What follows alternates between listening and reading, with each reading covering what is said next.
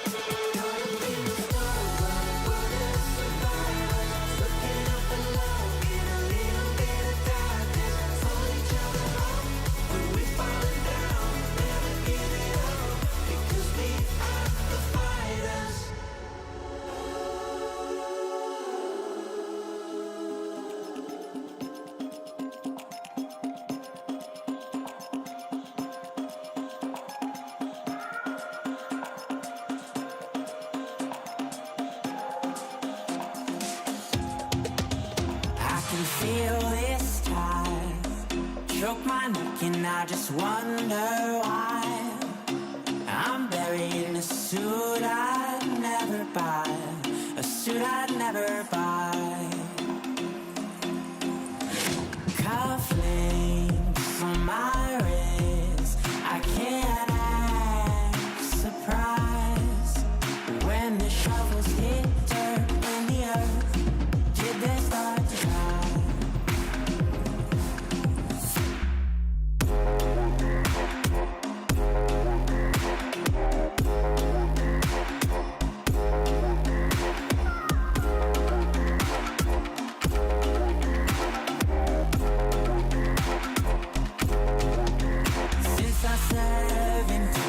I've been looking for a place to make me be complete. I've been looking all alone out there for anything to make me feel alive.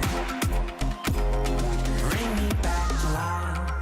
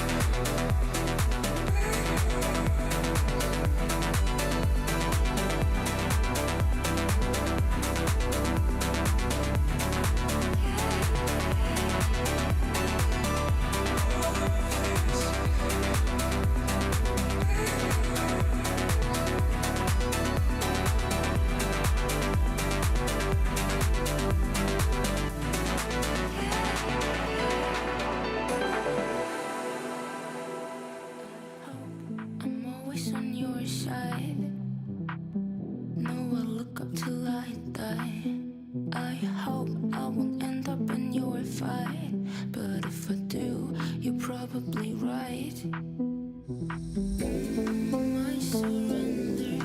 You act like you don't remember me.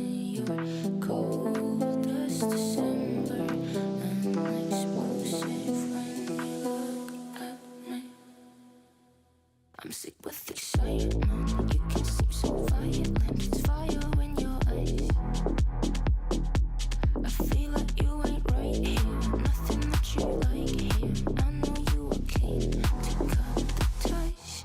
It's fire in your eyes. Fire in your eyes. Fire in your eyes.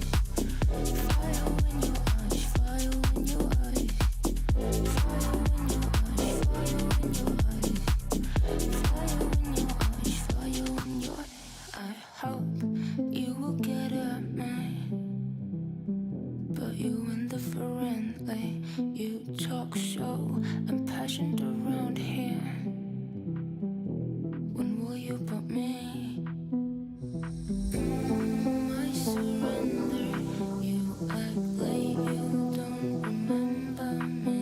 You're cold as December and explosive when you look at me. I'm sick with excitement. You can seem so violent. Fire in your eyes. I feel like you ain't right here. Nothing that you like here. I know you are keen to cut the ties. There's fire in your eyes. Fire in your eyes.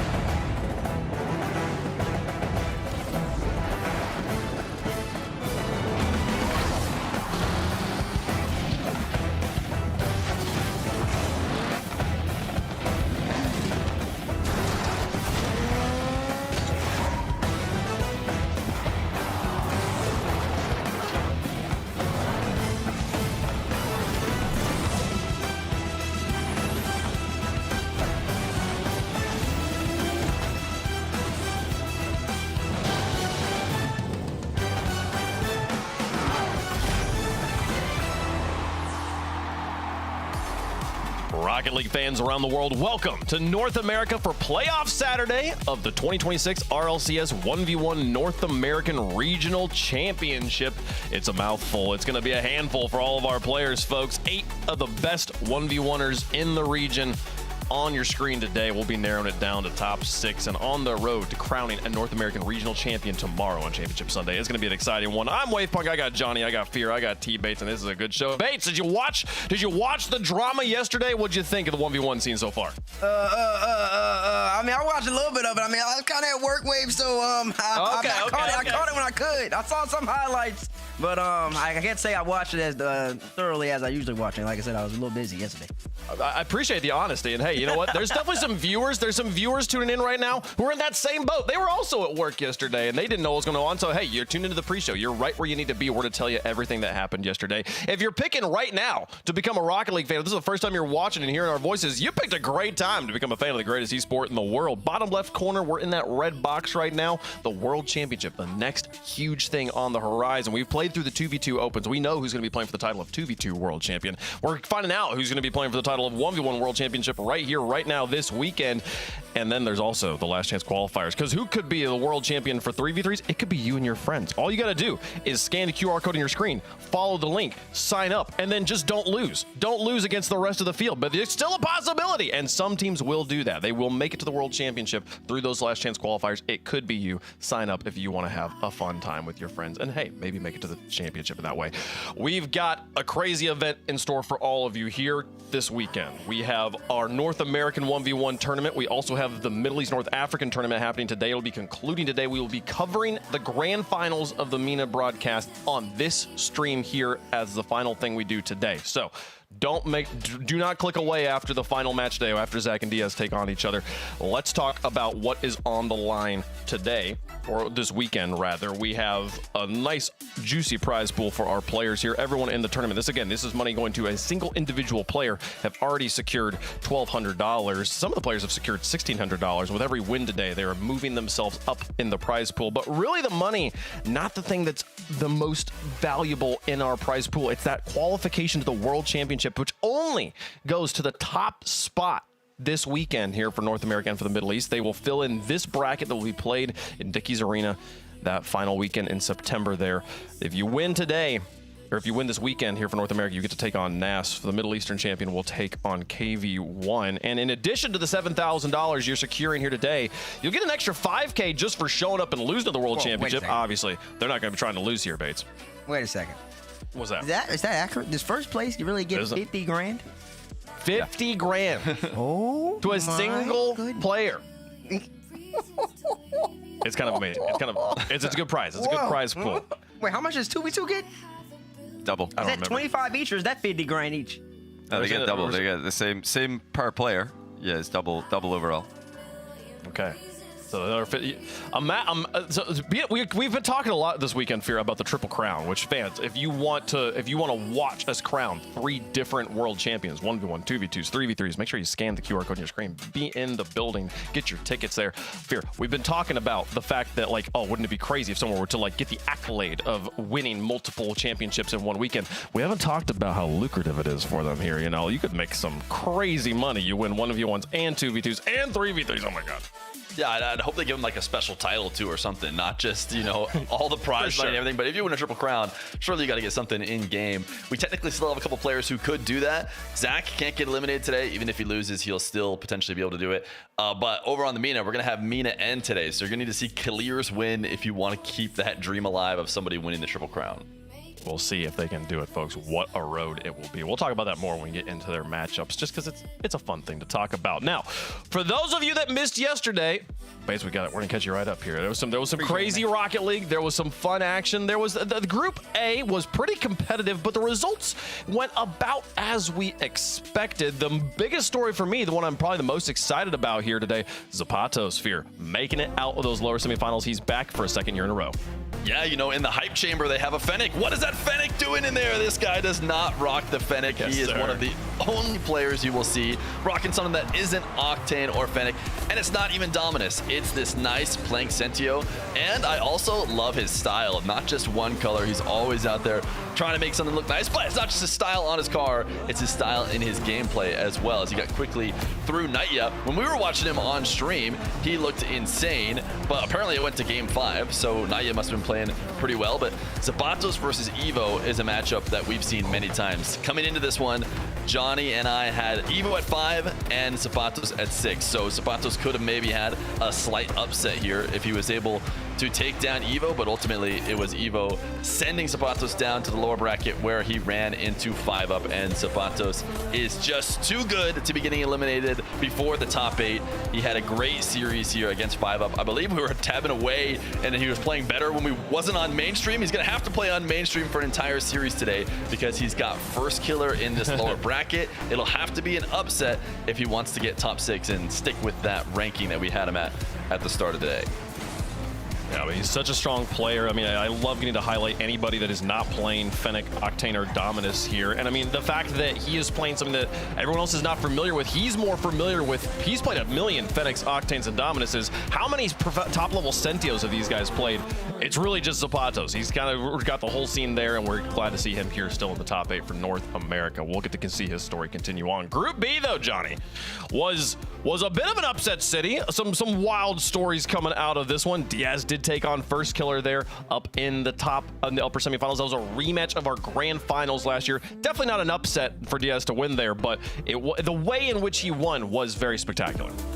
Yeah, it could be a little bit of a preview of a potential grand final. Obviously, it was a rematch of last year's grand final for North America. But before Diaz could get to first killer, he had to take on Canada's Loxy. So this is a new player for a lot of viewers. He's I think going to be a player you'll see more of, because even though he's lost out to Diaz, I don't think he did it well. Diaz is to clip it on him a little bit, but I don't think it was a bad showing overall for Loxi this weekend. And then we got to the real match of the day for me, Diaz versus Farskiller. Diaz starting off exactly as he wanted to in this matchup. It looked like he might run away with it, but Farskiller fighting back from behind in game 3 multiple times. He had several comebacks, and then look at the length of this overtime. 9-9 is over a minute and 20 seconds. That's a huge overtime for 1v1. Farskiller wins that, wins the next game, and Diaz had to do it in 5, which he was able to do, but Farskiller really pushing him to the limit here, and like I said, I think this could be a little preview of the grand final.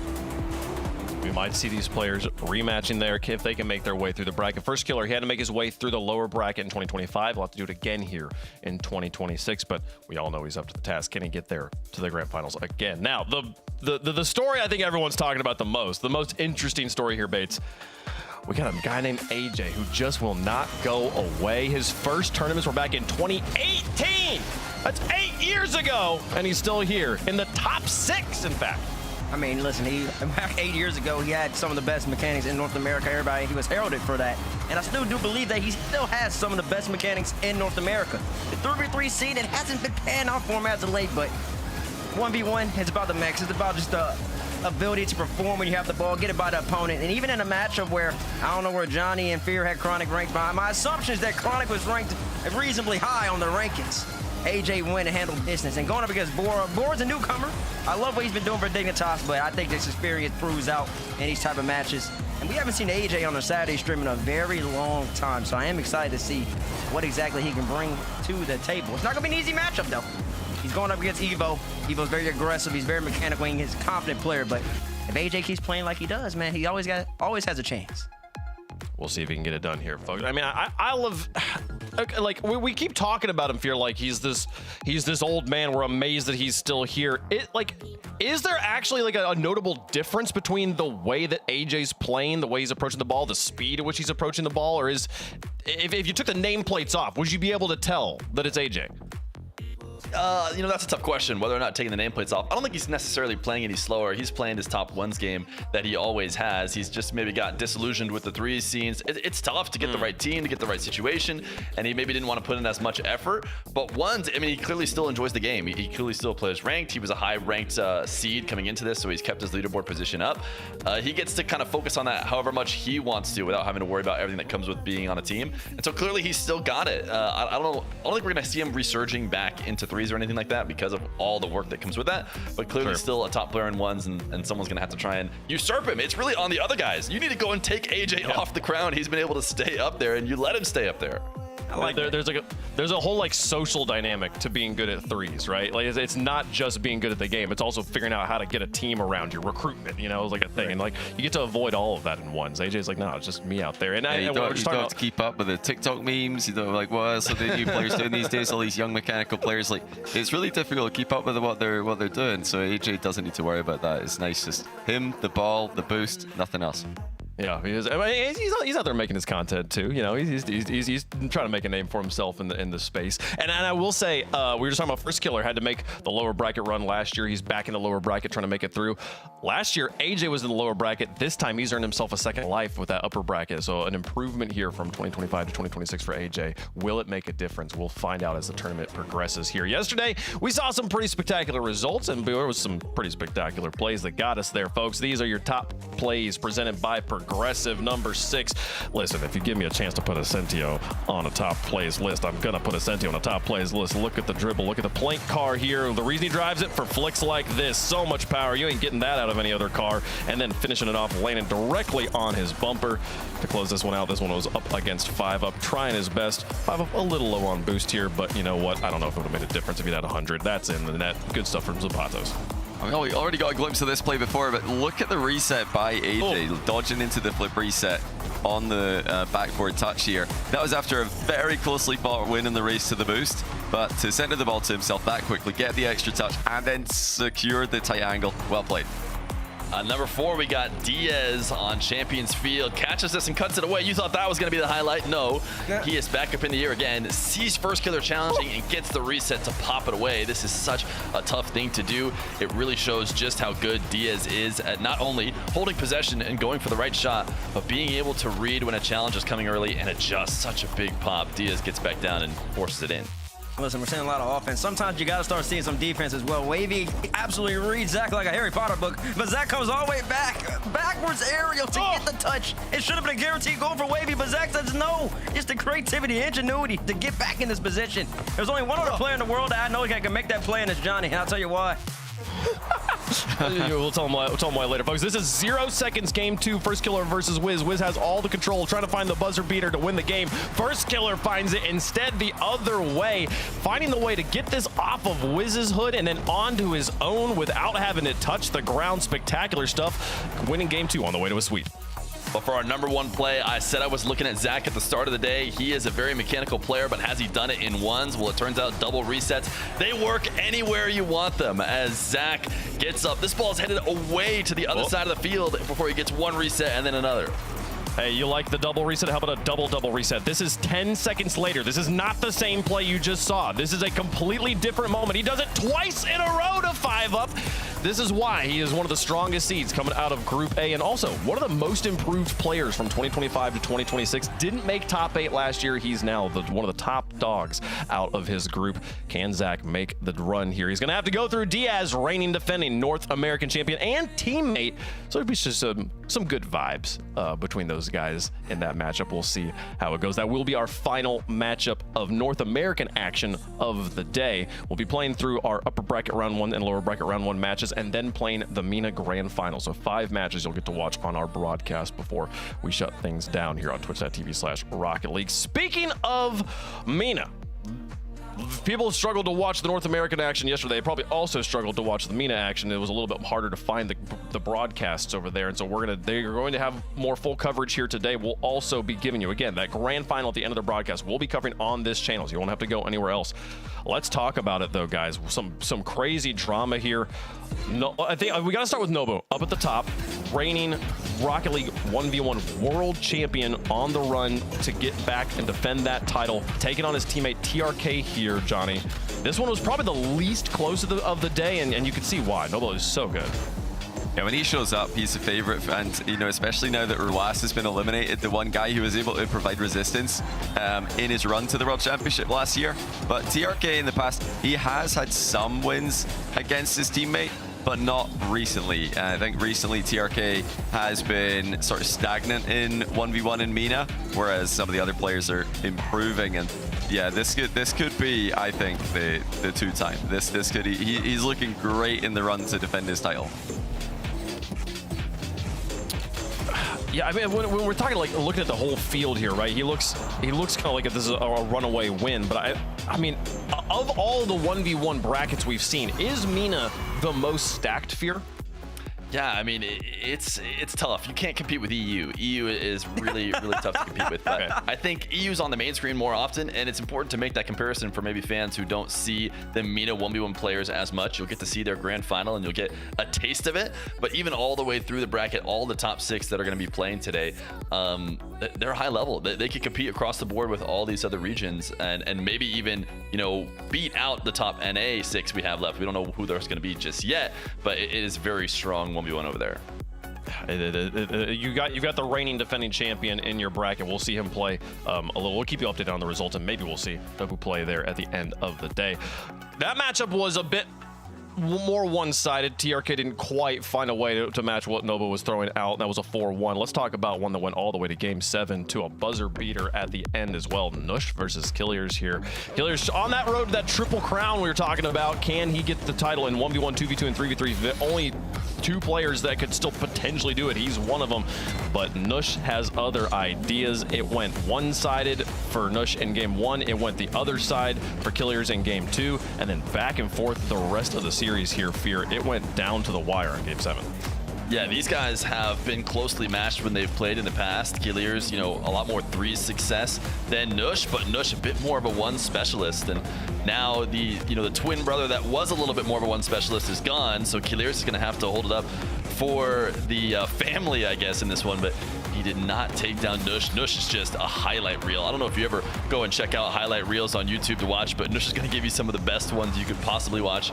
Whether it's ones, twos, any game mode, he is putting on a really exciting type of 1v1, and he's also able to back it up with wins. Without Rawas around, Nush might be that guy who has the next best chance at taking down Nupo. It could be Killers, but really, the reality is there could be a lot of playing for second. I know we're talking right now about Nush and Killers, but these guys are going to need to be absolutely on their form. You know, they're clearly both playing well against each other. They're going to have to try and recreate that, not just in this, but you see Killers, he was up 2, just like Rawas. The twin brother was also up 2 games. Nush needed to win 2 in a row, and that is exactly what he did here in Game 7 to advance to the semifinals. Has Clear's always been this good at 1v1? Yeah. Yeah, I'd say so. But yeah, I mean, he's been overshadowed, but yeah, these guys they are insanely good at ones. Like the MENA region have got so many ridiculously good ones players. Kaliers has beaten, you know, if you go back years, he's taken down players like First Killer before. He's been competitive with multiple European players. He's great. It just, we don't get to see it too much because he usually just hands the controller to Rawas and says, yeah, you play this one in the crew battle ones. I mean, in theory, he could do that at the World Championship, right? Wow. Like, who would we be able to tell? Look at that. 0 seconds. I don't know. Like, that was, I was popping out of my chair watching that final go down, or watching that matchup go down. It felt like a final, even though that was just an upper bracket round 1 matchup there. Went all the way to Game 7. Ops versus Willie, also the match that happened right before it. Fantastic matchup there. Unfortunately for Willie, that one was an elimination match. So Ops gets TRK today. They'll be taking on, Killers will be taking on FBI as well. Winners get to take on Novo and Nush, and then the winners of those advance to the grand finals. We'll keep you updated on how the bracket's going, and then we will show you that broadcast of the grand finals there at the end of the day. So a little bit longer than we usually are going to be live on Playoff Saturday, but exciting stuff. Glad to have it here. Now let's kind of lock back in a little bit. We got 10 minutes here before kickoff. Let's talk about the North American action here. Johnny, Fear, we had you guys give us your prediction rankings, power rankings, like who you thought was the #1 players, who down to 8. I want to show it again. I want to get your thoughts. Like, would you make any adjustments? Do you still stand by this list, Johnny? Let's start with yours here. Oh, you know, every day is different, and I've got Chronic at 3. I think if he got to try again today, he would perform to a higher level. He's eliminated already, but that was obviously the guy that we ranked way too high if we look at the list, you know, with perfect 2020 hindsight vision. But yeah, Bora snuck in, Zach snuck in, all these guys made playoffs. It's just Chronic did not. But at the hands of one of Fear's honorable mentions, who overperformed, I'd say. True. I want to ask about Bora and Zach down there, with Bora over Zach. Would you flip that from what you saw yesterday, or you still think Bora has a slight edge on Zach's performance? Yeah, I'd still flip. I would flip that. I do want to give Zach credit for taking down Wavy. Writing was a little bit on the wall for that match, though. Wavy looked nervous in his first round, and Zach reverse swept his first round. So the momentum was definitely on Zach's side going into that. And, you know, Wavy's playstyle sort of reminded me of Razier's in EU. He just looked nervous on the pitch. New day for him, though. I think he can regain much like Razier's did. Okay. And we can pull up they'll pull up Fear's list as well. But I remember, Fear, you guys had the same top 6 here. Like, Wavy didn't make it through the upper bracket of his group. Would you drop Wavy, or was it sort of similar to Chronic here? If we were to play it again today, we'd see a different Wavy. Yeah, no, I think Wavy could afford to drop down a little bit. I mean, Chronic is the big storyline. Not a lot of new things to say necessarily about my list versus Johnny. I think he covered most of it because we had a pretty similar list, but it's actually interesting that he had Bora in, I had AJ in. We were both right in some way because both of them ended up making the top 8. So ultimately, the only thing to look at is Chronic. I mean, Chronic, we had him at 3 for a reason. Falling through is the big surprise here. Whether or not you order some of these players different, I think at the end of the day, Zach maybe could go higher. He could really prove it with his match against Diaz, but there's a good chance that he's in a decent spot as it is right now. It's just unfortunate that the one thing to highlight about this list is not something fun. It's something unfortunate with Chronic dropping out. And hypothetical. Sure. I don't know if y'all talked about it yesterday. Is there anybody on the list that you would have in the top 8 that didn't play? If there's more than one name, just let me know. I'm just curious. Well, like who didn't play, like as in Daniel, basically. That's it? That's the only person that'd be on the top 8 that didn't play? No. Is there anyone who didn't play whose name starts with a D that you would put on the list? I mean, Beast Mode's pretty good at ones. I think he could maybe sneak into a top 8, but Daniel's really the only one that I would expect to. That would be the minimum expectation. But it wouldn't be automatic. You know, if Daniel's not practicing a lot of ones, he's not going to win this. Like, the level is crazy high in this tournament with Diaz in particular. Just being so consistent over the years. If you're not really prepared for this, you're not going to take down Diaz on a good Diaz day. So Daniel definitely, you know, could have been in the top 8. And someone who is, you know, very eager to hype up Daniel as much as possible, I just want to let everyone know I agree. I agree with Johnny as well. You know, he would not come in here as a favorite of the tournament. He'd have to put in a little bit more practice. The ones has developed too much. I want Daniel to play, but he'd be like skirting in top 8 and maybe going out in like a top 6, unless he gave it a little bit more focus and refined his one skills.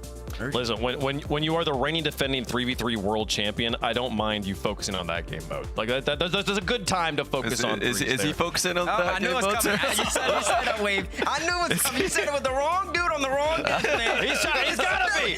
Listen, I saw the Reddit I'm post assuming. yesterday. We clearly see that Johnny's two different people, and you know that was evil Johnny. He was smirking from behind. He was already smirking from behind, saying, "Oh, here we go. That's free bait right there." There he goes. I can catch that one real quick. Wow, we got 6 minutes till kickoff. Let's start locking in to our first matchup of the day. Folks, if you've got family and friends that you want to get to watch Rocket League, but maybe they don't play the game and watch it from the player's perspective, it's a little confusing, check out the RLCS crowd cam, twitch.tv/RLEsports. It's a sideline camera like you're viewing now, and you can get to watch the match similar to watching a traditional sports viewing experience. And hey, it gives you also an additional way to watch on your own. Pulled up on the second monitor, you can get a second look at the plays. You're like, what happened there? I don't quite see what happened. Great way to enjoy the greatest esport in the world. Twitch.tv/RLEsports. We got 5 matches today. We're going to start off with Bora and Wavy up the top. We're saving Zach and Diaz for the end. And then again, we have the MENA Grand Finals afterwards. We don't know who's going to be playing in that yet, but it's going to be spectacular. And the winner will play at the World Champion for the title of 1v1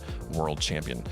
We got AJ versus Evo. We got Zapatos versus First Killer. Let's lock in with our first match of the day. Wavy trying to get some credit on Virtus Pro's name after the start of the season has not quite panned out. Meanwhile, on the other side, I want to talk about this man, Bora. Where we're talking about AJ here, Bates, and how he's this long veteran story coming from 2018, still here. Bora came onto the scene here this year, was a player that we surprised all of us and has risen in popularity, has risen in pedigree, and is here trying to continue that story in 2026 in the 1v1 space. Yeah, I really have like Bora's performance in threes. I think him and Evo, I know Evo supposedly has left the squad, and now Bora, I don't know who Dignitas has picked up, but Bora, in the way that he was possessing the ball and really just utilizing his mechanics in a creative fashion in terms of the assist. He wasn't necessarily scoring the threes, but he was getting by people, and I think that is effective even in the 1v1 scene. Wavy obviously is left, so now we got Wavy and Bora confused on the broadcast screen. But I am interested in Bora's story just because, like you said, Wave, he's hit the scene, honestly running. If there was a Rookie of the Year in RLCS, he would be in that kind of conversation. For sure. And I do want to see what he can do against a player like Wavy, who's been around for a little bit, has RLCS Worlds experience, and has also been a really great 1v1 player in North America for a little while now. Yeah, the thing about the matchup here, Fear, between the playstyles you've seen from Bora and Wavy, we've been talking about, we talked a lot about Wavy's playstyle yesterday. Is there any like exciting details about the way that these two line up against each other? Yeah, I think if both of them play the games that they played yesterday, we are going to see Bora just flying around the map, going for clips, going for tough angles. I don't know if he just felt comfortable in that last round that we watched him in yesterday against Loxi, because it was all close games, but he was, you know, dominating and doing it in style. Wavy has played not his best ones game. He's played a little bit scared. Now he's in the lower bracket. Oftentimes that leads to players playing even more scared than they did before. So, you know, Wavy is trying to slow the game down. He's trying to roll it. He's trying to just get low 50s right now. Bora is going to try and attack through the air. If Bora's on form and he hits a few clips to start early, he can really snowball that and potentially run away with a series that is favored for Wavy. Okay. Well, folks, let us know who you think is going to win in the chat. We'll make our picks on the desk as well. Bates, you get to start things off here. I know, I like it. It's been a while since I've been all the way at the end. This is back at home. It's RLCS Rookie Bates. And the RLCS Rookie Bates, listen, he hit the scene running as well. And I just talked about somebody else who's a rookie who's hit the scene running. Give me Bora. I like what Fear was talking about. Confidence, execution. Just throw it out. Put it all out on the field and let the bygones be bygones. Let's see what happens. I got Bora right here. Alrighty, Fear. You know, I did just do a decent amount of hyping up of Bora, but I've watched so many different ones matches over the course of the years, and Wavy has really moved his way up into the top ranks. So I think he's going to clutch up today. I think that he'll play a little bit better than he did yesterday. He should be able to force the one style maybe a little bit against Bora. There's that chance that Bora could come away with this. This is closer than it probably should be based on what we saw between them, but I still got to go with Wavy. Okay, Johnny. You know, I had Bora making top 8, but that's all for Bora, unfortunately. I think it's a new day for Wavy. I think that he's going to be more confident today and show us what he's really about, because he should be a contender. He didn't look like one yesterday. I think today, though, he's going to remind us how good he is. So, yeah, I'm going for Wavy. We talked already about First Killer being a player that had to make it to the lower bracket in 2025. We talked about AJ was in the lower bracket last year, and he's in the upper bracket this year. If my memory serves me correctly, Wavy was upper bracket last year and is lower bracket this year. We were talking about him not having the best performance yesterday because he was playing conservative. You said it yourself here, Fear. You feel like now he's in the lower bracket, he might double down on that conservation. Bora, who's maybe not supposed to be here, making it through with the clips. I feel like he's got some momentum behind him, and this might be a trap game for Wavy. Give me Bora on this one, folks. It is close, and we're split on the desk. How do you feel about it in chat? We've got the Virtus Pro versus Dignitas also. Some popular fan bases here. Wavy and the Virtus Pro boys have been very, very popular this season. It's going to be split right down the middle. Dignitas, though, has built a legacy here in Rocket League, one of the most storied organizations we've got, and they have a great new champion here in Bora. Can he make it through to Championship Sunday? This is an elimination matchup. One player moves forward, one player moves home. Organizations represented, looking for future glory here, folks. What a way to kick off playoff Saturday. It's Dignitas and Bora versus Virtus Pro and Wavy.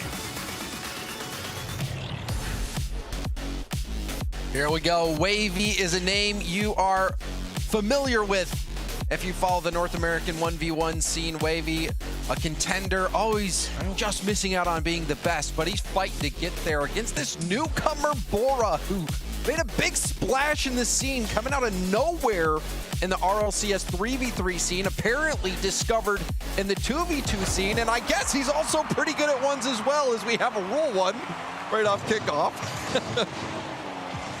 Oh, that was good stuff there. James, how you doing? Good. I thought I was alone for a second. I'm glad you made it. I'm glad I made it. Listen, I'm glad I made it too. Completely misread that, but I'll tell you who's not misreading things. Wavy and Bora. Very excited for this matchup in particular. Let me tell you. We were on that's talking about Wavy and Bora. And Bora's just been so much more aggressive than Wavy has. And I do think that in ones, just pure aggressiveness, like Bora just showed right here, really pays its dividend. Good start here from Bora. Simple dribble, waiting. You can see Wavy never committed. But you're right, I was watching a little bit yesterday, T-Bates. Obviously, I wasn't on the show, but I was still watching.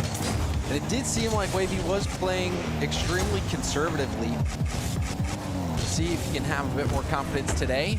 Also, be able to execute the plays he is very capable of executing. We'll have space here, take it to the air. This is that prime opportunity. Very good challenge from Bora. It might be a good enough bounce to keep him in the play as well. Looking at it so far. I mean, James, as a high-level player yourself, you know, you're an SSL type player. I don't know if you've ever been SSL in ones. Not at once. What do you look for in ones players? As Bora once again just gets another beautiful reset top left shot. What do you look for in one player? I'm just curious. You know, I feel like there's such a wonderful variety of ones player. For me, I really do enjoy players that have that killer instinct, like a Diaz, who can just keep inching closer and closer and closer to net, and they just they're so perfect on executing on those windows. They don't panic whatsoever. They're incredibly composed, but the consistency is always there. I think that consistency was a little bit tough for Wavy yesterday. Bora playing its heart out right now. But then the other part of me, T-Bates, I will be honest, loves watching players like Forky, who just go for the craziest shots. Not a Forky shot out on Saturday. His Wavy goes right by Bora right here. Shout out all the Forky fans in chat. James Bot is gonna rep you. Don't worry, I'm sure at some point you bust out your all says bingo cards. James Bot will mention NRG at some point on today in this match. Yeah, they're pretty far from this one, T-Bates. I don't know, James. James, one thing Wavy about has you- had a pretty good, some pretty good results against NRG. He's gonna need a. good result There here. it is. He mentions it right on cue. I know I brought it up, so maybe it doesn't count. We'll say Wavy Bora. gets it. Oh, go ahead. I was gonna say T-Base Bora has been looking very composed here. Wavy's had a few chances where he is on ball, opportunities to be creative. Simple up and over here from Bora. This is nicely done from Wavy. Yeah, that's both goals from Wavy. Honestly, coming with Bora, his hand in the cookie jar. Gets beat out right there. He didn't really fully commit to that challenge, though. You see Bora kind of halfway turned after he got the boost towards Wavy, and then ultimately decided I should go for this. But that little moment hesitation made all the difference. Wavy does have the boost right here. There's no real threat from Bora. No, Bora is in the corner. Wavy makes a mistake. Wow. Bora flips and gets a touch in. Yeah, this is crazy for Bora. Look at, he has one small pad, picked up another small pad, cuts the dribble quickly. Wavy was thinking that he had done enough there, denying the boost from Bora to get that corner boost and be able to retain possession, but Bora catching Wavy out right there. And I've been really enjoying the killer instinct from Bora. Nicely, well, it seemed to be nicely timed flick to get the shot, but Wavy wasn't able to get it on target. Wavy again. Right, possession here. Wavy trailing by one. Bit of a heavy first touch now. Bora gets demo. This will be more space for Wavy, so T-Bates will see what he does with this time. Oh, low, misses flick. Oh, It's a demo, though. Demo. Ooh, and the spawn was so slow. 3 seconds really is a long time. I was forever. thinking even with the update, Bora would be able to get back to this, but no, sir. Even with the update, he's still just honestly about a second too late on the respawn. And Wavy kind of gets away with one right there. And even about 20 seconds ago, Bora had some frustration on his camera. And he missed the empty net that he really should have put away to make it 4-2 at that point. Instead, now we're tied up 3-3, and Bora just gives away another one. It's an easy goal for Wavy right off the kickoff. A little poke here from Wavy. Wavy just withering Bora down. You can see Bora was trying to go for a pinch. Didn't get much distance. Ended up being an opportunity there for Wavy to just take the shot. Bora, you know, he was trying to pinch that all the way across. And even though Wavy hasn't looked incredibly polished, he has been able to do enough to get back in the lead here. Great save. Yeah, I mean, on to your point, James, 1v1, I feel like it's game over. You don't necessarily need to be the most polished every single match. You just need to do enough. Take advantage of the other players' mistakes, their little errors, like even an error like that. Wavy has no boost, or feels threatened. Gets the ball right back into him. Wavy really didn't have much right here. He brought the ball back down, or really could have probably collected that, brought it into his own corner, and instead he panics. Throws it right at Wavy and just gives up another freebie. Yeah, you're right, T-Bates. You don't always have to be so perfect on your flick. Sometimes, if you're reading the opponent, that's enough. Chance, kickoff goal, it's not in. It's off the bar for Bora, and now Wavy will shoot towards net. Good small pad pickup from Bora, but he's still not out of it yet. Delayed challenge. There's the bump from Wavy, and that shot was too high, and now could be a goal on the other end. Bora flipping to it, does get it on target. Bora turning that rough situation on its head, all thanks to Wavy sending that shot high. Yeah, poor from Wavy right there. It's just not enough confidence in his ability. He played it initially great. Instant shot on the kickoff, make Bora, not a kickoff, on the counterattack. Make Bora have to use his boost to get the save, put him in an awkward spot. Honestly, was surprised I didn't see another pop shot, playing it slow, playing it way too conservative right there, came back to bite him. Once again, I find that to be a 2-goal swing. A player of Wavy's caliber should be able to put that home, or at least get another, at least one more threatening opportunity. Now we're 5-4, Bora does score. Bora off the sidewall right here, trying to make something happen. Gets it right by Wavy, and now we're 5-5. It's the little Beautiful moments, read. James. The little moments in ones. Yeah, it was a beautiful read. Wavy coming off the ceiling, an immediate push forward from Bora. Bora doing well, maintaining vision. And a lot of it is just playing off your opponent, seeing when they commit, when they dive in, getting that one little touch around.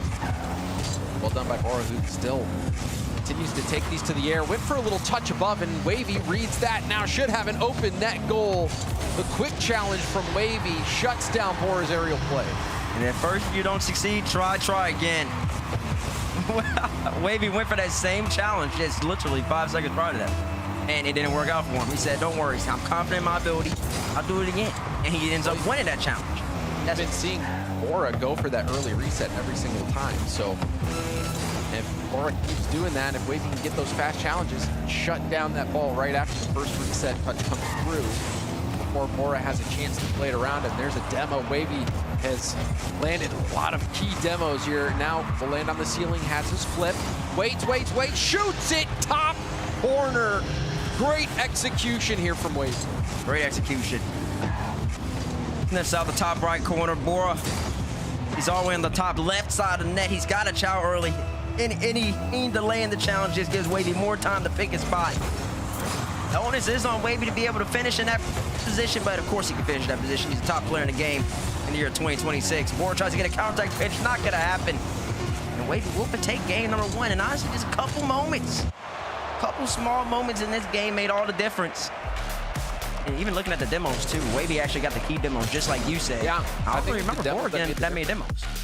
Yeah, I think it was the demos that really made a difference for Wavy. You saw one particular play that sticks out in my mind, which was a big turning point in that game, was when Wavy botched his flick. If you remember that, he completely botched his flick.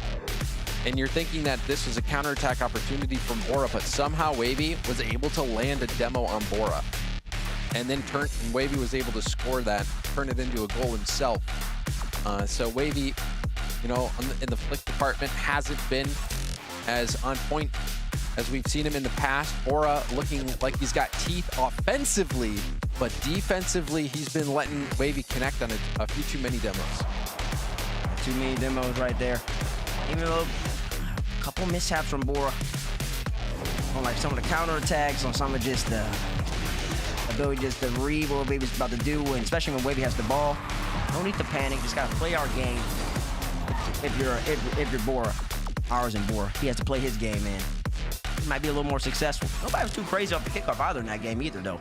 So. Yeah, we saw a few play. The first kickoff was probably the most entertaining kickoff of the game, where they sat there locked up for a second.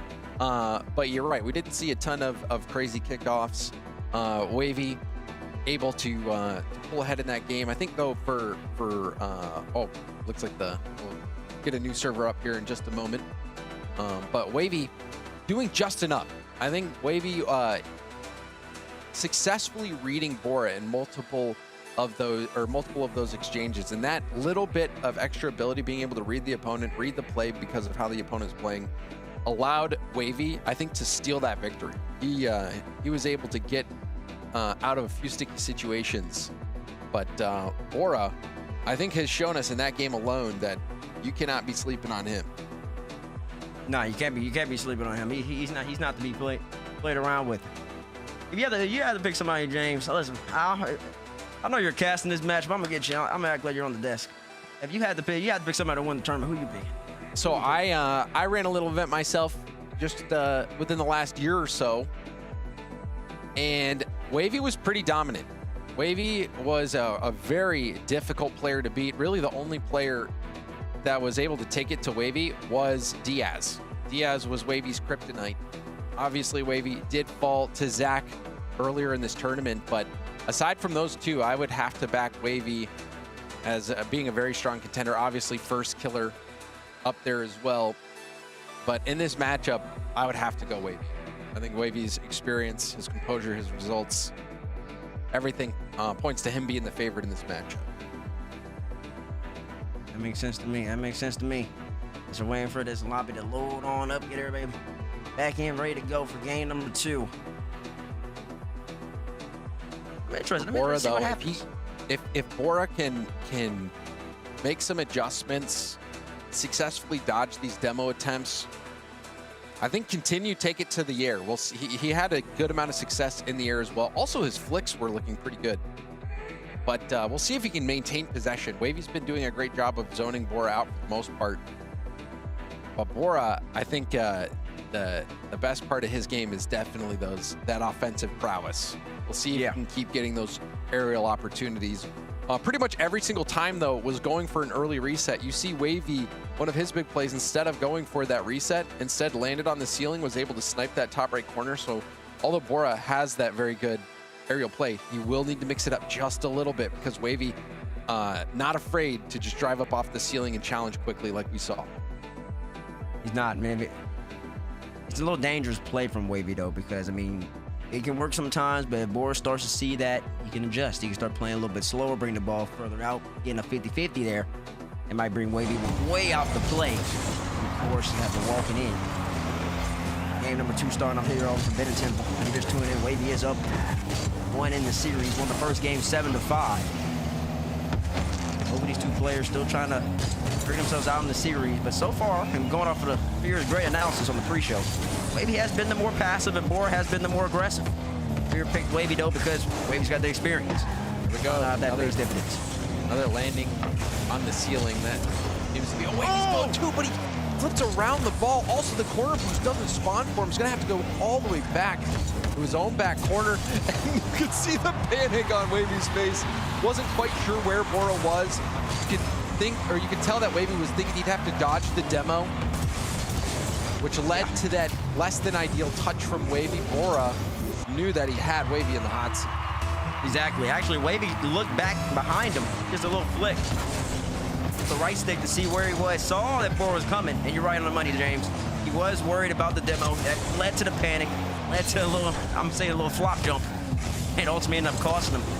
The ones is a long game. Wavy should be composed right here. Might be able to get a goal out of it. If he can get the shot up, doesn't take it. Bora goes up high. Wavy's off the post. Opportunity goes awry. Bora on the dribble. You know his flicks can be deadly. There's the flick. Saved off the post. But Bora will have another go. Ground to air. Reset is there.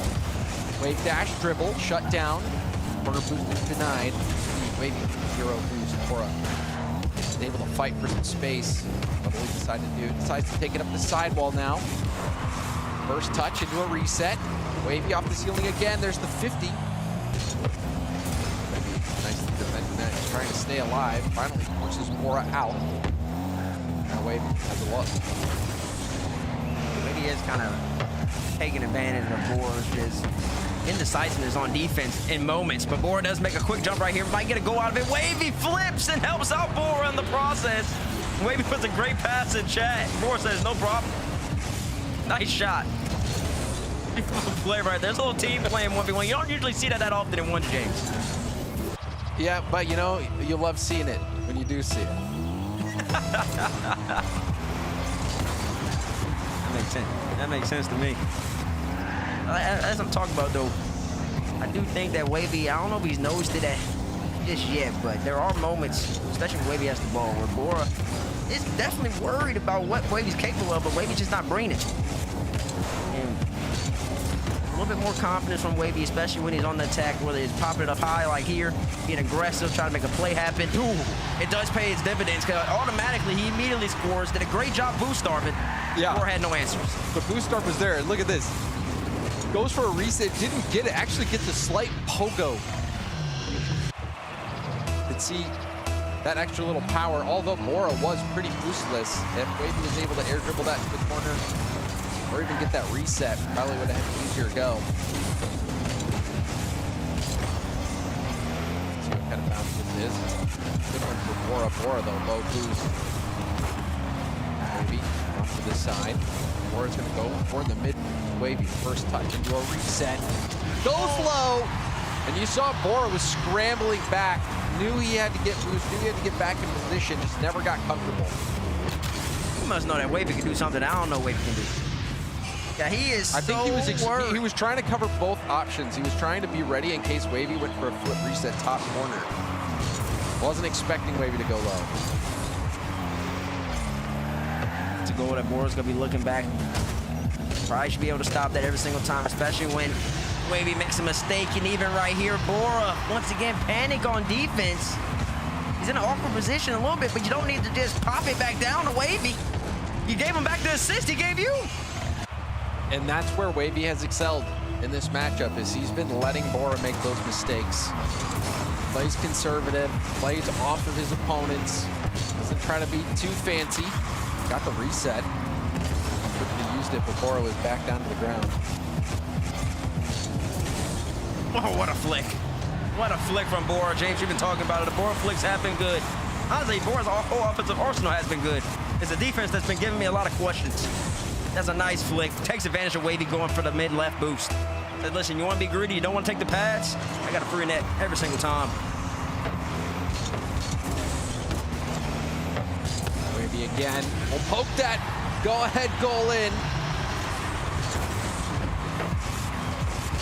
Wavy, the pre-flip touch sets up the rebound. That was a very small margin of error on that. Getting the pre-flip touch, being able to stay on top of the ball. Now you can see a delayed kickoff here from Wavy. Gets bumped off the ball. Bora has to give it away. Wavy muscles the possession back. Lets the ball off his hood. Tries to dribble around. And there's the pinch goal. Cookser pinch right in your net. You thought you were safe, Wavy, but you weren't. He went for it in game number 1 and didn't pay dividends. He said, why not go for it again? Wavy throws out a nice one in the chat, and that's well-deserved. Beautiful play from Bora right there. Wavy once again got greedy for the boost. He's not gonna make that same mistake 3 times in a row. He don't think he is. And then Bora gets his first kickoff goal of the series in a big way. Huge one. Side flip kickoff. Able to push that through, and that's off the back of the Cookser pinch goal. And like you said, T-Bates, we saw Bora attempt a Cookser pinch earlier, and it ended up giving a goal to Wavy, but he didn't care. He goes for it again. Saw that small window that Wavy gave him, and he crushed it. Moving way too slow. Got away with one right there. Wavy landed. It's a tiny bit awkward where he didn't land on all fours. Bora has given him another assist. Bora, slow down on defense, please. But that's what we were saying before, T-Bates. Bora's offense has been looking good. Defensively, though, is where you can tell that his game is not as strong. Take it to the air. Will it be another reset? He takes a first touch. Now a reset later. Back down to the ground. Wave dash control. Picking Wavy apart. That's a nice move. Looking like Nas in EU. Nas does get a little more speed on his, but still the wave dash. Right to left. Cut it back to the right. Left Wavy in no man's land. And it's just such a threatening position off the kickoff. No matter what region you're in. Goal here. 3 kickoff goals for Bora right here. No, Wavy gets back. Might be able to beat him to the wrist. Wavy's got the boost. Will it have the right timing? It does. Bounces just far enough off the back wall. The hustle rewarded from Wavy. Bora went all in on that shot. Tried to score the kickoff goal, but Wavy had it covered. He sure did have it covered. I thought it was a foregone conclusion. That Bora would be scoring right there, but he ultimately didn't. Bora does play well off that wave dash kickoff from both players. If he went to the mid boost in that moment, Wavy would have said, don't mind if I do. Easy goal. Bora trying to get a 50-50 right here. Let's put Wavy in an awkward spot. Bora collects the corner boost. Up into the sky he goes. Wavy's there to meet him. Takes his time. Great challenge from Wavy. Shuts it all down. He's still slow to get back. He has one small pad. There's the demo. Can Bora cut it back quickly enough? Yes, he can. Bora will take advantage of that demo and has this 1-goal lead with 21 seconds left on the clock. He sure does, and it is, I think, his first big demo of the series as well. Got his first big kickoff goal. Had his first big demo of the set, too. Making the adjustments from game number 1. We didn't see either of those 2 moments in the game going his way. In game 2, he's making a change. For another demo. See Wavy dodging the bump attempts. Getting bumped there. Bora picks his pocket. We'll try to take this airborne, waste even more time. Probably gonna go for a 50 here. It's the reset. Push it forward. Wavy does keep the ball up, but it's just out of reach. And it'll be enough for Bora to lock in his first game win. It sure will be enough, and he earned that first game too, because, like I said, wasn't winning on kickoff. I can't really say Wavy was necessarily winning on kickoff. I was getting on one, but it was more neutral. Bora won the kickoff battle in this game number 2. And then Wavy definitely won the demo battle in game number 1. Bora kind of evened that out in game number 2. Even with Bora making his mistakes in defense as well, it was enough. Now Wavy not connecting on any demos this game. Bora getting 2. and they were a big part of that game win for Bora. Bora showing you, I think, offensively that he is a huge threat. You see that he takes a few more risks. He likes to take it airborne, likes to go for those resets. Defensively, a few mistakes here and there, but overall, Bora able to break down Wavy and get this first game win. I think a big confidence booster here for Bora. And now Wavy will have to go back to the drawing board. We'll see how he adjusts going into game 3. I don't think Wavy's made that many adjustments from game 1, game number 2. I'm hoping to see some adjustment in game number 3. I think I can count. If anything, we've seen him not be able to land his demos. We've seen less aspects of his game. First game, you know, I agree with you, T-Bates. Playstyle-wise, it seems very similar for Wavy, but he was not able to continue executing his demos. Sure wasn't. As Bora gets the ball by Wavy, Wavy does just enough. But even, I'm talking about even, not just talking about the demos as well, James. I'm also just talking about the offensive rank. Oh, the as double Bora gets a double reset. reset. It's a calm, casual one. It's a slow one, but it doesn't matter because it's effective. Started that play with 46 boost off the wall. A bit surprising as well because it wasn't the most powerful double reset. Wavy was full boost in position. Surprising that beats him, and now Bora will get another one. This is a disastrous start for Wavy. Once is a tilting game mode, bro. I'm not even on the field and I'm upset for Wavy.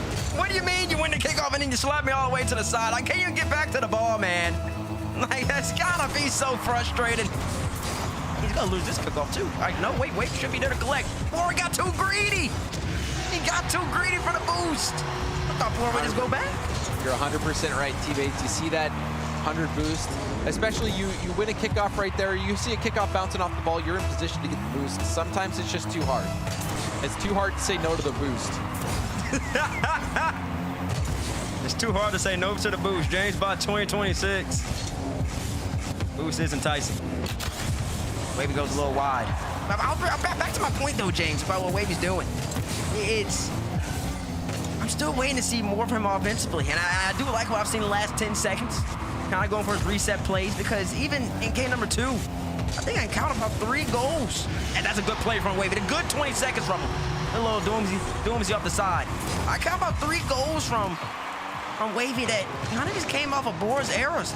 Wavy wasn't doing much, and I don't think that's...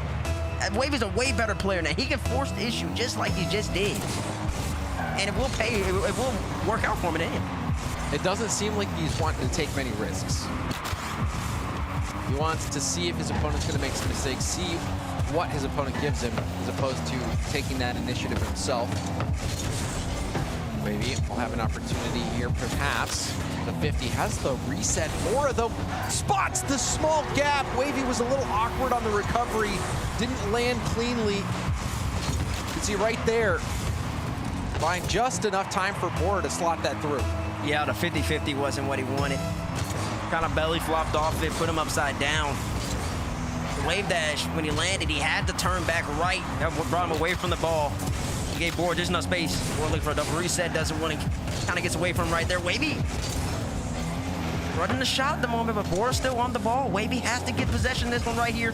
How does Bora still have it? Wavy goes for the boost. He's instant challenge, but it's too late. Perfect. Bora's flicking the camera. It's Bora down, James. Perfect reset. Bora has been head and shoulders above Wavy when it comes to flip reset execution. You see the timing on that, the power on that. And Bora hasn't been afraid to attack awkward balls either.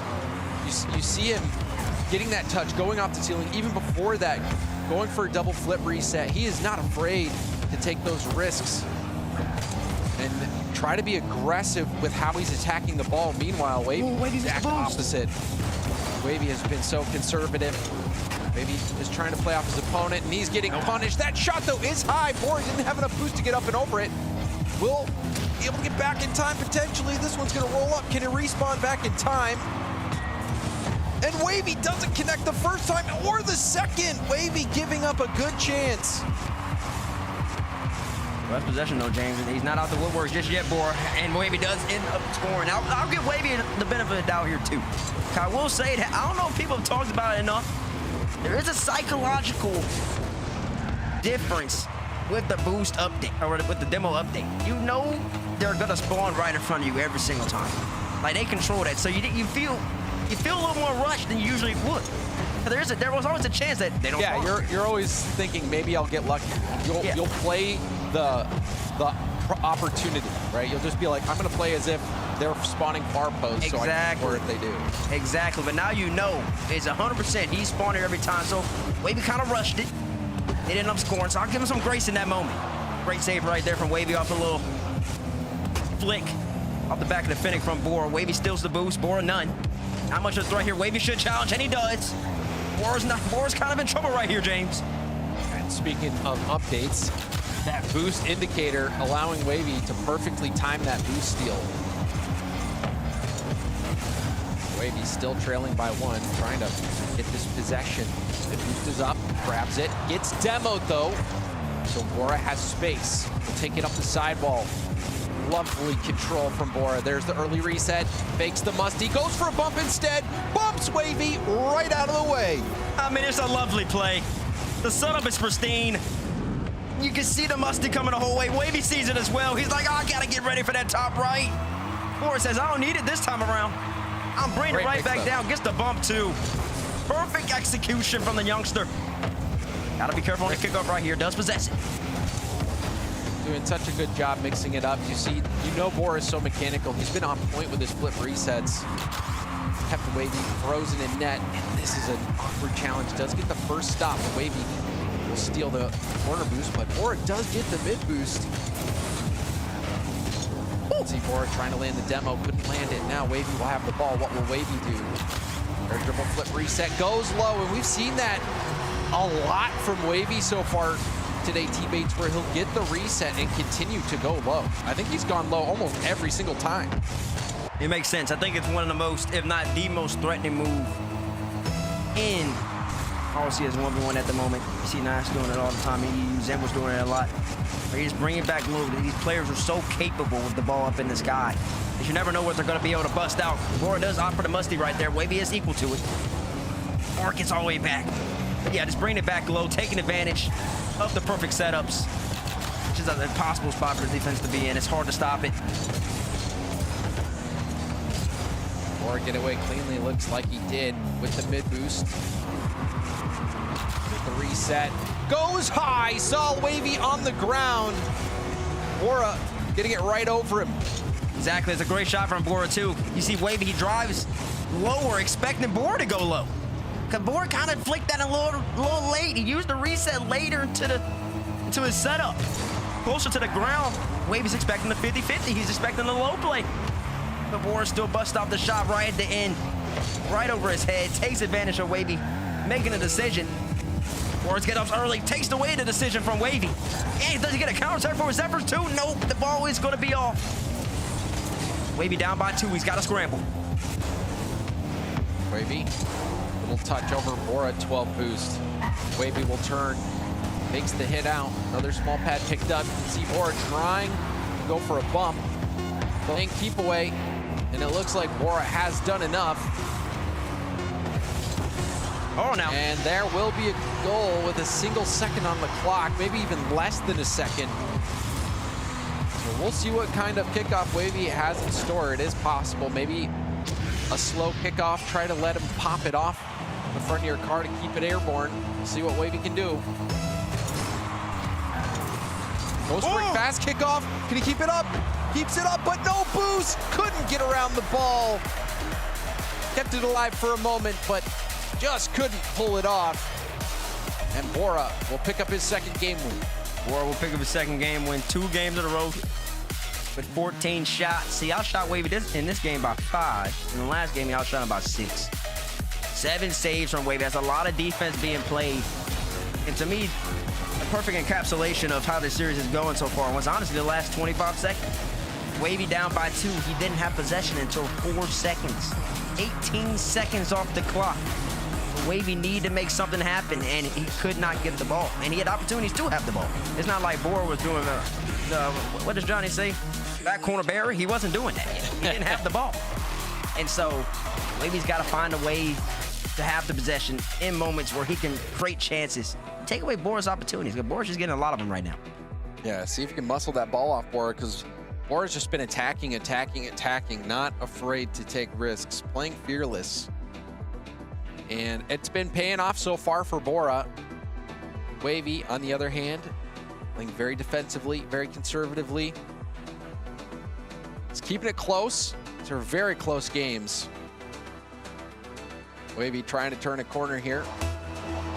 Seems like Wavy's go-to move this series has been flip reset, go low. And already, Wavy's giving up one off kickoff. Bora out to an early lead. It's a lovely shot from Bora. I know it's a kickoff goal, but you got to look back at game number 2. Wavy got back to this same play. The one I said was a foregone conclusion, Wavy got back to that. He covered the near post. So Bora just skims it off the card. Far post around Wavy. Good save right there. Kickoff goals are now null and void. There's 1-1 apiece. The game never started. Bora, that great shot. It doesn't matter anymore. But Wavy, I'll beat you on this kickoff. Yeah, that 6 boost, Wavy had enough to get his card in prime position to get height on that.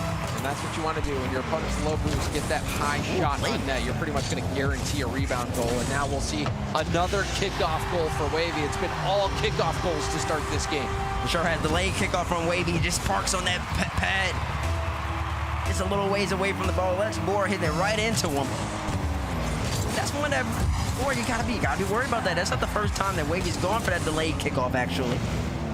Gone for it a couple times. Hasn't been nowhere near successful. Bora's a little panicky on the back end yet again. Kind of flipping and flopping off the back wall for no reason. Wavy takes advantage. Yeah, we've seen that quite a bit. Bora, he lunges for those 100 boosts. It was well done from Bora to even have a chance at saving that. But we see a botched flick from Wavy, and Bora turned it around quickly enough. Looks like, no, he can't. And Bora will have to keep this play going. Struggling to get the ball in front of him. Not struggling to get these resets, though. He's got 3. Oh, my goodness. Look at this double reset. Gets the first one. Somehow goes far post. You can see Wavy was stunned. That's a highlight goal if I've ever seen one, James. I think he was looking for the 3rd reset, didn't get it, but the ball still flicked just right off the car. It's possible, but it also looked like, you know, he was trying to get that flick with his flip. But Wavy does douse Bora quickly. You can see Bora, it looked like he messed up his wave dash there. But you've seen that before. I think some people perhaps call it an Evo flick, where you get underneath the ball. Evo has a flick. Use that. You use that to flip under it, flick it up like that. That's a good play right there. Wavy has that moment like Bora does, where the offense is that lacking, not threatening, kind of just gives the ball away. Bora says, "Don't mind if I do." But back to you though. You said Evo has a flick. Yeah, if I'm remembering correctly. Oh no, Evo don't got enough Bora to have a flick. Not yet. He ain't got a flick. I'm taking Evo's flick away from him. I don't know. We'll put a bookmark in that and bring it up with Fear and Johnny Boy. Oh, Bora, he's got to get punished for it, but the creativity, you got to tip your cap to him. Was that a little soft 45 degree? Barely goes off the crossbar. Maybe Bora got a little too greedy on the follow, though, but the idea is there, and it's something I want to see later on in the series, too.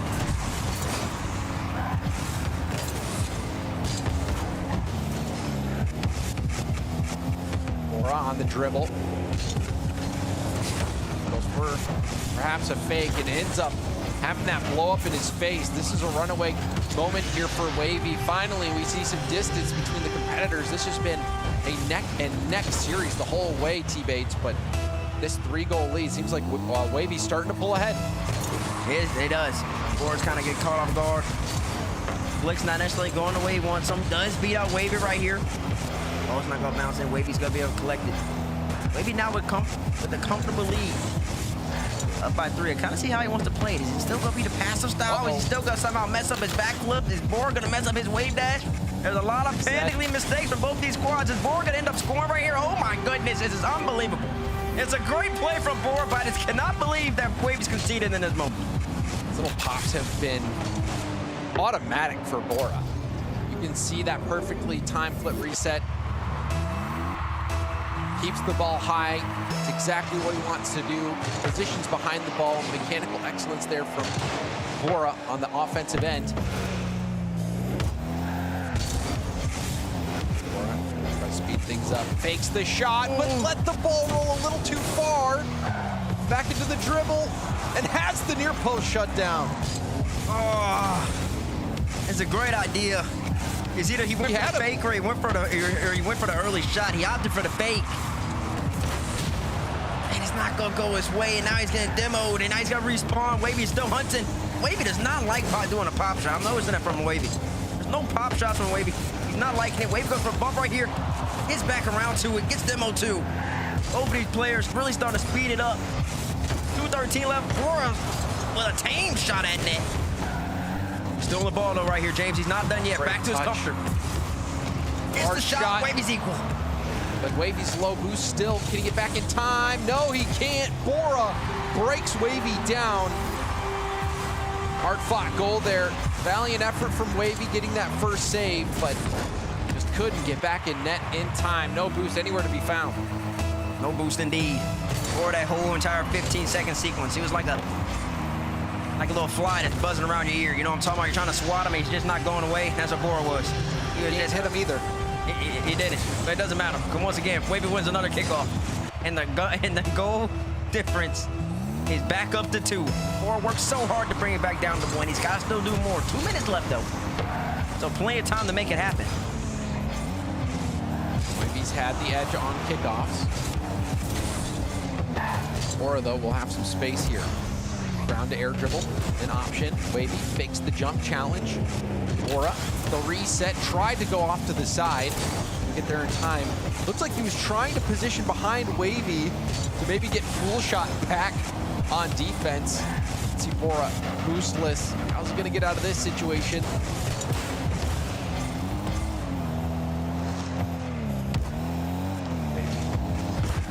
Look at the corner, 7 boost for Bora. Trying to dig out of a hole. And there's the challenge. We'll get back to the ground. Mid boost. Is the net open? Wavy saves it off his own post to his corner. And he got hit by Bora right there as well. Had to take the contact, still get to the ball. Great save from Wavy. Bora. It was a great shot from him too. Just even be able to float that towards the net from that angle and that speed. Still down by 2 though, Bora. 50 seconds left. He's going right back off the ceiling with speed. Wavy shuts it down. I think Bora, that wasn't on his camera. I don't want to happen. Maybe he wanted to bring it back down. He was trying to get under it to take the shot here. And I think he was going for a fake perhaps, thinking that Wavy might turn.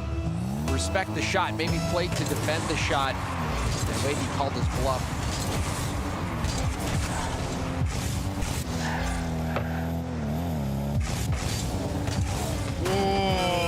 Great play right there from Bora. Fakes the early flick on Wavy. He's kind of been going fast the whole entire game. Says, no worries, I'm gonna slow it down. Even in this moment, down by 3, every second matters. He has to, just the composure to know I can still take my time. I gotta convert on all 3 chances. He's gonna get another one right here, James. Set up here, Wavy, not much boost. Flick shut down, Wavy picks up the corner, Bora picks up the mid. Wavy trying to land a demo. It looks like Wavy has done enough here. This ball heading back towards Bora's net. And maybe we will see one last goal here for Bora. Goes for the double. And even that is shut down by Wavy, as the corner boost is stolen as well.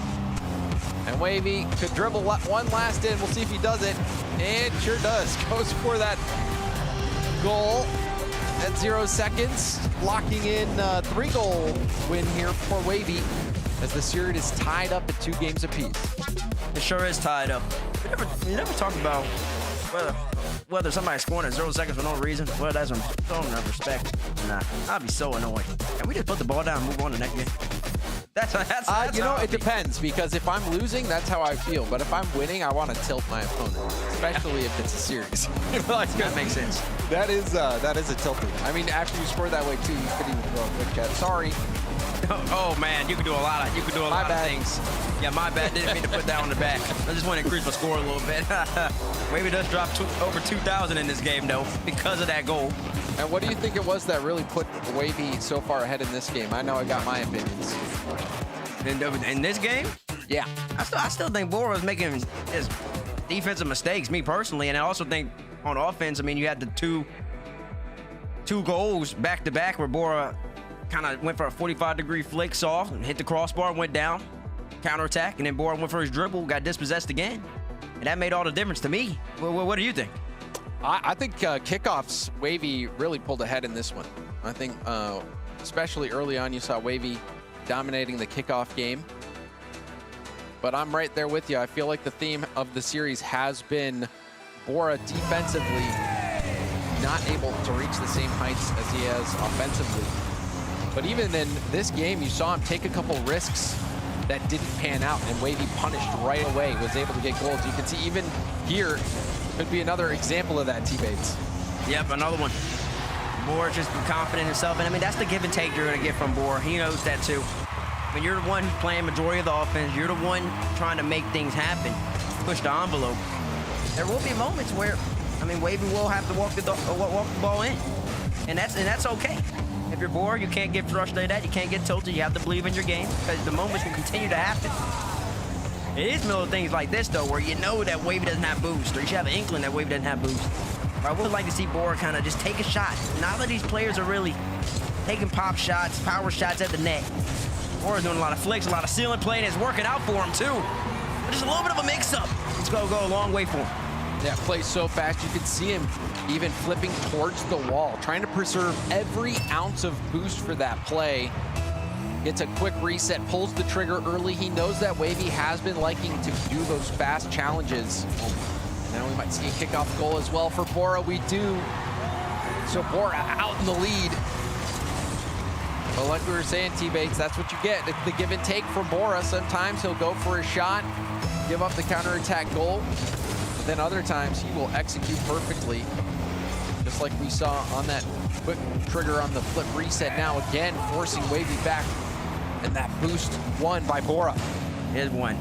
Wavy needs to play close right here, giving too much space to Bora. But once again, Bora opts for the flick. I think all Bora needs right here is just a power shot, just to make Wavy use his boost. I know he's about to execute potentially off the ceiling again.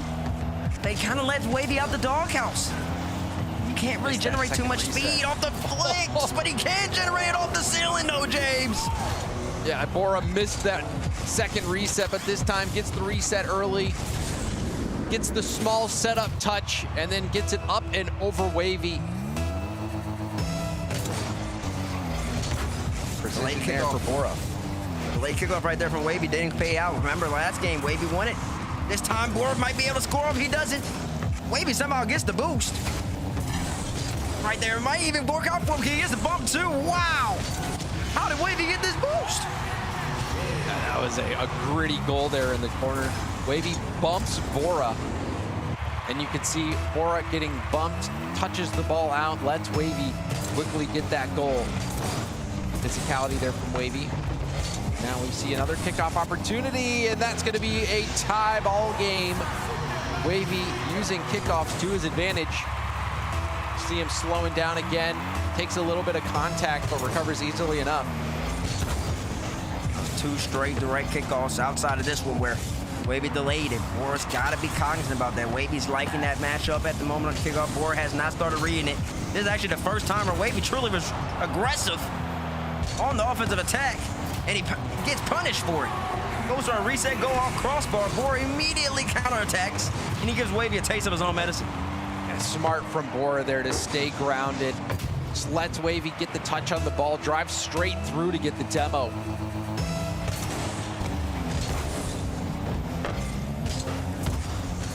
Wavy set up touch. Jump for it right away. In fact, tries to take it all the way back down to the ground. Going on here, it's kind of this little chaos in the corner. A couple bumps. Bora says he doesn't need the boost even with the update. Right back to his dribble. Back to another flick. Off the crossbar. Wavy is out of play forever. Bora should be able to put this away. Oh God, he goes for the fake. He might be doing too much. He is doing too much. Bora shoots the ball. can see him. He had Wavy. But low boost for Bora was, I think, a little bit too afraid to commit right away. Didn't want to give up a goal on the other end just in case Wavy was going to get back in time. And there's the attempt from Wavy, but Bora flicked it perfectly. Wavy couldn't keep this one out. It's a great flick. And once again, you saw he did that same flick last game. It hit the crossbar, went down. He tried to follow it up, hit the post, and Wavy scored on it. And he knows sometimes that'll happen. But he's consistent, he's confident, he keeps on coming right back into it. Wavy, the kickoffs are keeping it in it though. Does get the possession, goes on the sidewall. And once again, it's just so threatening. Bora has to challenge early because if he doesn't, Wavy has the option and then bring it low, which Wavy has been succeeding at. Bora does win this kickoff right here. But you see how well Wavy read the play, saw the fast challenge, and used the reset quickly, but Bora gets it right back. Bora taking it up high, gets the reset, waits, and then shoots at the perfect time, getting behind the ball where he had that shooting window option the whole way through. Can we talk about how crazy it is that these players can get a reset and turn it into an air dribble that they still have the flip available to you? Again, it makes them so dangerous. I mean, the flip reset, probably the biggest single mechanic that has changed this game more than any other. Oh, he's going for a bumper here, gets Wavy out the play, and he scores. It's basically the same play. He didn't have as much boost this time around, so the ball got a little lower, but reset into the air dribble. And you saw he was going for the air dribble bump. I mean, I think he wanted the demo, but a bump just as good. Leave that kick up right here from Bora. Pop shot floater might be in Wavy's net, and it will be. Biggest lead for Bora in the series, up by 4 goals on Parc des Paris. And you saw the no flip 50 as well. Goes for a no flip kickoff, pops up high. Just what Bora wanted. A reminder as well that players can go next. That's something unique to 1v1s in RLCS teammates, being able to throw in the towel. We've seen games get out of hand. Wavy still in this one, but Bora having a healthy lead as we approach this final minute of gameplay. As far as I'm concerned, this game's over. Wavy has not done enough to get the ball off of Bora. Bora's got to throw it away, honestly. I don't even know why he's going for resets. It's on Wavy now with a minute left to really be the aggressor. Right now, Bora's got 18 shots, Wavy has 7. Making 18 shots to 8, that will count as a shot. But it's simply not enough, and there Bora is starting to play the back corner very special. Keep the ball in the corner, you have to come to me. I'm up by 4. Wavy actually does well, though. Bora kind of gives away the possession. But it's Wavy's aggressiveness right here, James, that makes all the difference. Can't be caught sleeping. You saw Bora thought he did enough to go up and over, but Wavy had it read. Shuts that down, closes the door, and gets that pitch off the ceiling right into the net. Oh, it's a bump from Bora. He reversed into the bump. Just to mess up Wavy's touch, and then he shuts down Wavy on top right there. Wavy's not done yet, though. 37 seconds. Bora makes another mistake, and all of a sudden, Wavy is right back in it. Bora was trying to waste as much time as possible, but you saw no boost whatsoever. Couldn't get the bump, couldn't get to the touch to the corner, and now only 2 goals separate him. 35 seconds left on the clock. Wavy, like he was trying to slow down off the kickoff. There's the bump. Bora couldn't get settled.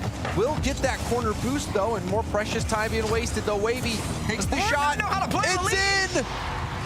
What is Bora doing? Why would you pop the ball off the wall? There's nothing there for you. There's no benefit. There's no gain. It looks like Bora keeps trying to tip the ball up and over Wavy, but Wavy's there every single time. Bora perhaps just needs to keep this ball close. I'm trying to shoot. Situation again. Wavy has him out. Wavy will be able to tie this one up. It's unbelievable. Why are you shooting this ball?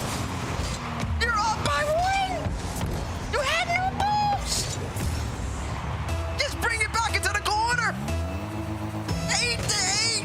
It's an utter collapse. 7 seconds left. Wavy Oh, he might be able to win this in regulation. We'll be able to pop this up. He's got the boost. Wavy denied by Bora. Bora can't get back to that ball, so we will have overtime. Bora lets Wavy get back into this one. Wavy fights back into this game, a chance to take it. He will have possession. He's gonna try to cut it quickly, trying to keep Bora away from those 100 boosts. Quick challenge from Bora. Bora, again though, because he's got no boost, couldn't get back to that ball, and Wavy will retain possession. Wavy takes his time, throws it immediately at the net. Bora's got to get back to it. Wavy is going to have boost possession, boost control right here. We all know Wavy wasn't going to shoot the ball. He's not shooting a pop shot right there. That's unfortunate because I think the opportunity was there for him. Now he's in Bora's world. Bora gets the reset. Bora flicks it at the net. Wavy is there to be equal to it this time around. Wavy back on the ball right here, James. Trying to make something happen. He gets beat. He gave Wavy too much space. Bora went for that mid boost, allowed Wavy to set up, was thinking about closing the gap, but immediately Wavy takes the flick, catches Bora out of position, and a comeback victory for Wavy as he wins in overtime and is now on match point. I just feel like I watched the San Antonio Spurs for the New York Knicks game 4 all over again. If you Down know, by you 29. Know. If you know, you know. I just feel like I don't know. I'm kind of traumatized from that game in a way, and I just feel like I just watched that again. Bora's up by 4. Maybe I'll blame myself. I did cast the curse. I said as far as I'm concerned, this game's over. And clearly it wasn't. Clearly it wasn't over. And I will say this. These players don't practice how to play with the lead probably as much as they should. When you're playing ranked, you're not really trying to practice. You're just trying to keep on going, trying to keep scoring, but you don't need to keep scoring. And every single the other time, like thing even I'll this play say- right here. Look at the play right here, James. Bora had 0 boost. He's trying to score.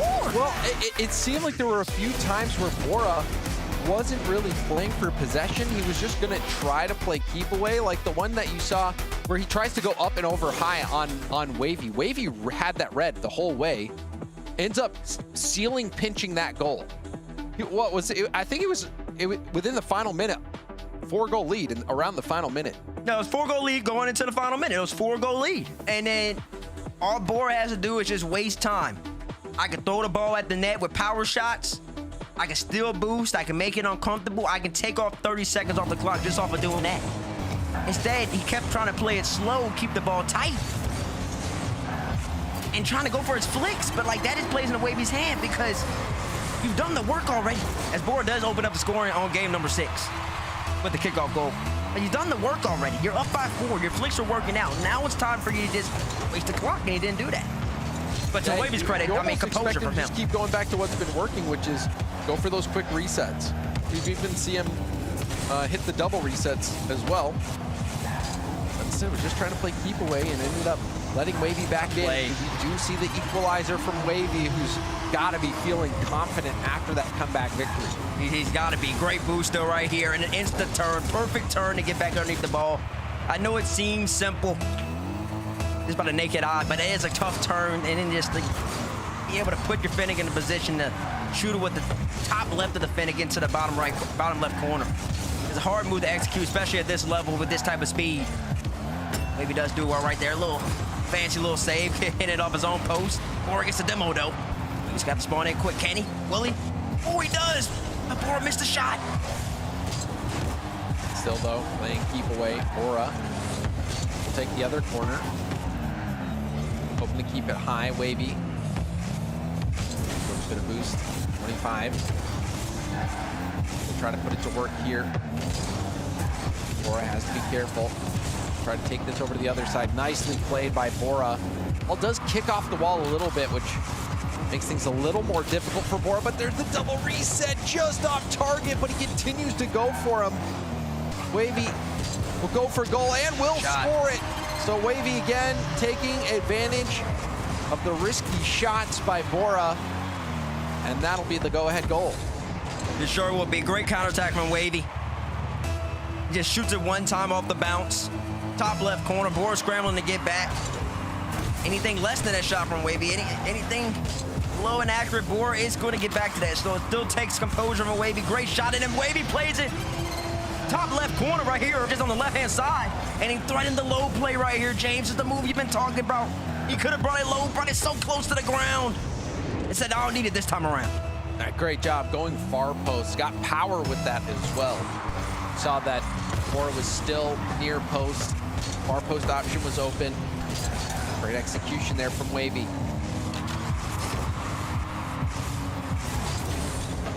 See that difference in style. Wavy trying to play those high percentages every single time. Bora have to go out on a limb. This is the ball there. Wavy with a fake. Goes around, tries to go high.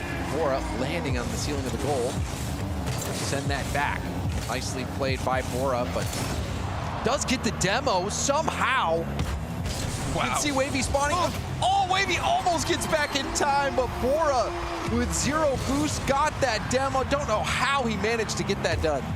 Wavy spawned into with his left stick already pointing back towards the goal. He already knew exactly where he was gonna be. I'm turning quickly. And he basically almost got back today. It's actually incredible too that Bora somehow maintained supersonic. Barely on 0 boost to be able to nail that demo. Then gets the 50 in as well. Knew that Wavy was going to be on 0. Had to go for that save. Great challenge there for Bora. Gotta watch the kickoff right here though. Wavy might do a delayed. It's not for it this time. Bora does get possession. Wavy's got to defend. Bora has been super successful in these moments so far in the set. He gets a reset. Wavy's equal to it. Bora doesn't opt for the corner boost steal. Wavy kind of pops the ball up, and he's going to be able to get the boost if he so chooses, and he does.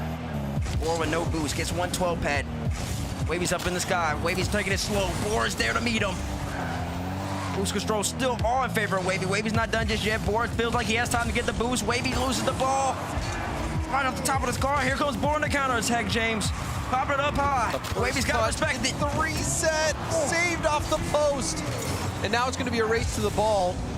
But very good job earlier by Bora as well to get that arc of small pads out in front of net. Allowed him to get that defensive stop. Now flip reset. Easily defended by Wavy. And Wavy doesn't get the shot on target. Looked like that was an open net opportunity. Surprising that Wavy let that one go. Players going back and forth, neck and neck. Bora goes back to his patent little vert 45. Soft pop, flick, hits the crossbar. He's had a couple times where hits the crossbar, doesn't go in. A couple times hits the crossbar and it does go in. He's not going to shy away from his move. Still has possession though. 132 left in this game. Wavy's playing a lot of defense. Bora is down in the series. He's trying to force a game 7. Wavy, all he needs is one potentially to put Bora in a bad spot. Lets it bounce. Bora can get the reset. Gets the reset, gets the demo, but Wavy's still got a hand on it and will spawn ball side. Bora will play keep away. Bora fully boosted. Takes it to the skies once more. Wavy's there again. Is a defensive clinic from Wavy, and he's gonna get the counter attack. Bora's getting the resets every single time, but Wavy's got 8 saves to his name, and he's earned every single one of them. Ends up taking the lead. You see that risky attack. Bora seems to almost every single time opt to take it airborne instead of keeping it on the ground, going for a dribble, allowing himself perhaps a shot that lets him recover better, but off kickoff, Bora will get the equalizer. This game has been neck and neck the whole time. And wow, what a play from Bora getting to the ball. Wavy thought that he had time to get the boost, but no, he did not. Wavy loses all momentum he just got off that 1-goal lead. Oh, Bora went for the bump, and Wavy dodged him. Beautiful dodge here from Wavy. You can see Wavy went for the wave dash kickoff, hits the brakes right before the bump comes through. No delayed kickoff yet from Wavy, or just a wave dash kickoff. Bora does get the ball and the boost. Oh, and Wavy plays his bluff right there. He didn't think. And Bora would shoot. Bora does shoot right here. Goes crossbar off. Tries to get the boost grab. He doesn't get it. Doesn't get the mid boost either. And now he's got to scramble to the corner. Wavy trying to get around it. Goes up. Gets the corner boost. Back on target. Bora catches it in a dribble, but Bora has the corner boost respawn on him. Chance to equalize. Pinch it. Bora, Pinch it. the ground pitch. Where was Wavy going? Wavy thought he was going off the ceiling, James. Watch what Wavy does. Wavy thought that Bora would bring it high. Yeah, But Bora didn't even get that high. The elevation wasn't there. Bora brought it back down so quickly. Threw Wavy off. 5-5 tied up, 11 seconds left. What does Wavy have in his bag of tricks on the kickoff? Wave dash kickoff, Bora gets possession, and here we go. Neo Tokyo, last chance potentially in regular time. Bora trying to force a game 7. Wavy's there to stop it immediately. It looks like we might get 2 overtimes in a row. No. Bora said, let's play ball. Pops it back to his favorite side of the field, aka the wall. Bora up high, gets 1 reset. Oh, he's back low, wave dash. Oh, Wavy might be able to counterattack it. He misses. Bora was not afraid to go all in, but now we've got overtime. This is tournament life for Bora, and that is gonna be it. Wavy will secure the victory and moves on to the lower bracket quarterfinals. He sure does move on. You see the celebration from him. He's extremely excited. He's doing a lot of emoting. He's got the World Cup celly. Is that what that is? Who's doing Gonna it? get some raspberries. Sliding around on carpet like that. GG's. GG's. It's a good series from both players. I mean, Wavy just had to dig deep, though. I mean, game number 5. That was the turning point of the set. Bora up by 4. Less than a minute left in the game. You feel like it's done and dusted. He's got all the momentum. And he kind of just gave the game away. Wavy had to make some plays happen, but he didn't have to do too much. Bora kept trying to push the envelope. He kept trying to score. And then in game number 6, Bora, he kept trying to make a couple plays happen, though, James, but Wavy just had all the moments, all the little key moments he needed. He certainly did. I think Wavy just showing you that slow and steady wins the race.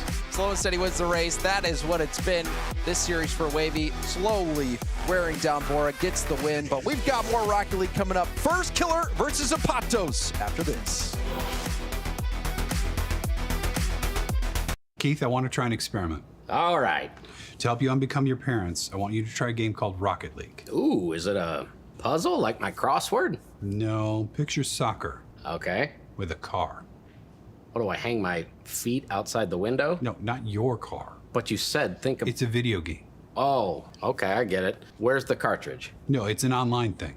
Is there a joystick? Not like the ones you're thinking of. But I need to get some quarters, right? No. I gotta blow in the cartridge. Again, like no cartridge, but you'll need a username. Username, huh? How about Keith_9914? The bathroom code? That's the only number I can kind of remember easily, so. Don't hold back, cause you woke up in the morning with the initiative to move, so I make a harder. Don't hold back. Galvanize. Trajectory and balance look good. You're confirmed to go for orbit. Every day, Michelin innovates to move the world forward on the road and far beyond. Michelin, motion for life.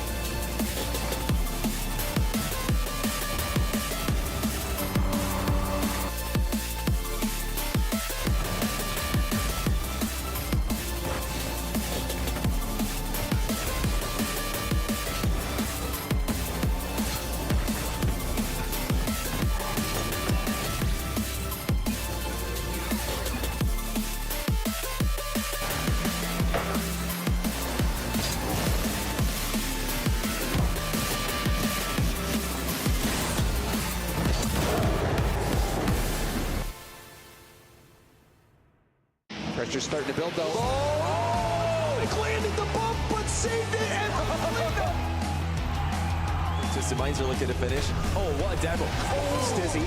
Down deal, down the jack. Open net. He doesn't have to hit it. Big shot, pass. Oh, up high, not over. 0 seconds. It's too late. On the ground. Army points. That is how you take an opportunity, Ruas. Nudge the exotic out of the way to open the door.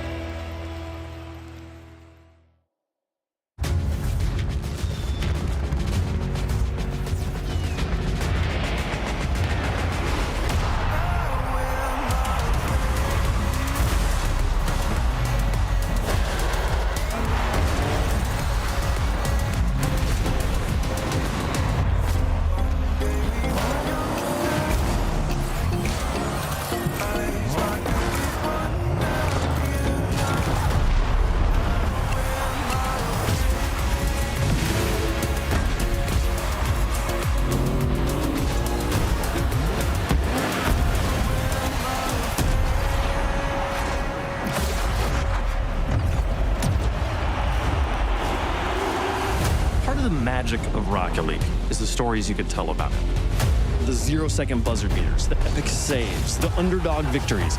It's all there. As we return to this legendary arena, we'll witness Rocket League's story unfold together. Who will hang their team's banners in the rafters of Champions Field? It's time to find out.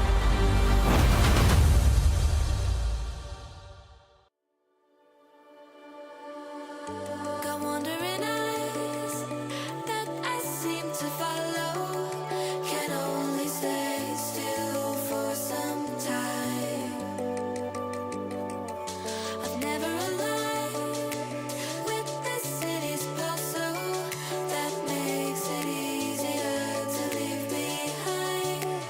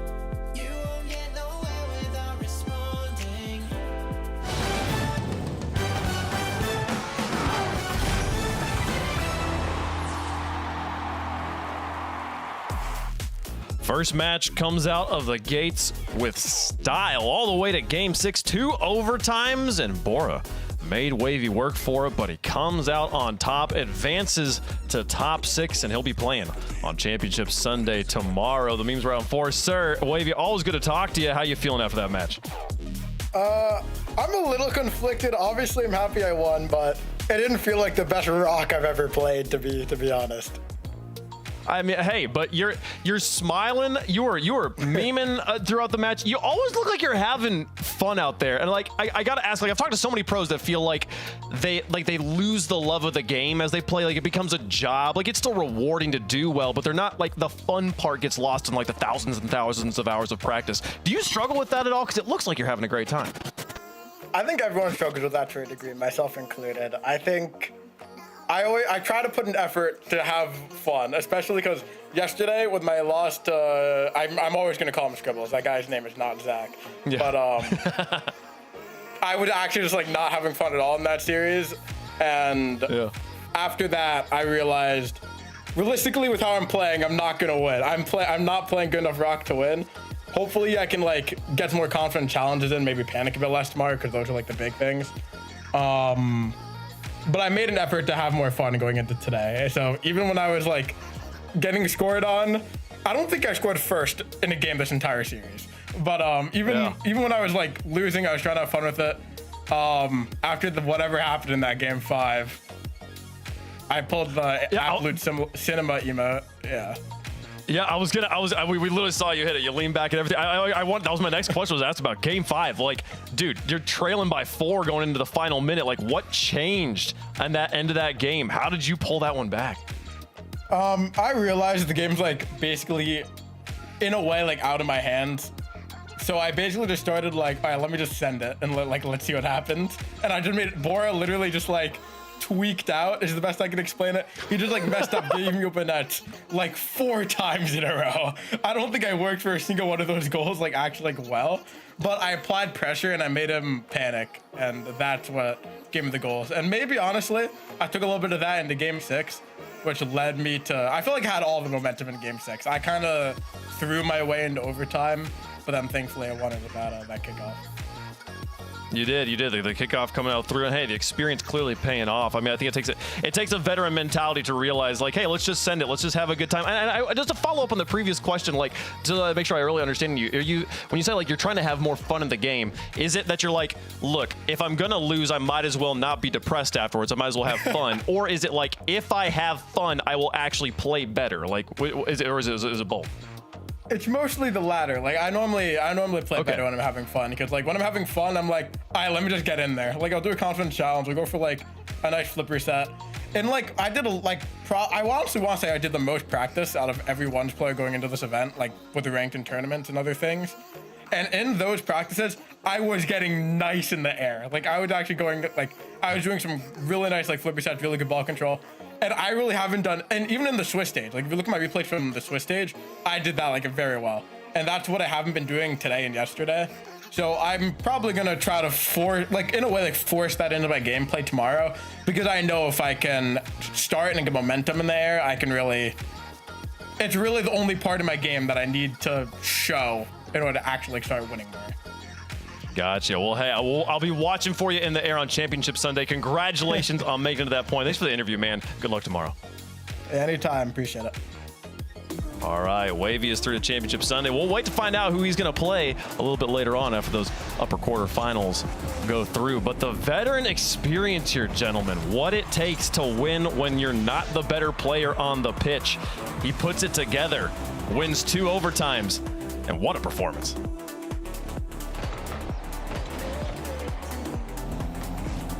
Even tell just from that interview, Wave Punk, like he wasn't shaking, he wasn't really nervous, so it seemed.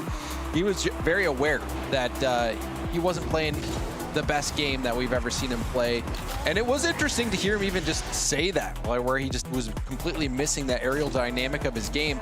But where he excelled was reading his opponent. Reading his opponent, staying composed, that's where Bora really started to fall off a little bit. You saw him make those mistakes, and you even heard from the interview where Wavy just said, I'm going to send it. Well, one perfect example of that was the first goal in that 4-goal comeback. where Wavy's just going to challenge, like he's going to just guess that Bora was going to play keep away, trying to hit it to the ceiling. Wavy was there, pinched the ball off the ceiling, got the goal, and that was the beginning of the 4-goal comeback. It was a full send from Wavy in that game 5. Ended up getting the win as well, and that's when I felt like Wavy really had it. I mean, it was just good from Wavy right there. That interview was great, Wavy. Great interview, Wavy, and great answers from Wavy, because he is right. Bora did just start tweaking in game number 5, and Wavy didn't have to do much. But that's all that it takes. Me and James, you and me talk about on the cast. Wins is that type of game where you don't necessarily have to be at the top of your game to win. You can take advantage of the other person's mistakes and come out on top. And that's exactly what Wavy did. And that comes with the experience, the composure. He earned the win. He will have to be better come tomorrow if he wants to be the NA rep in 1v1, but he'll take the W today. It's one of those things where, like, we'll say, like, oh, like you don't have to be the best player in the lobby to, like, win the game, and like, what is that? How could that possibly be true? And it's like, well, that the game is more than just the buttons you press on the controller. It's the mentality. It's the you know, the strategical matchup. It's your physical fitness and conditioning coming into it, right? And I think that the whole picture there, from beginning to end of those 6 games, Wavy did have the better game, you know, in terms of that, even if Bora was being more mechanical on the pitch more often there. What a performance from Wavy. We'll see him play tomorrow. Let's find out who he's going to be playing against as we continue on with our bracket. It will be the loser between AJ and Evo. What a matchup that'll be, no matter what happens there. We have another elimination match down here on the bottom, and I'm pained to see where we're going to be going. Some quick updates quickly before we continue on with our North American broadcast. Killers does fall to FBI here. It will be FBI versus Novo in the semifinals. Ops versus TRK. It looks like it's a 4-0. Ops had technical difficulties and could not connect to the lobby consistently enough. That was a forfeit. Tragic result for Ops there. TRK gets to advance for free against Nush. So it'll be TRK and Nush on one side, FBI and Nova on the other side for the MENA Grand Finals. Here's some of the highlights from the FBI Killers match that did go down. FBI doing his best job and ending the Triple Crown potential here for Falcons. There's only one player left in the world that has the possibility of winning all 3, and Dickies.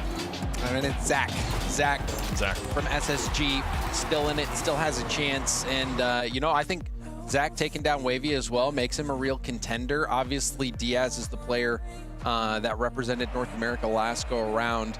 But I think First Killer might be the new favorite potentially if he can start playing his game. Well, he's going to have to get through some pretty tough competition here as we continue on with our North American bracket. We completed one of our elimination matches. We got the 2 upper bracket matches that are not elimination matches coming up here in just a little bit. And then we have that grand finals. So they will hold those grand finals of MENA for the end of our broadcast. So nothing's changed about that schedule despite the forfeit.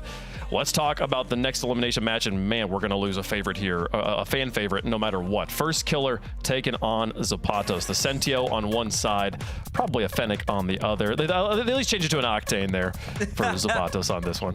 You know, I got a picture of Zapatos too if somebody needs it.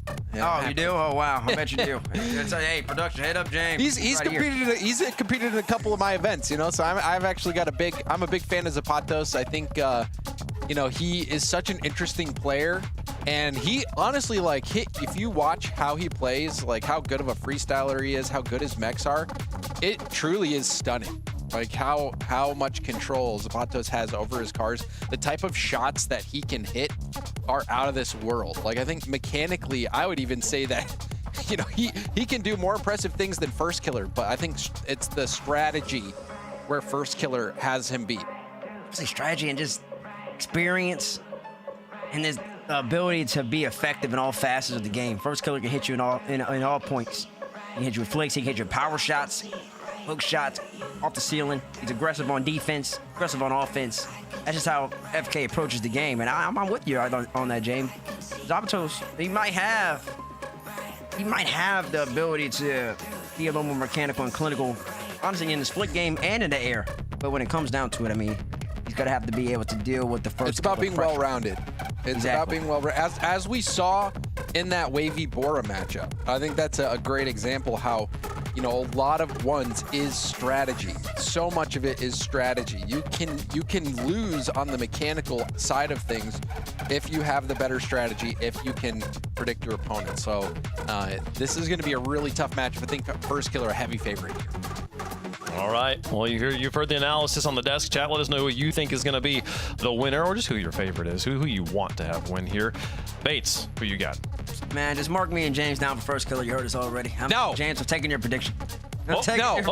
But you say no. No, I am going to pick Zapatos here. I have seen him take games off of the best 1v1 players in the world, and Zapatos also, he is for a long time been my favorite ones player ever, and I actually have a training program where I'm grinding the Mugzard air dribble gauntlet because of what I've seen Zapatos do and how good he is. So I know it's an underdog pick, but I'm picking Zapatos.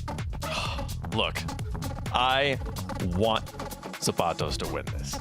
Anytime you give me somebody that's not driving an Octane or a Fennec or a Dominus, I am already rooting for them, but it's also a Sentio, one of my favorite vehicles here. He makes it look stylish. He's invented new play styles. He's got a mechanic named after him because of what he does on this car. I want to see him win, but he's going to have to be a little bit less of the shoe and a little bit more of the legendary Lightning Bird. He's going to have to live in the thunderclouds if he wants to take this one down. We're going to need to see Zapdos, not Zapatos, if he wants to take down First Killer, because this is not, it's not even Championship Sunday. First Killer's untouchable in a circumstance like this. I do think First Killer will win, despite the fact that I want Zapatos to win. I will pick First Killer on this one, folks. It's so close. It's close in my heart, but on paper, man, it's just logically, like, it's his First Killer. He's always does it here, but he's the favorite in chat as well. Man, what an accomplishment it would be if Zapatos continues to Championship Sunday over runner-up from 2025, First Killer. First Killer on the road, trying to become that 1v1 champion he barely missed out on yesterday. He's got to get through the Mexican here. Let's play some Rocket League. The once undisputed king of North American 1v1 has fallen to the lower bracket, and on the other side of the field, it is a player hungry for a landmark win in his 1v1 career on his way out. We have Game 1 brought to you by Progressive, Johnny. Yeah, you know, I like that the desk are giving us the hope for Zapatos, but, you know, his name might be Zapatos, but I think it's going to be First Killer who's running away with this one. Like you mentioned, he's in the lower bracket, but this is only the only round where he's going to be in the lower bracket. After this, there is no upper bracket, lower bracket, and it's going to be First Killer, in my opinion, advancing. Let's see, can Zapatos get the early upset? Zapatos is going to be diving all over the ball every moment he can, and he's going to be very mechanical as well. An opening goal that can give hope to the Zapatos fans who had him winning the fan vote at the start of this. Despite First Killer being who he is, Zapatos gets the first clip of the game. That's a great touch by Zapatos to just gently caress the ball into the ceiling. We often see those ceiling double taps hit a lot faster than that one. That was a very controlled touch. First Killer couldn't get up to that. He wasn't going to hit that airball shot, if I'm not mistaken. Zapatos going the other way. He's got, you know, good speed, this guy. He's very flashy, very full of flair, but he's going to need to play with a lot of pace today, Fear, if he's going to keep up with First Killer. So it's great movement. First Killer with it. Wall dash, closes the distance. 50-50, wins him a goal. Zapatos a little tentative. Probably needs to trust that First Killer is going to be there and try and jump and stop something in the corner. He's got a tie to game, and First Killer just going to make a miss in the midfield. Zapatos, he had a little bit of a switch up as he tried to get this ball on top of his car, and maybe First Killer getting faked out in that moment. He tried to turn in shadow, and it's not going to cut it. Zapatos will flick it around him. Yeah, not the best challenge by First Killer, just losing all his momentum. Very strange to see a low flick like that one going in past First Killer, who's usually so good defensively. Thought maybe about play for a bump there. Oh, he sees Zapatos challenge a mile away. So Zapatos sending it. Absolute bull rush challenge from him. And First Killer could see it. I mean, on those big bounce dribbles, it's very easy to see the defender coming. Yeah, Zapatos is, you know, I've seen him play well when he tries to chase down the ball, but the key is to never let the separation be there in the first place. Zapatos just left way too far away to then just turn around and challenge all the way back in. Very telegraphed, and First Killer can see that. Right now, Zapatos has a boost advantage. He's waiting for First Killer to leave, which First Killer finally will. Zapatos can get you whatever you want in the air. Actually, First Killer knows that too. Tried to challenge over the top. This is going to bounce. No, it's going to bounce in. I thought maybe too high, but either way, Zapatos would have been there to finish it. Yeah, First Killer clearly worried about getting clipped on as he tries for the ceiling challenge. He thought Zapatos was going to pull the trigger, go for the backboard. We know that he's capable of that. Zapatos just lets the ball fall down and score by itself. Another aerial play coming in for Zapatos. Reset, near ceiling height. Another rush challenge from First Killer. He does not want to play goal line defense against Zapatos in aerial game. And Zapatos did a good job of keeping that away. First Killer, though, after diving in, Zapatos is making just about no forward progress on his air dribble, which oftentimes can throw off a person who's ceiling challenging because they're expecting the ball to move a little bit closer to them. So credit to First Killer for still being able to dunk that. And then First Killer is going to love to play, you know, this speedy outplay type game where he can beat you in the midfield. He knows that he's quick. Zapatos likes to be quick. First Killer probably quicker because he's going to win this kickoff, but maybe not get the best. Oh, a bit of demo means tons of space now. What is First Killer going to go to when he can do whatever he wants? It looks like it's going to be an air dribble. Zapatos up, got a touch, send it straight down. It's actually going to bounce high enough that Zapatos might be able to get back. He didn't get the 100, but he will get the clear. Yeah, he kind of fell over in his recovery there, Zapatos, but he did get back thanks to that skim that he got in defense. First Killer looking for the backboard. Zapatos with a huge save. How's he managed that? That's great touch. Had to be so careful not to own goal. But he's really up against it here. First Killer piling the pressure on, and he might be about to score if he can find a way through. Zapatos doesn't fall for the mind game. That's massive for it. And the pull shot to clear it away, but it's still First Killer in control. Ball dashing from Zapatos to close the distance. Another aerial play from First Killer. Zapatos has done well to stop these. He forces this one high, and we'll have time to get back to this. He likes to go for the 100 boost. I'm not sure that was the right decision as he cannot recover in time.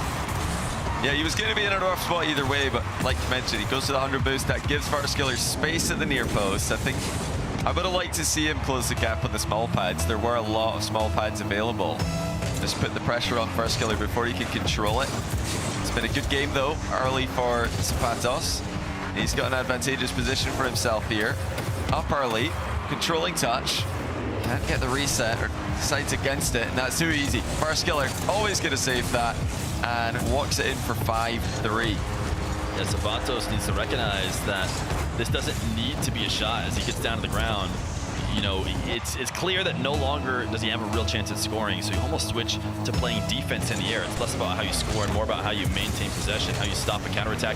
Side flipping there is trying to keep the offense going when you really shouldn't, and it just gives a free one to First Killer, who has got another possession on a big air dribble. He's got Zapatos flying over the top. A huge mind game by First Killer. Zapatos pre-jumping extremely high. He thought First Killer was going to get a heavy touch to the backboard there. He was covered in the double tap. First Killer merely looking like he's going for the backboard. Instead, plays for the mind game down low. You know, if First Killer's paying attention to that. Oh, what a touch, by the way, just in passing. First Killer's going to be up 7-3 with another huge fake. If First Killer's noticing that Zapatos is challenging high like this and he's always lunging forward, you know, he can anticipate the adaptation that Zapatos is going to make. Zapatos is going to start faking challenges, realizing that his lunges aren't working. That's when First Killer will actually start to make those plays like the double tap to the backboard. Sub-Zero boost, but he's got a Sentio, and so he's always at risk to launch a flick no matter what position he's in. 12 boosts to work with as well. Way more than enough. 107 km/h. I think it's going to get sped up by First Killer, but still a very, very strong flick. One thing I wanted to bring up too, your notice with Zapatos, we've talked about all the different kickoffs in one.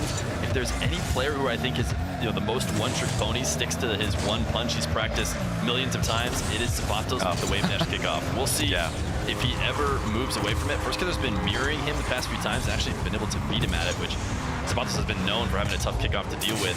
Right now, First Killer has dealt with it, and he's got a backflip shot to extend the lead even more. Yeah, I have seen that a lot in the past.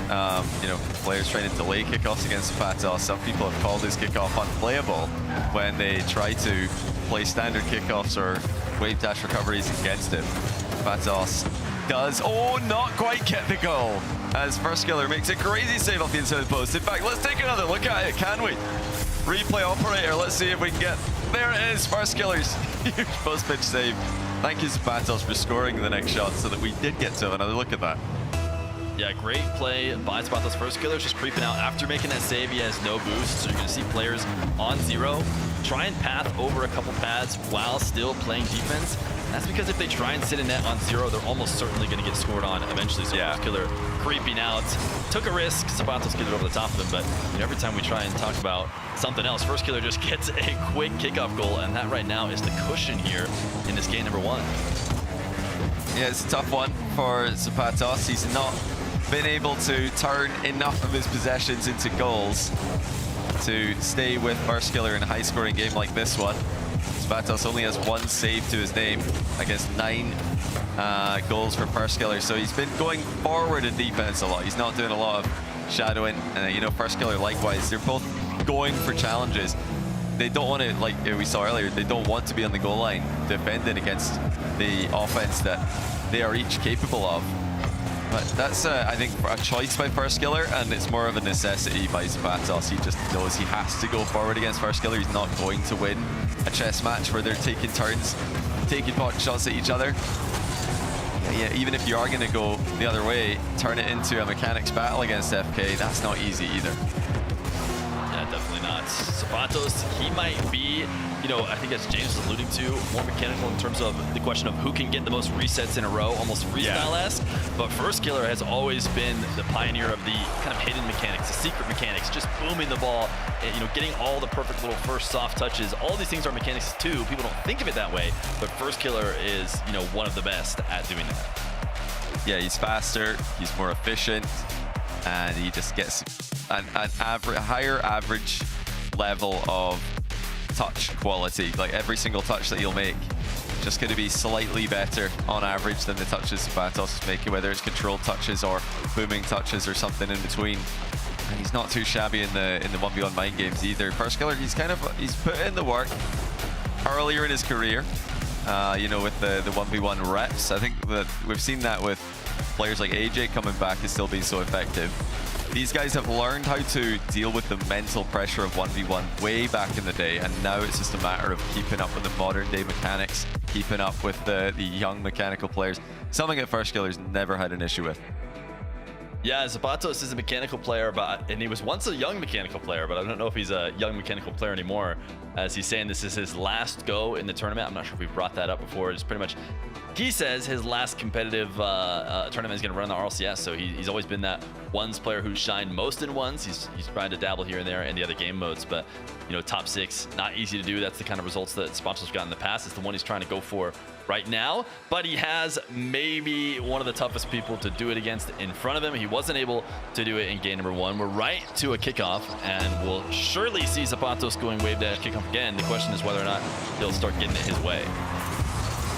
Yeah, he's had a fair go of it in the first game. I think kickoffs were overall quite even. Now here comes a ceiling double attempt by First Killer. Got a bit of a heavy touch on the second contact though. That gives it away to Zapatos, who of course is going to pounce on any heavy touch like that. That's how he has shown us he wants to play defense in this matchup. He wants to challenge as early as possible. If First Killer gives him a heavy touch to play with in the ground or in the air, Zapatos is going to pounce. Yeah, Zapatos with a save already early, as you talked about. He just missed the pickup though. I mean, this low car, did it have to do with the Sentio? I'd have to see it again, but he's trying to catch it, and that hitbox is so low, he just drives right around it. And unfortunately, it's First Killer with a freebie. You just can't afford to be giving up these kind of freebies against a guy like First Killer. It's going to be such a tough game either way. If you're letting them have 1 or 2 or 3 free ones, that's a deficit that you will not be able to make back. Yeah, that's another possession that Zapatos has given away again. I think he might be seeking perfection here with his dribbling off these kickoffs in these low boost situations, but he's got to just get something going. Like, doesn't need to be perfect. Flip reset in defense by Zapatos, that's creative, but has he overextended for the boost? No, First Killer launches it into the backboard. That was open for him, and he's missed it. Zapatos the other way. A chance to show some of those flicks, and you can see First Killer respecting it. He sees that Sentio point its nose down, and he knows an absolute rocket might be headed to his net, so he has to jump up to try and stop it, but Zapatos brings it to the ground for his second goal. Very creative, as we've said. He's still threatening in the air. That right there is why First Killer doesn't want to play goal line defense against Zapatos. You're gonna need to read the impossible plays if you do. Much easier instead to just beat the man to the ball in the midfield. Perfectly placed kickoff goal there by First Killer to tie things up. First Killer trying to force a standard kickoff through. The consistent wave dash kickoff from Zapatos, and it's not going quite as well for him. He's actually had the better of him when they've been matching the wave dash, so it's interesting to see First Killer mix it up. You'd expect Zapatos to be the one who needs to. I don't think he will, because he loves his wave dash so much, but when it's not going that well, you think he'd be the one to switch it. Nice flick, good read. First Killer up 3-2. That's a great play, First Killer.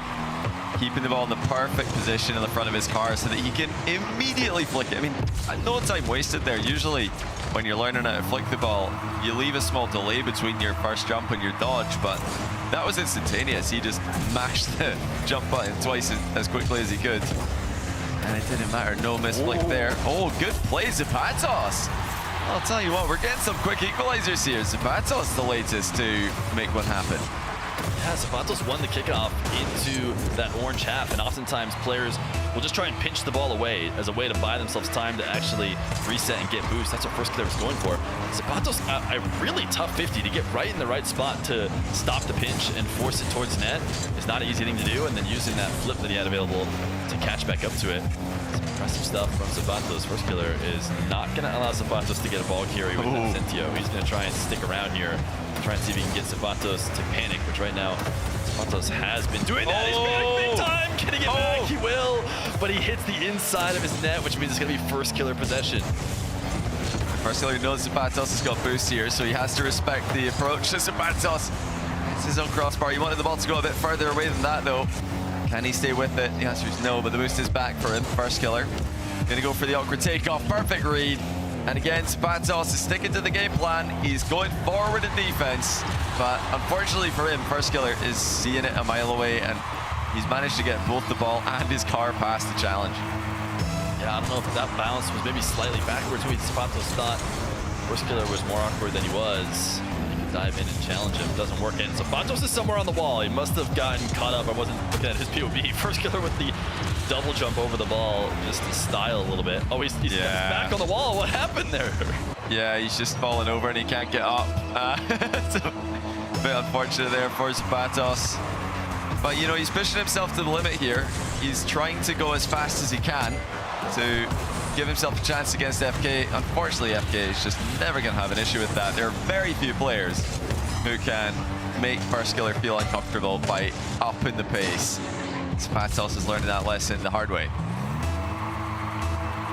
Halfway through this one, 3-goal deficit for Zapatos to bring back.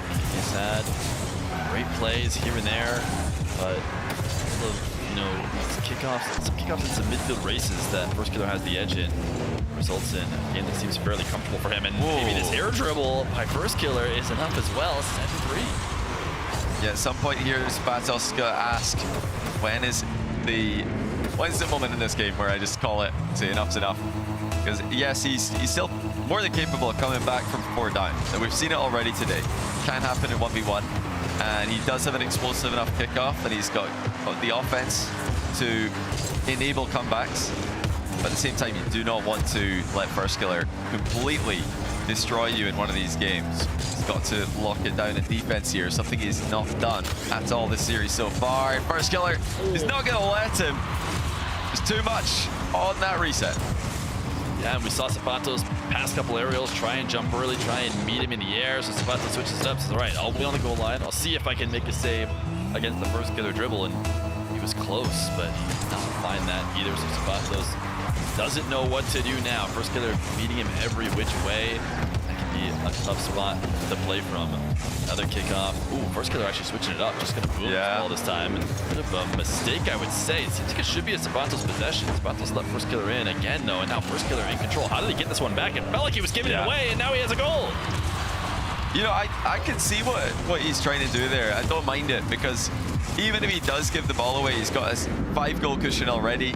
And that's just going to keep Zapatos back. It's going to stop Zapatos from pre-jumping the next time First Killer's in that kind of position. So I think I can see what he was going for there. You got the best possible result, obviously, getting a goal off of it. But you know, sometimes the outcome going right or wrong doesn't mean that the play was good or bad in accordance. It could be a good play with a bad outcome.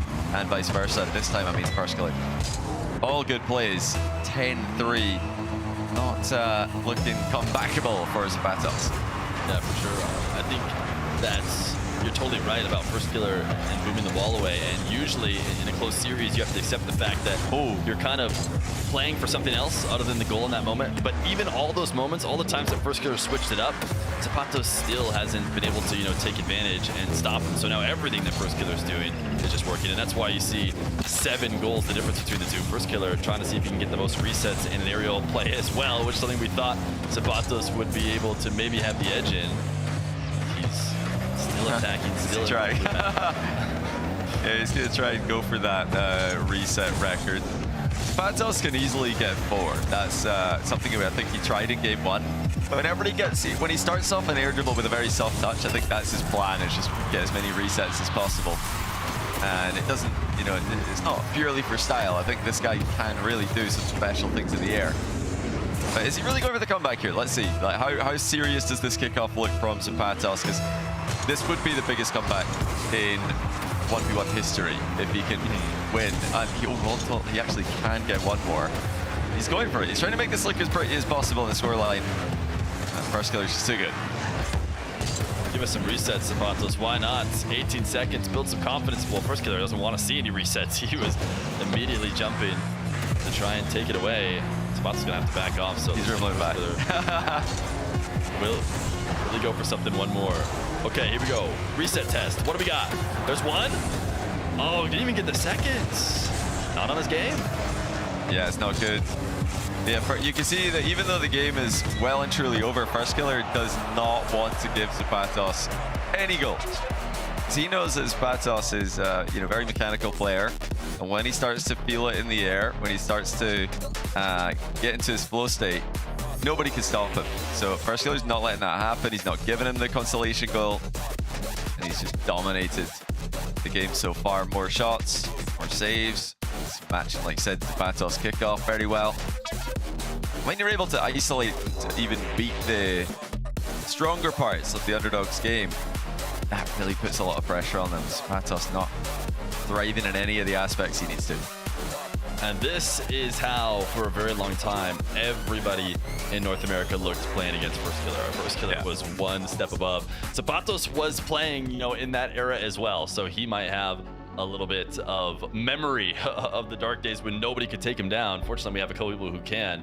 But Zapatos, he's stepped away. He's taken his time out here, which you do have in these best of sevens, and he's using it to its full extent. He has left the desk. I like that. I like that from Zapatos. This is a smart timeout. Maybe, hopefully for him, he can just bore First Killer with this one. Just First Killer having to sit through an extra minute. But truth be told, First Killer, after his performance yesterday against Diaz in the Swiss stage, he looks in great form for this tournament. And, that was closer than I thought that the Diaz series was going to be when First Killer played him. So I think he's just looking imperious. And I would be surprised if he doesn't make a run through the bracket here. Zapatos is just the first victim, really. Next in line would be Zach, if I'm not mistaken. That is, of course, if Diaz can beat Zach and send him to the lower bracket. But what do you think? Do you think it's inevitable that we have First Killer go run this bracket into the final? I'm not sure. We have a couple people who have been able to take him down. I have to take a quick look at his whole way. You're saying he plays the loser of Zach Diaz, and then he'll play the winner of AJ Evo if he were to run all the way through, and then presumably he'll have Diaz in the grand final. I mean, it's tough. We had First Killer second for a reason against everybody but Diaz. We do expect him to be able to get the job done, but when you have to play through the bottom bracket, there's so many different chances for some magic to happen, for an O-Soft to happen, and a great day for one player that surprises you. But the crown has been passed so many times in 1v1. First Killer held it for so long. You kind of pass it over to Daniel. It's interesting how there's very consistent one's leader in North America over the ages. Diaz holds it now, so Diaz is that guy. And First Killer usurp him. He's got a few people in his path, but he's clearly feeling good as we get started in game number 3 against Zapatos. Oh, that's a bit of a wayward jump off the wall, though, by First Killer. He's right back into control, though, and opening the scoring Zapatos would have seen First Killer's brief awkwardness, look to capitalize. That sometimes it is just an accidental trap. I mean, you see that a lot, especially in ones. A player will miss their touch, or they'll accidentally make a wrong move, and then it'll bait the opponent in. That mistake can... Oh, nice save there by Zapatos. But yeah, sometimes a mistake can turn into an outplay. First Killer's missing the open net. He's got all the time in the world, though. He's up by 2. Zapatos helplessly floating away from the net. Yeah, he made a good read to backflip off here. Notice First Killer might be missing high. Just total panic right there. That jump is just assuming that First Killer's going to take a quick shot. So much more calm on the other side of the field from First Killer. Be able to take advantage in those nervy situations by just being able to keep your wits about you. And Zapatos didn't have any boost either, which does not help. Nice flick. Okay. This is such a great flick. He pops the ball up and just gets like a catch right in the moment as he starts to send it with his Sentio. Yeah, I was surprised. I thought he was going to try to shoot that, but the flick completely takes First Killer out of the game. You know, shots from that range can be risky against First Killer. If he does get a save, the counterattack's a lot more likely compared to that flick which took Zapatos away from the goal. He's trying to fake some challenges here. Actually does dispossess First Killer with the fake challenge. And now he's got a chance to flick again. Very straight dribble though. Not that Zapatos can't generate the angle off these straight line dribbles, but you wonder, would it be easier to give himself more of an angle to work with? Oh, First Killer's put it past him here. Zapatos, fake challenge in no man's land, and it's 3-1 to the favorite. Yeah, and the reason why he does this is because he wants to close the distance off of a demo that I think he was going for. I think Zapatos had turned in and wanted to try and get First Killer. I thought at least they'd get a double demo, but I guess Zapatos not moving fast enough, gets forced back. He gets to pick.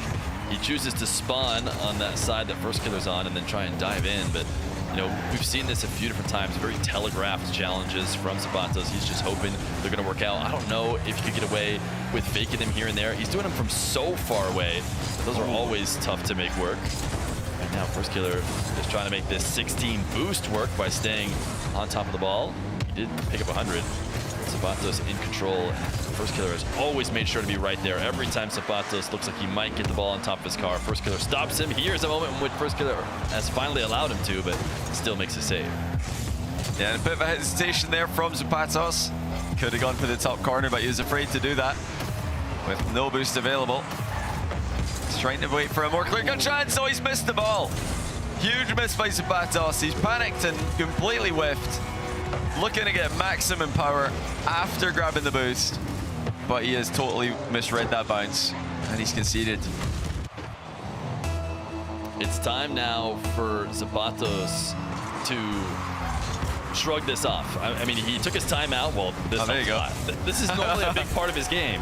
You know, Zapatos is used to getting a few of these. Let's see if First Killer did try and match him on the wave dash, which is kind of interesting because you'd expect that to favor Zapatos with somebody who has practiced it more often, but I actually feel like it has been First Killer's. Zapatos could get a few of those going.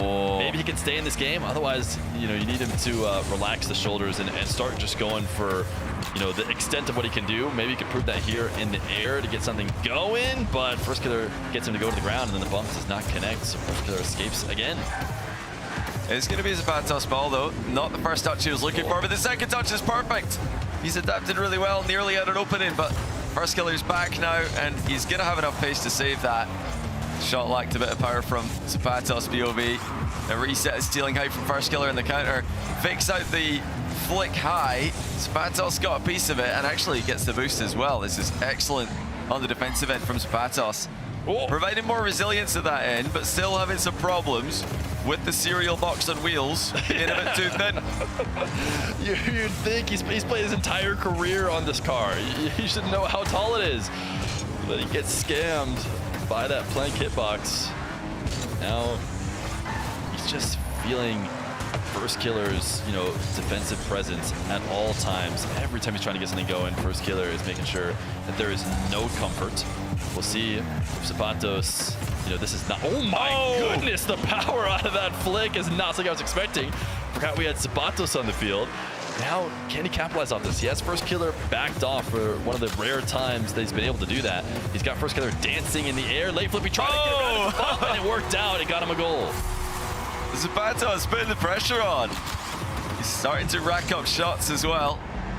Look at the delayed dodge here. He actually did get a piece of First Killer there, and even if First Killer went more for the ball, that would just increase the likelihood of him getting bumped. So creativity on show from Zapatos. Oh, he's bumped First Killer. That's wide open. He's tied it.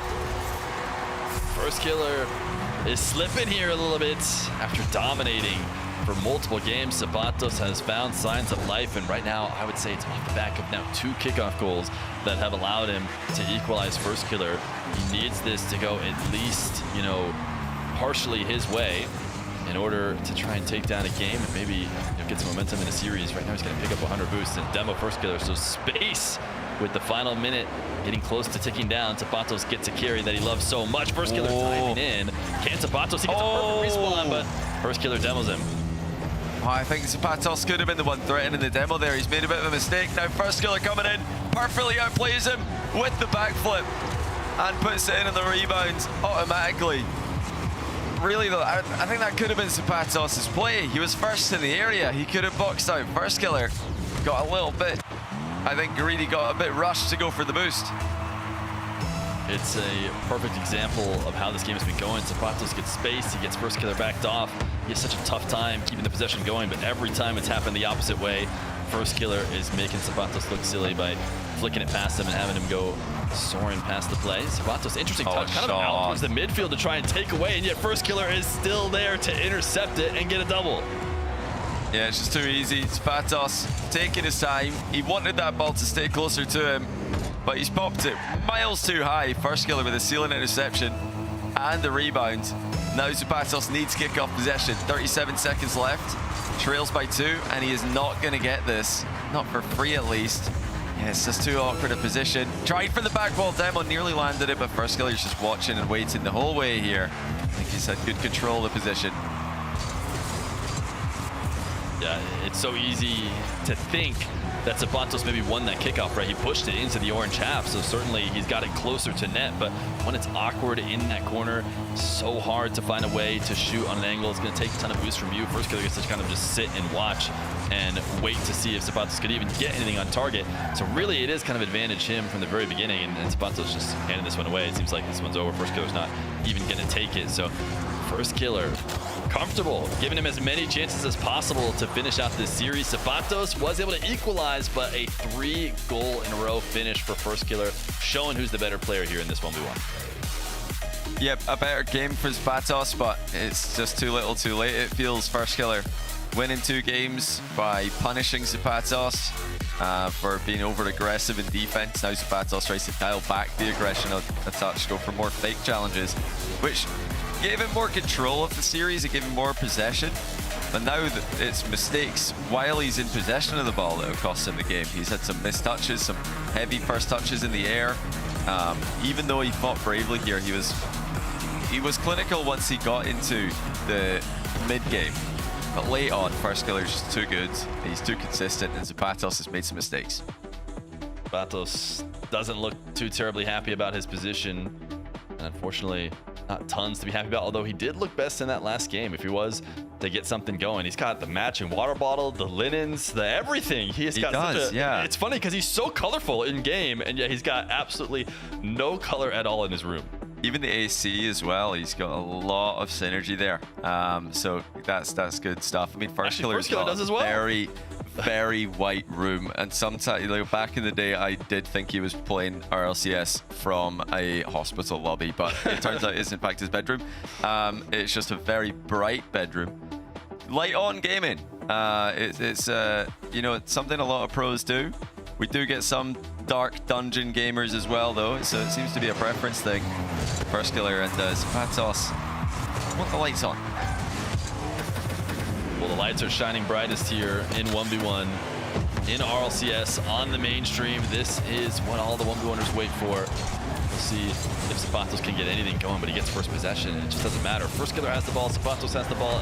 Doesn't matter who, it feels like it's going to be a First Killer goal. Yeah, there's not enough being threatened there. Zapatos floating behind the ball, but he didn't have a dodge. His dodge had timed out. He didn't have a reset or even the ability to get one. So First Killer knew that there was nothing really to worry about. He just had to protect his near post. He's got to keep an eye on these kickoffs, though. This is happening maybe with a slight increase of regularity. Zapatos just getting back to the ground faster after the wave dash recovery. Again, just slightly quicker landing. This time he's out positioned by FK, but that really shows you how strong his wave dash recovery kickoff is. He's able to push First Killer back with it. First Killer showing signs of weakness here as he tries to catch the ball and loses the dribble immediately. Lets Zapatos challenge, but then even then, First Killer right back where he wants to be with the ball on top of his car. Double jump, bump, bit greedy when you try to do it from that far out. Usually you want to wait to it closer near the defender, so there's less time for the ball to separate from you in the car. But either way, First Killer maintains control, trying to do it through the air this time. Fake red by Zapatos, and he may be able to clear this out.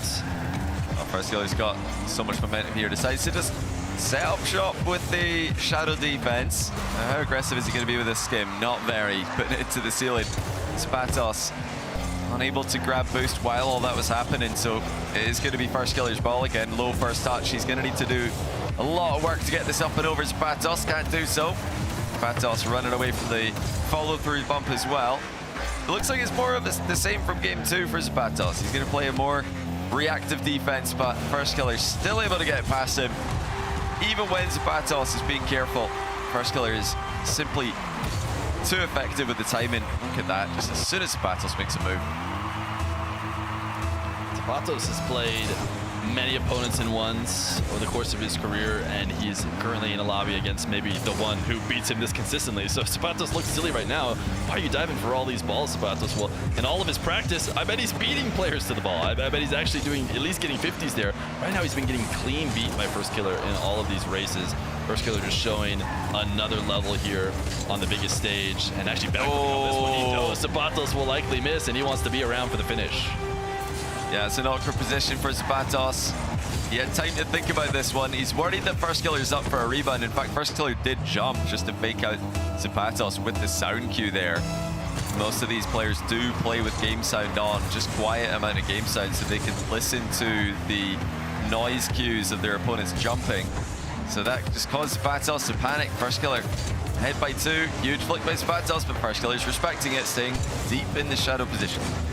And he's not able to get anything else out of it. He's immediately pushed back, and he's getting bumped by First Killer, who does not want an air dribble to get started for Zapatos. Credit to Zapatos for improvising there to even get back on the ball, but First Killer regained control, forced back to the corner. I expect a little bit of a fumble there, but he's going to be just fine. Will not go off the ceiling. Sees Zapatos in the air. Zapatos chain dashing his way back to try and mix it up, but First Killer reads that as well. Yeah, Zapatos is just trying to sneak in at times, but even there, First Killer sees him coming. Zapatos, I think maybe part of the artifice of his own demise there.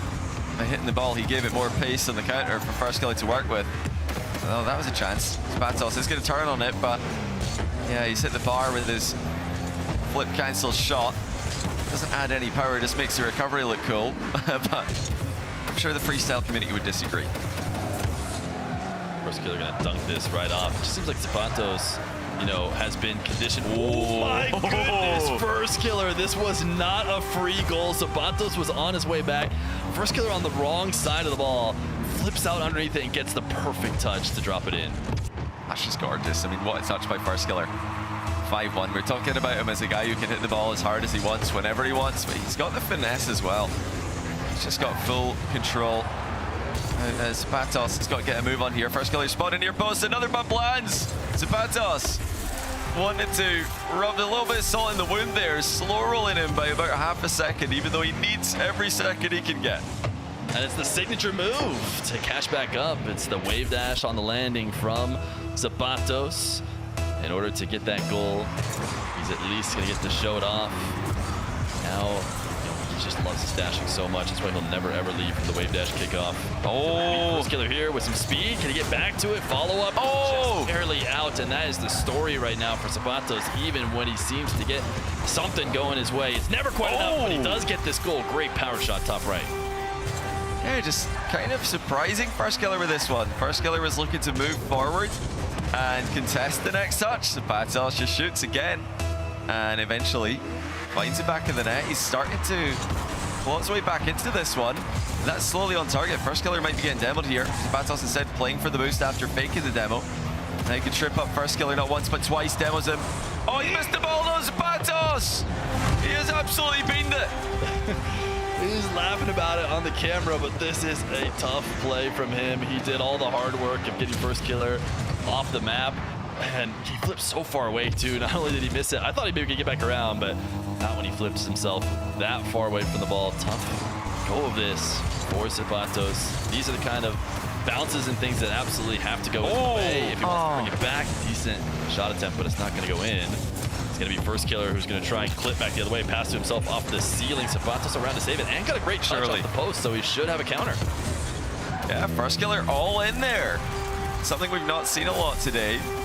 And Zapatos this time does not mistake the open net. He's within two, and he's been winning a lot of the kickoffs recently here. He's actually chaining together quite a few kickoff possessions, and he's going to get another one here. He can get right on first killer. Demos him. First killer's going to spawn near post and try to cover it, but can't. Zapatos really putting some momentum on the board with kickoff wins and strong possession. Yeah, Zapatos, he probably needed this a little bit earlier as opposed to 50 seconds before his tournament run would be over. But it's better late than never, and he is still alive in this game and in this series. You just have to do one of the toughest things you could ever do. Reverse sweep, first killer. First killer not getting the best shots ever here. Zapatos going to back it up and get to one of his favorite positions. The ability to use that Sentio flick, and he launches it as first killer tries to move in. First killer gets a couple touches in a row, but normally this is the play that goes back in favor of the other person, but first killer manages to stay in control every time. Oh, no way. Goal line. Yeah. Zapatos to come get it. Is Zapatos going to? Oh, it's GG's. First killer wins with the most cold move I've ever seen. He just stops the ball on the goal line. It's Patos. He can't be bothered. He says, all right, fine, you win. He's gonna come in an own goal now, but that actually reduced the volatility of the match. You know, going back to the center circle against Zapatos with 20 seconds left, 2 goals up, you can lose from there, but stopping the ball on the goal line removes all doubt. It's GG's. First killer into the top 6. Where first killer won that game or won that series was every other moment. If there was a different context to how we got to this game 4, Zapatos doesn't just let first killer have it, but he is just dominating from beginning to end of the entire series. So he stops it on the goal line, and Zapatos says, you know what, considering how the rest of this game is gone, these last 15 seconds probably not going to go much different either. Just lets him have it. But you know, that's something you're only ever going to see in ones. I don't think you're going to see any stopping on the goal line and basically early giving up in any other mode. Yeah. It's sort of, I don't know, it's just a refusal to participate. Zapatos saying, no, I will not come back. I know you're telling me to. I'm going to refuse. It's a little mental when he's saying, no, I will not do what I'm told. But in exchange, he does lose the match. But I think first killer, like you said, it seemed like he was going to win at some point. Yeah, there's no question. First killer he used to be the one to beat. Diaz is now, but first killer showing that maybe he can be the one to take the title back. We've got more RLCS 1v1 coming up next. Okay, the plumber's fixing that burst pipe. We should be all set. Good thing you're protected 24/7 with your home and auto bundle from Progressive. Oh, I'm sorry. I'm just trying to figure out the right caption to post about this. Maybe something like, I have protection, just need a lifeguard. What about that emoji with a shocked face? Or maybe flooded with emotion. That's too much. Try Tuesdays are cray. You know, technically, you don't have to post everything that happens online. I totally believe you. Life is meaningless without affirmation, am I right?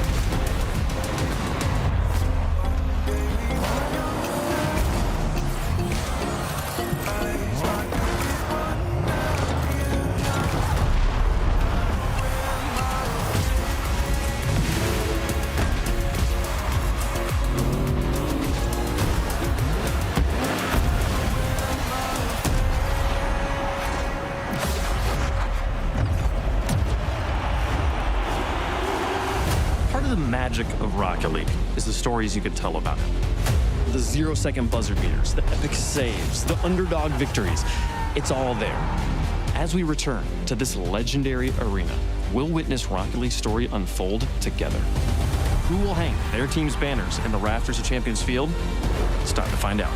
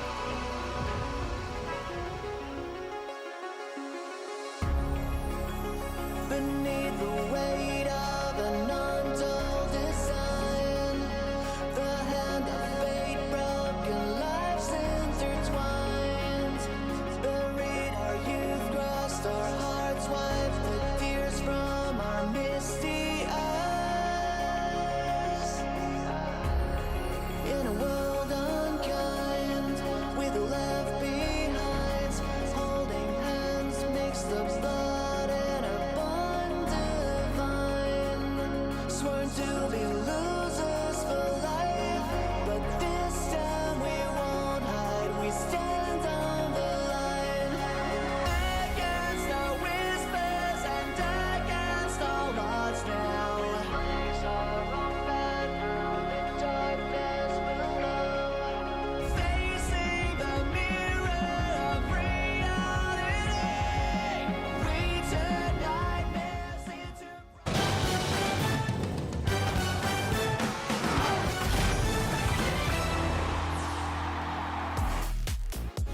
Man, Zapatos gave it the best effort. The chat wanted it, and yet we're still sitting here wondering what could have been, because first killer happened again, folks. 4 up, 4 down. Didn't have a problem on the road back to the grand finals. Can he make it there? I'm joined by first killer now. Congratulations, sir, on the win. You make it look easy. Is that easy? Like, how much effort did it take to get that 4-0? Not that much, honestly. I feel like I have Azapato's number, and like I haven't really struggled with him ever, so it was just kind of free for me.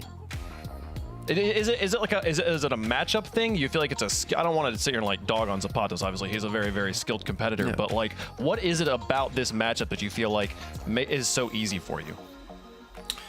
I think he thrives when you give him space, and I'm like a player that doesn't really like to give space. Like I try to just like be in your face all the time and just like, you know, like just pressure you like so much. So I think he struggles with that a lot. So I think it's mainly just a matchup thing, because I think he is a good player. Like if you watch him playing against any other player, like he like has like crazy shots and like controls the game, and like he does well. So yeah, I think it's just a matchup thing.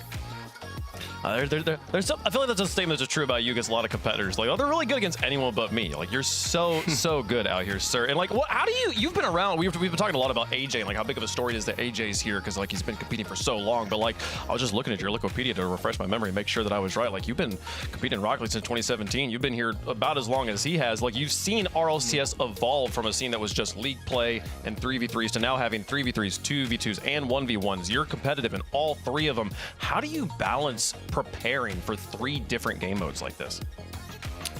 I don't do anything special, to be honest. I just play like rank 2s and free play, and then like just scrims, and that's it. I didn't really touch 1s before this event, which is probably not the greatest. Wow.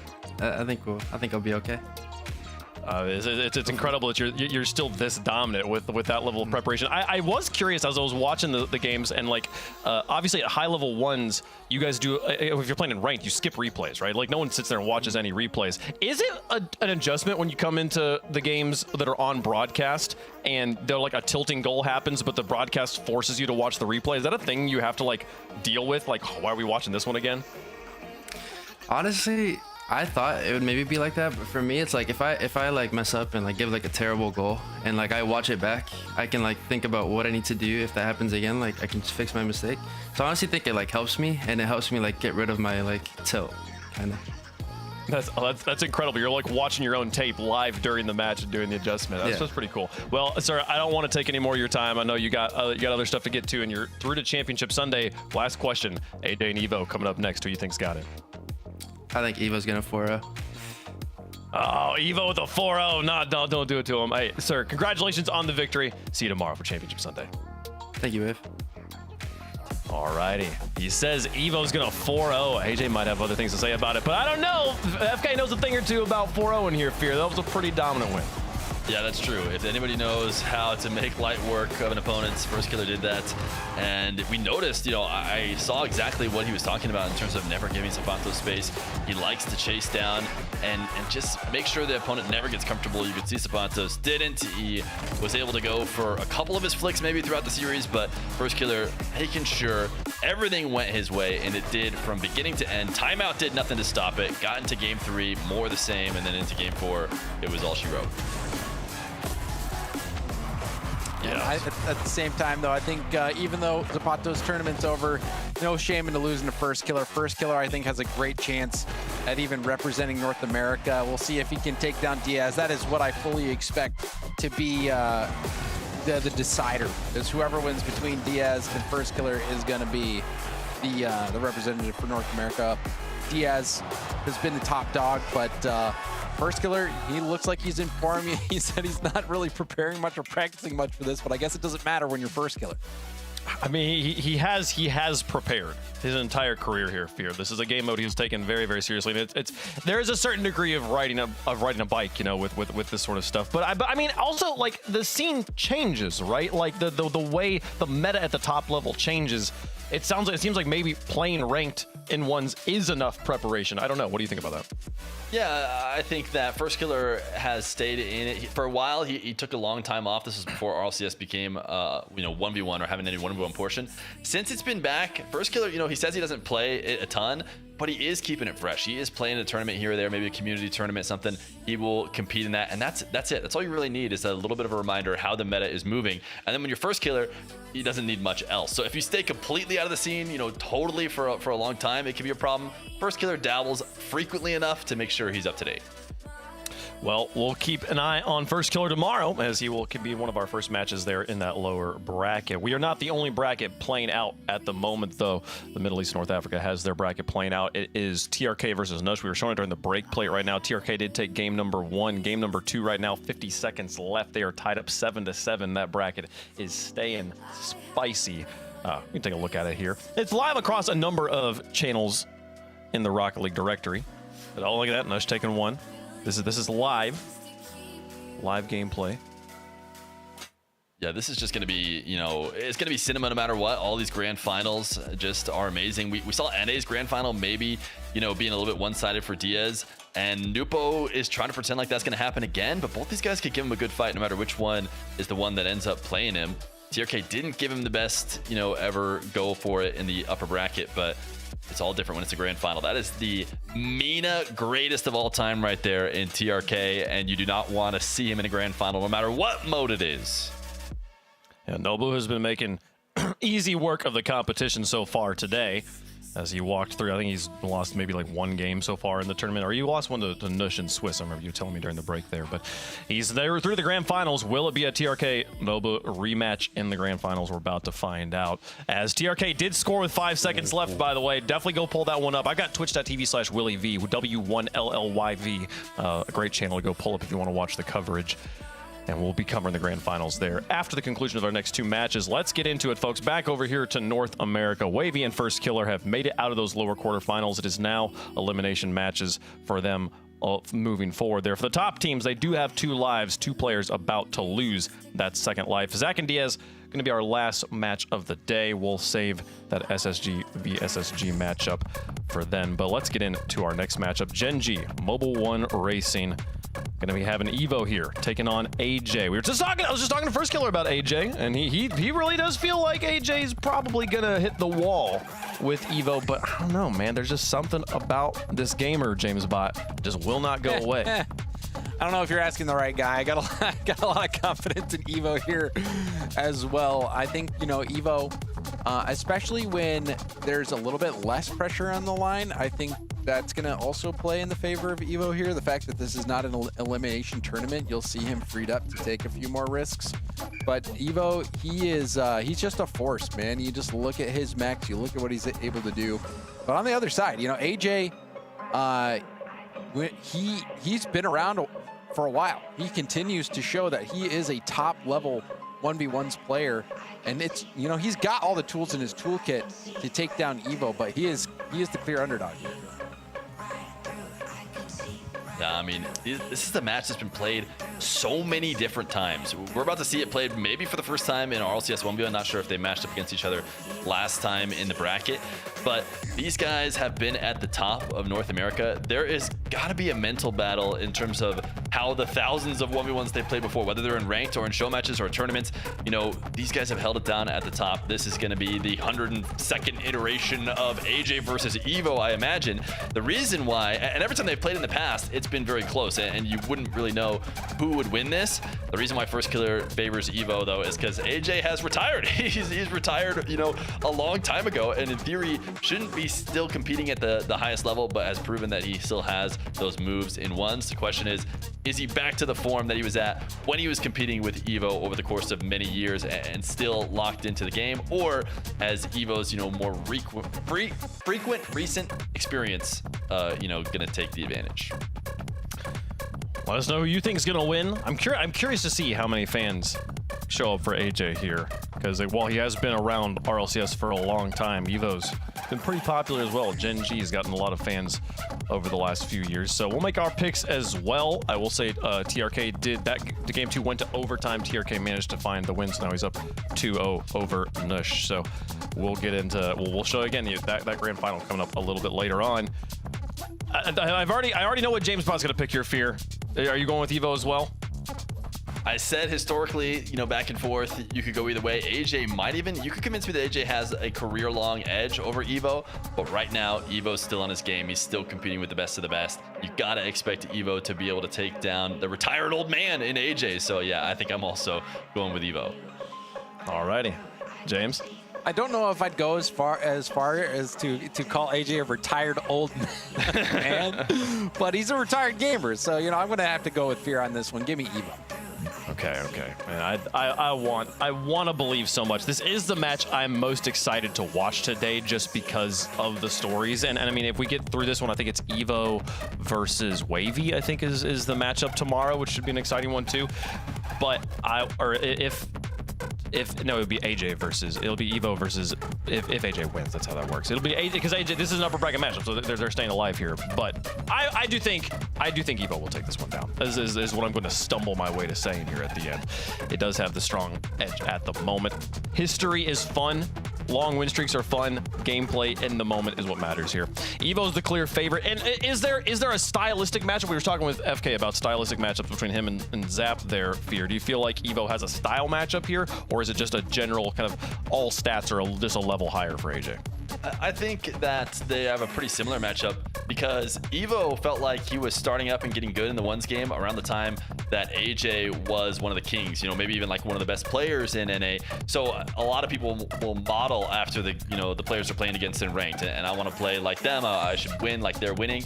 AJ and Chronic were kind of bringing up this wall to air dribble type game, and you saw a lot of NA doing that. Evo picked that up as well. So I think Evo followed the mold of some of the pioneers in NA in front of him and plays a very similar style. He should just be much more up to date and more in tune to the ones game right now.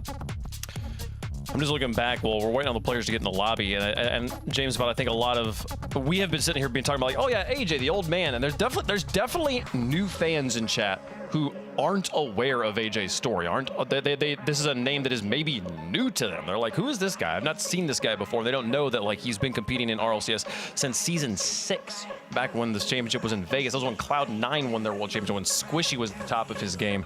He made it, I don't think he made it to the world's finals there, but he was then in top 4 in season 7. That was the season with Kronobi, right? Was it Rogue? Yep. That was Rogue. That was on Rogue when they made it to top 4. That was the season we thought we were going to have the first NA versus NA Grand Finals because 3 North American teams made it to top 4. EU still won. Still always happens. Didn't quite make it through. And I think it was Rogue that they had to go up, or was it Rogue that took on Vitality in the top 4? I'm pulling up the for top 4, I can't quite remember who Rogue had to play to go through. I think it might have been G2, but I'm not sure why I pulled up the wrong thing there for me. No, it was G2. It was G2, and it was Cloud9 up against Vitality on their side. Both of those went 4-0. We had 2 4-0s and a 4-1. The final 3 matches of that tournament were fascinating. But it was ultimately Rogue did not. That was probably his best tournament result in 3s. If I remember correctly, yeah, I mean, as far as RLCS goes. He definitely blazed his way onto the scene, and I think a lot of people, when they thought of AJ, they thought of a mechanical player like that. When you thought of what AJ could do, you're thinking flash and flare, similar to what Justin was able to do when he was coming onto the scene. It felt like in North America, if you were going to break through, it had to be because you were mechanically insane. And AJ fit that mold, and then there was a time in his career where he just kept going up and up and up, but just could not find that extra little bit of success. And I think really what did it for him is, he had that crazy roster on M80 where he's teaming with Nas and Jory as 2 other insane 1v1 players. And theoretically on paper, this team would be, a contender for majors, and they dominated in Swiss stages, but they weren't able to edge out those important victories.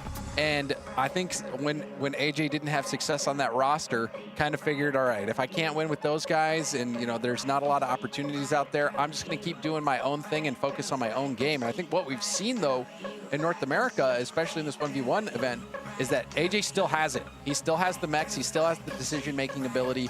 He's still got the chops as a player. He can hang with the best, but he's going to have a really tough opponent with AJ. He gets the win here. Maybe he'll even consider coming out of retirement, Wave Punk. If you got to get that winner interview, you should ask him. I will. If it's enough. I would love to get to interview AJ in a winning interview here. What a story that would be. And the fans want to see it too. 83% in favor of AJ out here. Evo could earn some fans here if he was able to get a stylish win over the fan favorite. But AJ does have an uphill battle against an up-and-coming new star in the RLCS space. Can he get back to those ways? The guy has been around for so long. I mean, I was talking with First Killer about him. First Killer used to team with him back on FaZe. I mean, he knows this guy's playstyle, and he's confident this is a 4-0 for Evo. Can Evo prove all of the experts right, or does AJ create the upset here? What a moment it would be, and what a way to kind of continue on here on Playoff Saturday. Let's get into it. AJ continuing on what has been a long, legendary career. Evo just getting started. Who gets to write the next positive chapter? Let's find out. It's time to find out who's going to make it into the semi-finals. The first player to make it into the semi-finals of the NA 1v1 Open. Teammates, we've got AJ, we've got Evo. Evo, one of the prodigies, or most recent prodigies come through NA. He's been looking to make that final breakthrough, though, against the king of the Unks, AJ. This is game one, brought to you by Progressive. The king of the Unks, huh, Johnny? Is that how you're describing AJ? He's been on, listen, he started on your stream a long time ago, way back in the day. Back when you were just a young pup yourself. Now he's still playing. Yeah. Oh, back in 2026. It's kind of crazy. Like Wave talked about it. I mean, First Killer was playing your stream way back when too. As Evo just opens it up with a nice little pop shot from distance. So I don't know. Maybe First Killer might be king of the Unks and AJ might be the Prince. Yeah, well, AJ goes. He's more Unk than First Killer though. He came around first. You're right. You're so right. He also did retire, so there is that aspect to it. You know, he's going way back to the league play era, but. One of the big issues for me, I think, in this matchup that AJ's going to face is that Evo is pretty similar to him in the style that they play ones. Like Fear mentioned, they kind of like to do the same things. But Evo is, I think, a little bit better at it. He's just going to be more mechanically clean on all the air dribbles, and he's just going to be a little bit faster about the pitch. He's also just going to keep shooting that thing, too. He is not worried. And that's one thing I was watching earlier. Wave even talked about it. He wasn't having the most mechanical performance, but he's had a couple opportunities where he could have shot the ball, or could have shot it too. He weren't taking any pop shots. Evo's already showing that he can really stretch out the field, make AJ have to work. And of course, he has this in his bag as well. There's a cross map. He has kind of popularized this. Oh, Evo doesn't get the reset. Doesn't matter. Because, you know, it's just always a threat. And for AJ, for the newcomers, Johnny, for the people who weren't around back in the league play, what does AJ bring to the table? Oh, I mean, you can't say experience. He's got plenty of that. But so does Evo. I don't think it's a massive experience advantage for AJ here. He's definitely got the experience edge on players like Bora in the group stage. He was able to take him down. He was able to beat Chronic, another very experienced ones player. But Evo is all of those things and just a little bit, you know, I would say a lot more active in RLCS. And he is such a good ones player in his own right. Well, that's going to be a free one for AJ though. Evo, couple of times now, he's running out of boost on these long-range air dribbles. You did mention that, you know, Diaz is the guy who popularized this play style, that, you know, the real long-range air dribbles, but he always seems to have a little bit of boost left over, something that Evo did not have at the end of his one. Yeah, he didn't have that. Yeah, I can't say, as great as Evo is, I can't say he's as talented or as skilled in terms of the cross-map air dribble reset, scoop, whatever you want to call it, as Diaz is. But I don't really know if anybody in the world is as talented, so I'll give Evo some praise for that. AJ, though, with a quick cut inside, top right corner flick. That's gorgeous from AJ. I thought you might have taken a bit too long to get the attack going, but look at that, infield, and perfect placement with the little pop to the top corner. AJ did struggle a little bit with kickoffs yesterday. He's got to try to find a way into the match in that regard. And even though, yeah, he does have the ball here, but he's got to be very careful in securing it. He avoided the bumps, avoided any danger of demos. Obviously, Evo knows how to get his speed back up, even without boost. Boosting. Also, he starts to counterattack, but I don't know. Yeah, it started off the game kind of well for Evo. 2 quick goals within the first, I'll say, about 30 seconds. After that, I kind of feel like it's been AJ's game. Evo's had to respect it. Evo still is holding on the lead by 1, but AJ starting to kind of get into this game. Evo gets away with it. It's just bumps. Just bumps, no demo, though. AJ no boost. He's not going to be a threat. Oh, there's another pop shot over AJ's head. Can he get back? He will. We still know right now. AJ's kind of in the woodwork. He's got to worry about the Evo shot. feel like I've gone back in time a little bit here with how these guys are playing. It's like an AJ Evo game of old where it's end-to-end stuff. It's, you know, full pace. And they're both just taking turns shadow defending against each other. AJ here getting caught out. That's a good hit to the backboard by Evo. AJ didn't expect that one. Thought Evo is going to slow this down. But what this will do is it's going to most likely reduce the overall score line of the game if we get lots of fast-paced gameplay where both players are zooming about the pitch. A minute can go by and nobody's scoring. Now this time we do get a goal off the kickoff, but will we enter another lap of the pitch, or, you know, sequence of laps of the pitch where both players are just full sending it? I mean, and that's when I fell in love with one. That's way back in the day. I mean, I know nowadays everybody likes to see the resets. They like to see the scoops. There was something special about how players used to kind of zip around. You got talking about the Lachinos, talk about the scrubs. We just used to run around the field. AJ, Evo bounced with my apologies. That's a little throwback too, Johnny. Yeah, great move. As soon as AJ backs down the line, Evo switches sides. This is obviously something you guys could try at home. If your opponent runs away, gives you space, switch to the other side of the pitch on your dribble. It really puts a lot of pressure on the defender. Evo, of course, has got so many options he can go to there. That's where it becomes a bit more difficult for us normal players to emulate what's happening, but strategically sound. Evo countering AJ positionally.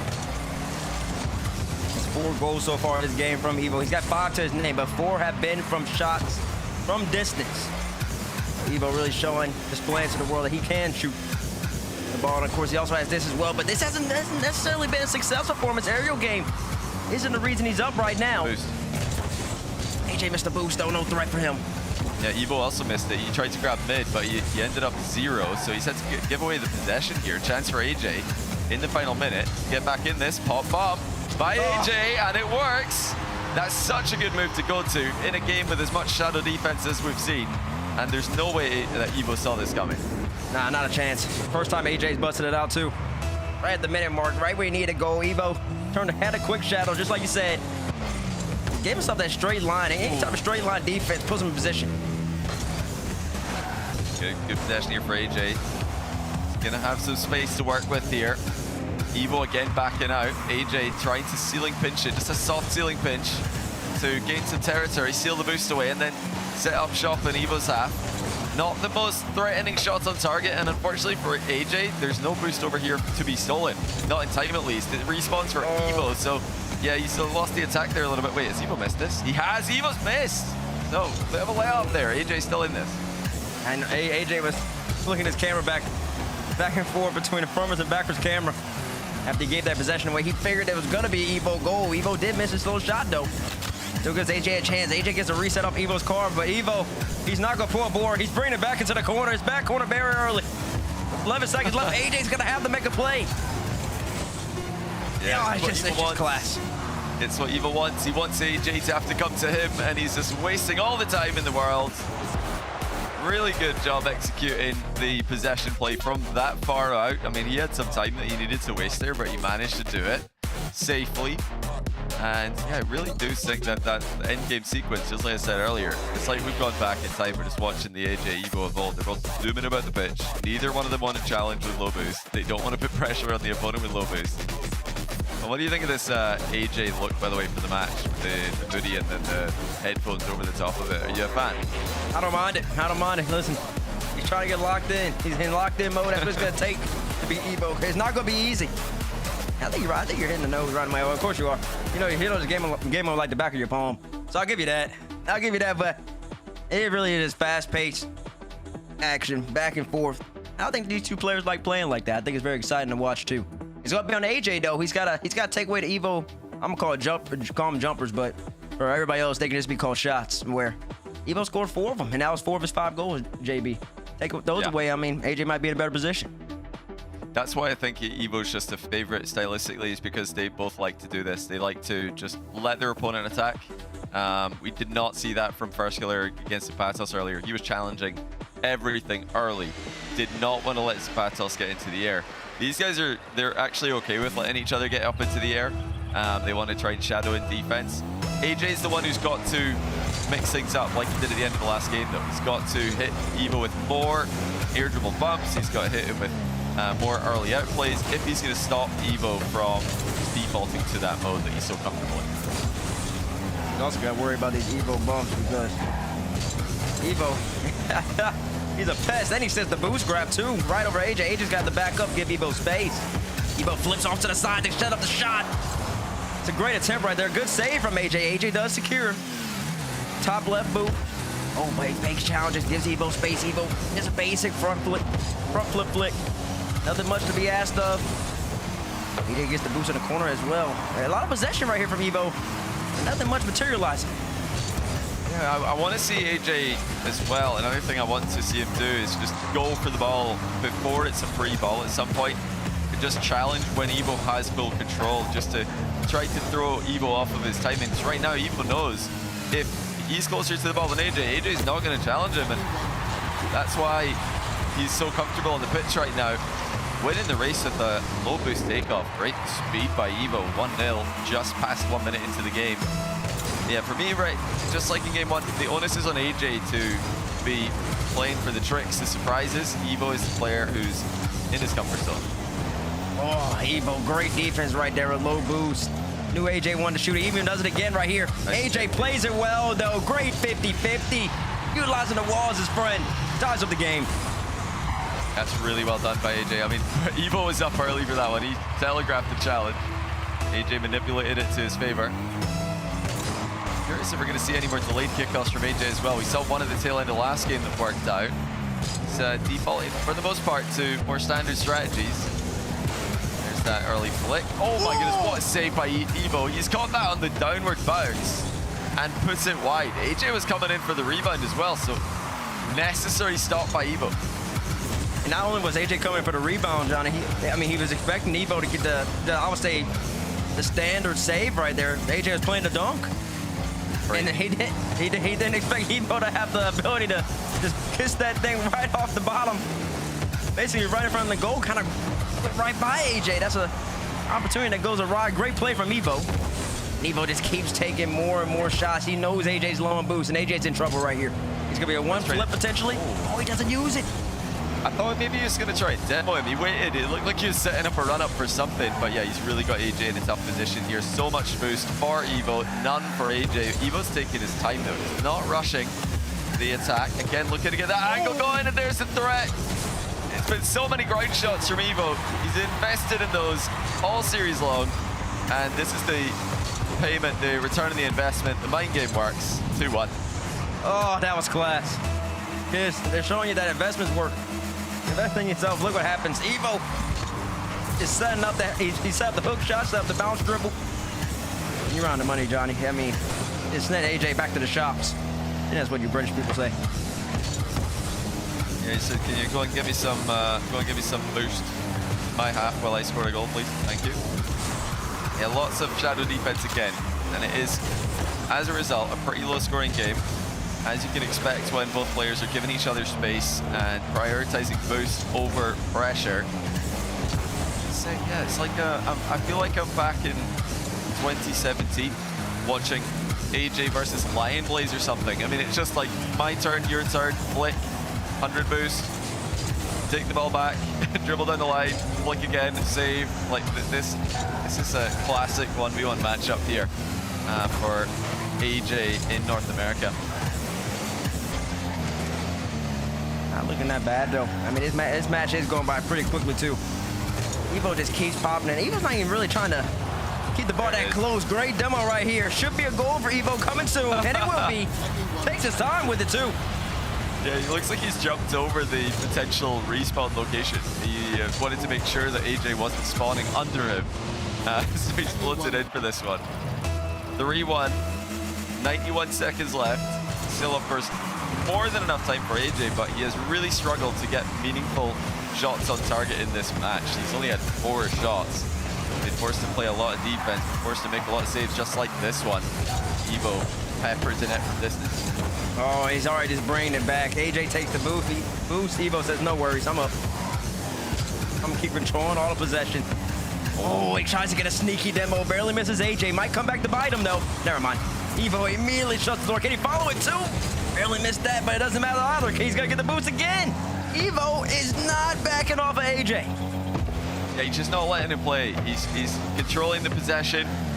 Even if it's in Evo's half, he's still firmly in control. He can take this back, he can play it forward. He's really got all the options in the world. He does decide to play this one forward so that he can steal the boost again.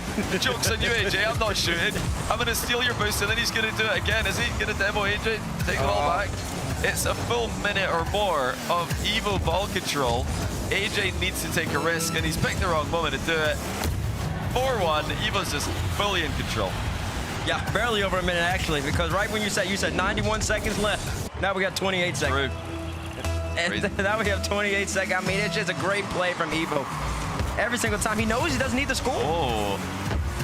And he wow, he got the drive kickoff as well. Evo flexing his kickoff repertoire here. That's a strategy we've seen Zen use in EU last weekend to try to close out games. It's a good way to just get the ball moving quickly, right back into more of the same of what we've seen before. Yeah, this has been a frustrating one for AJ. He has not had a lot of the ball. He has just been watching Evo in free play for the most part of this game. Only got one goal to show for his effort. Yeah, and listen, I appreciate the online free play, but I'm not trying to see online free play when I'm in a match of this magnitude. At least I'm not AJ. That would tilt me out the wazoo. Why would anybody? Why would I want to do that? AJ's gonna have to make the adjustments. He's gonna have to get on the ball. I don't know how he does it, though. Okay, I mean, Evo is. It seems like he's just moving a little bit faster than him in every aspect. Whether it's on the wall, the chain dashes, whether it's on the ground with just pure speed. Like even Evo's first goal, I believe, AJ had 4 boosts, about 90. Evo only had about 12, but he got up so quickly. He just beat him out in the midfield race. The onus, like I said at the start of this game, it is on AJ to do something that Evo doesn't expect. But unfortunately, he waited until that 4th goal there. The only time he postured up to actually challenge Evo was after a full minute of Evo possession. Before that, AJ didn't really have an opportunity because Evo was just outpacing him. But early in this game, AJ has to challenge. Just early, just go. Just don't fake challenge, just full send the challenge, and don't get faked. Just hit the ball. Just play the ball. It sounds simple, but with Evo behind the ball, it's difficult to do that because you're so scared of the flick, you're so scared of the shots. But AJ's just got to put all that fear aside and just go straight for the ball in this 3rd game and do it early. Sure does. Meanwhile, I don't know which one your favorite region, EU or MENA. I guess it's EU, but MENA is your 2nd favorite region. I don't know.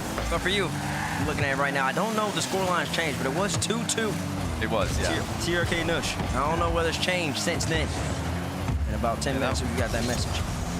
Yeah, that was in fact, like I said, 10 minutes ago now, so we'll get an update on that one for you guys when we have it. We're gonna have the grand final of MENA 1v1 at the end of the stream today. We've got the conclusion of Evo AJ, and we've got the other upper semi-final, and then we've got MENA 1s.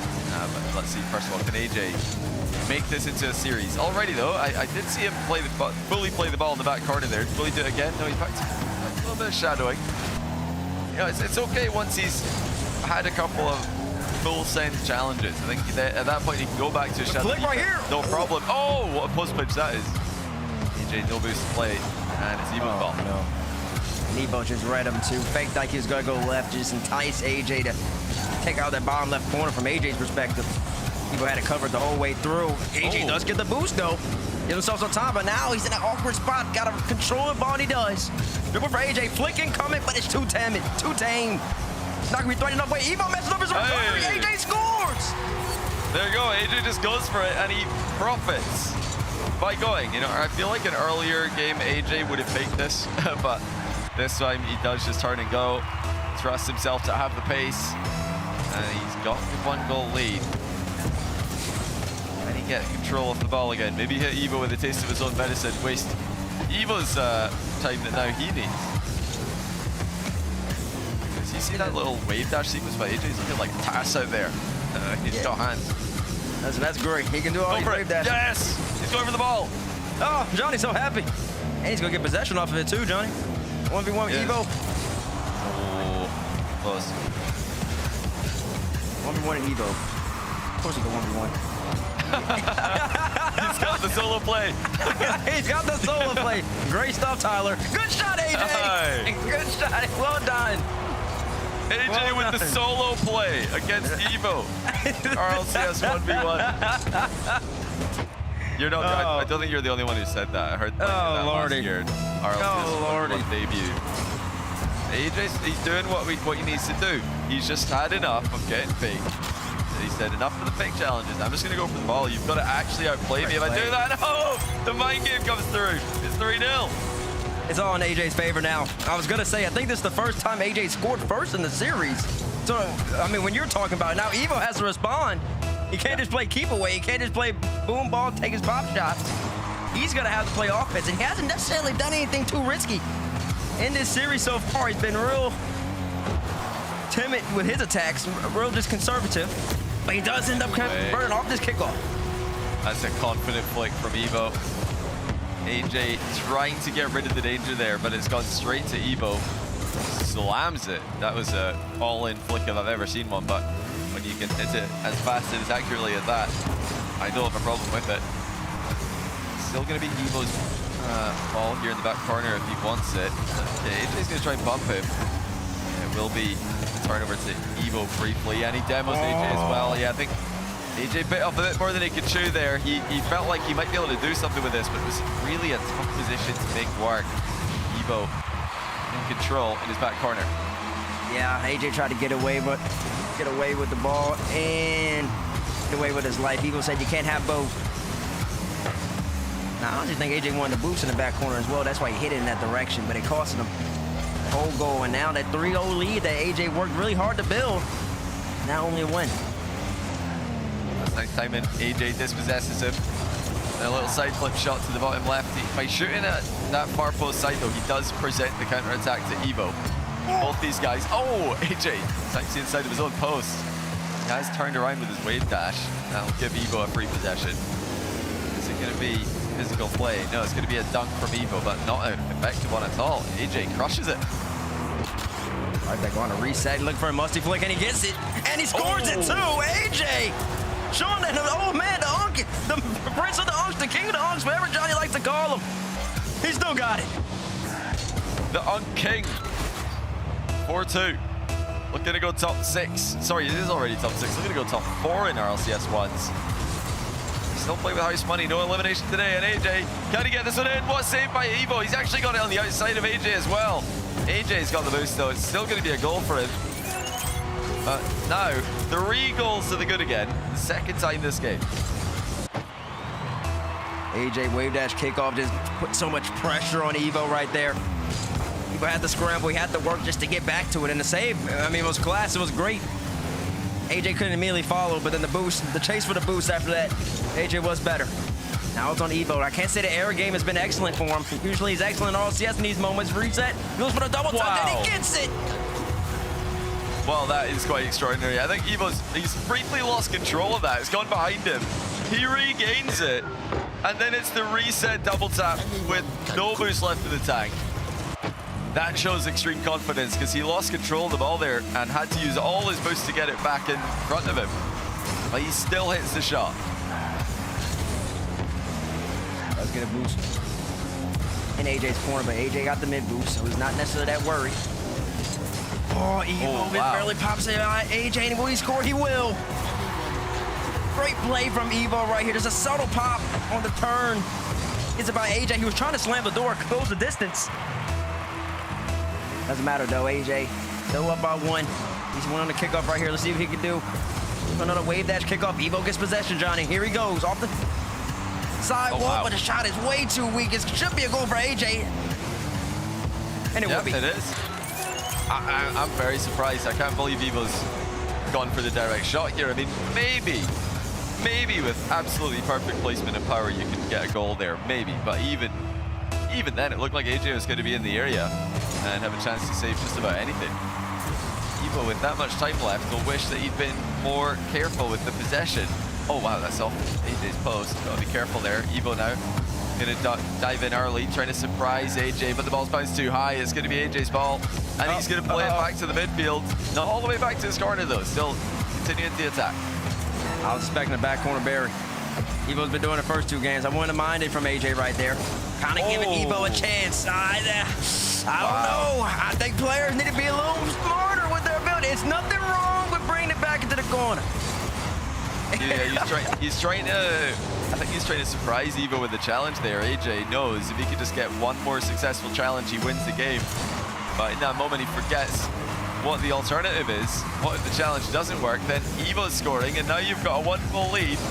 No boost to play with. Your car's out of the game. What can Evo do in the final play of the game? Oh, he scores it! Again with the infield dribble. 6 seconds to go. We're tied at 6 apiece. Evo even lost possession early. It was kind of a tough ball after he got the demo. He couldn't get it on top of his car. He drops it. I think AJ probably should have full sent it in that moment. Yeah. Gave himself a chance. That's what he did before, and he got outplayed, so he's in his own head about it still. AJ tries to ice it. Evo with a huge early challenge. Just get about before the line, so no danger there. Great defense from Evo, forcing overtime. Go ahead by 3 here. Rolls through AJ's delayed kickoff. AJ trying to trick Evo. He did not fall for it. Boost advantage is his reward. Oh, he's in the inside of the post. I'll bring it back. AJ, no boost. It's going to be all Evo right here. Evo is moving fast as ever. AJ gets the back right corner boost. Here we go. Evo setting up the hook shot danger. Makes it out. Gets a little 50-50. AJ just sat on his back line. This isn't 2017. He's got to close the distance at some point, Johnny.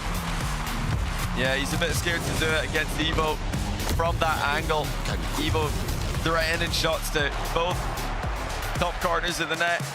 Low 50, obviously a threat as well. You know, so many options in that position for Evo, but I think you're right. AJ either up 6-5 or in overtime just has to go for the ball. He's just got to send it at some point because I mean, on your goal line, you're a sitting duck either way. It's not like you're holding onto a good position. Sometimes you can hold position if you've got boosts and the other player's not really threatening much, but I do like that Evo's had the angles with his dribbles. That's something that we talked about earlier. You guys can try that in your own games. Give yourself an angle to work with. Threaten shots, threaten flicks, cuts in field, fakes. Evo's really flexing all the options here. He really is, and he had to dig deep too because AJ started off the game hot. Scored first, scored second, scored third. 3 goals, the better for AJ. And then later on in the game, I believe it was 5-2 in this game as well. So 2 times in this game, AJ had a 3-goal lead. And he's let it kind of waste away. Any moments, I mean, I know it's a high pressure situation. Evo's a highly talented individual, but so is AJ. I think he just needs to have a little more confidence in his challenges, a little more confidence in his ability to stop whatever Evo's about to present to him because both times just sat back and kind of letting Evo dictate what happens. I think at this stage in Rocket League's history, allowing players of Evo's caliber, of Evo's talent to shoot the ball, they're going to be more than likely successful. It's why a lot of the top players will skew towards aggression more often than not. Oh, as Evo tried to drive kickoff here, it's open game 4. The ball's rifled into the backboard. And yeah, he did, but he caught a little bit too much off it. It's really surprising actually how side onto the ball you need to be with the drive kickoff before it bounces favorably. You feel like you're too side on when you get it right. That obviously wasn't enough of an angle for me. It wasn't. Listen, let me know when you're opening up the Kickoff Academy. You know, I did not understand the kickoffs nowhere near the same. Evo does avoid the AJ bump, and AJ actually almost came from inside the goal. He barely kissed it back in. That would have been a top play if I've ever seen one. Evo shot incoming. Power and accuracy, not exactly what he wanted. AJ no boost. Evo secures the mid. AJ's got the backup, and here we go. Same situation. What is AJ gonna do? He has no boost, but he does save the ball. I was gonna say that if he doesn't get to that, he's got to make his own chances happen. I do like that out of AJ right here, just pushing Evo back into the corner, making Evo have to work again. I do something like AJ's missed an opportunity there to drive challenge and bump, maybe demo Evo on the previous play at the midfield that started off this sequence of Evo's possession. Evo's sort of giving it away though, so it's now AJ's turn to make something happen. Recovery by Evo on the inside of his own post. AJ prioritizing the boost steal instead of follow-up pressure. That's been the story of the series for me. Both players quite happy to just let the ball go to the opponent at times, as long as the opponent's got no momentum and you're able to secure 100 moves. This has been the least amount of reset gold I've seen in one series in a very long time. And this is about the most amount of shots I've seen in one series in a long time, too. Once again, though, Evo bumps out AJ, turn, pivot, and just snipes it right underneath the crossbar from range. 1-1 apiece, 3:30 left. This game's zooming by yet again. You're right, it's been focusing mostly on the ground game. Here's another look at it. Evo making the age-old mistake, thinking that he's done enough there to cut away the shooting angle, but of course, AJ able to get around the ball with the wave dash and the side flip shot. He's still fighting in this one. Wants to make it into a closer match than the scoreline would currently suggest. But really, it has gone very much according to plan for Evo. It's very much as First Skiller told us it would be. Strongly in favor of the active RLCS player. All of AJ's hope is dwindling here in this series. Oh, that's a big pop. I don't think Evo wanted that one. Tries to control it. Yeah, I don't think he did either. He thought he had an easy goal right there. I can imagine him now. He's upset. Does get another demo on AJ. AJ hits him with the ... Evo says, my fault. AJ's tired of it taking out the game, Johnny.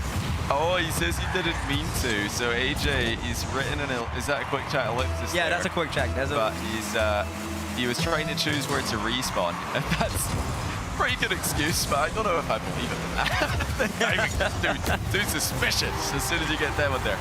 No, AJ would never would he be tilted at them, truly. Nah. None of them classic North American players, they never got tilted off demos. Yeah, they pioneered demos and scrims back in the day. In AJ's generation, he was part of that era, playing against all the goats, all the greats of NA.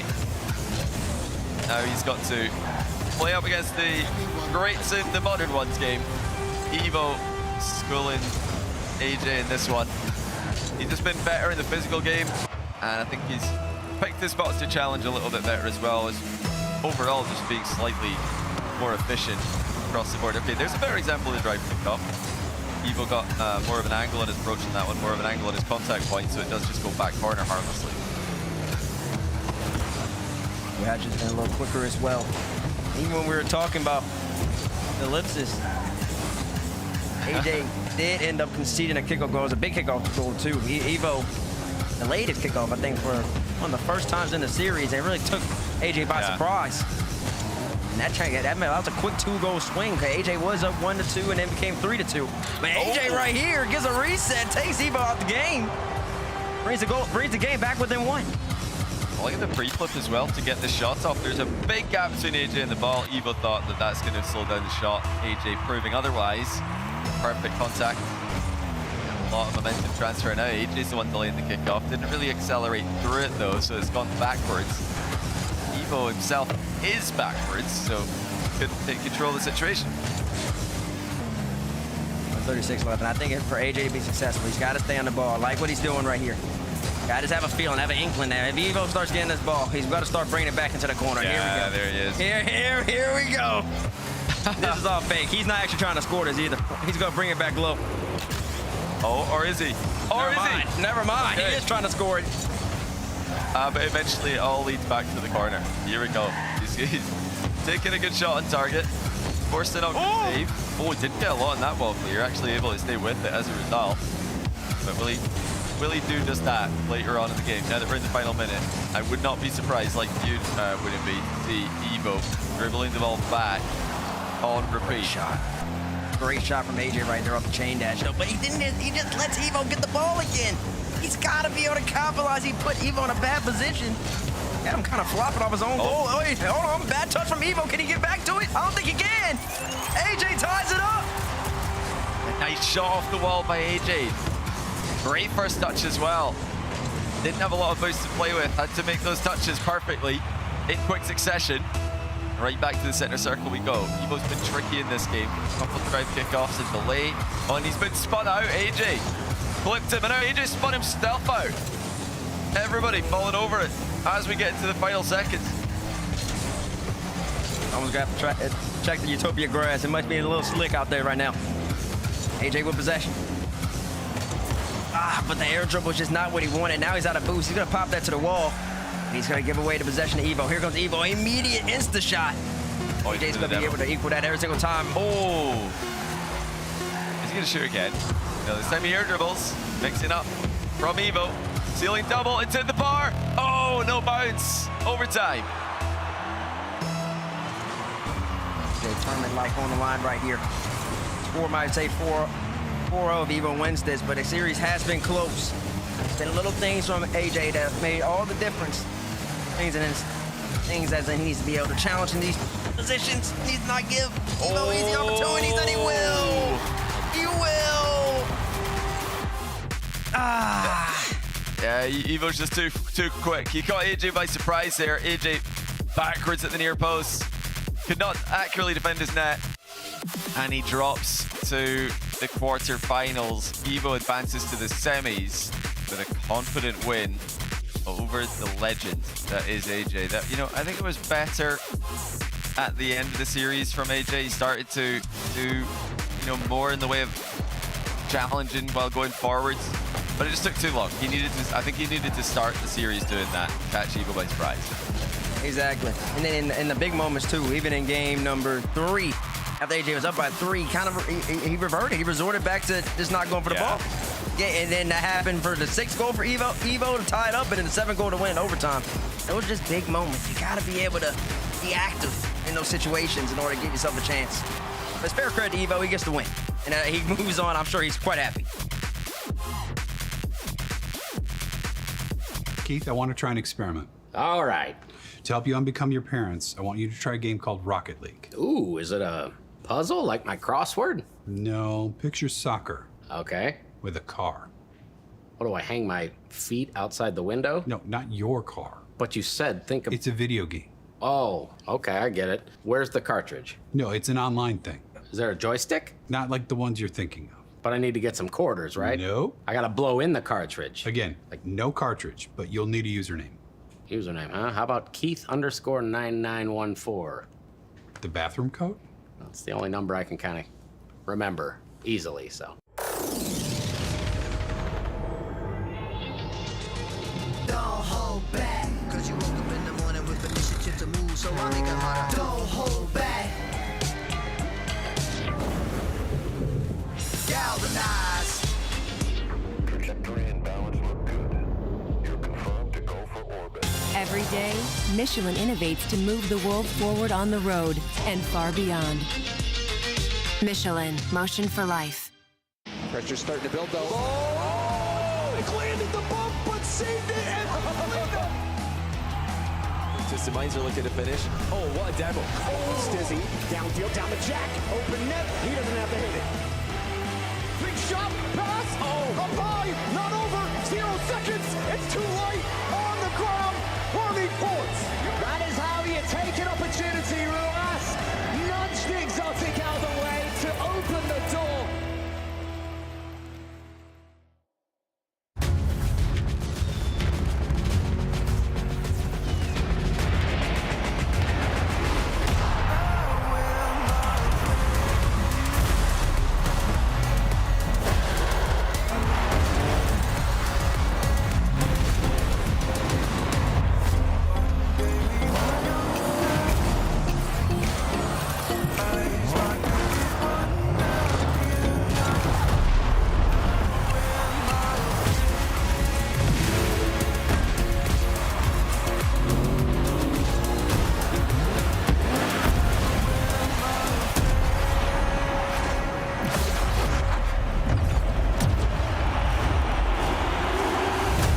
Magic of Rocket League is the stories you could tell about it.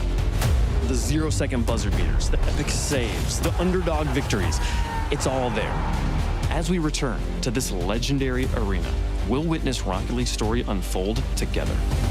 Who will hang their team's banners in the rafters of Champions Field? It's time to find out.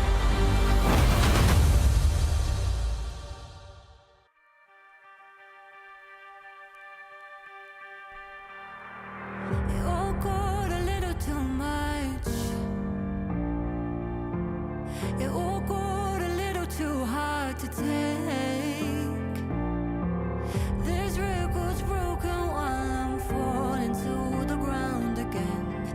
Can't keep reliving my mistakes. 'Cause I'm not perfect, nor did I claim to be, and I felt worthless. But I'm shaking off that feeling. I'm not perfect. Nobody here should see. We're all just trying to get through. I'm just trying to get through. I'm just trying to get through. I'm just trying to get through. We're all just making our way through.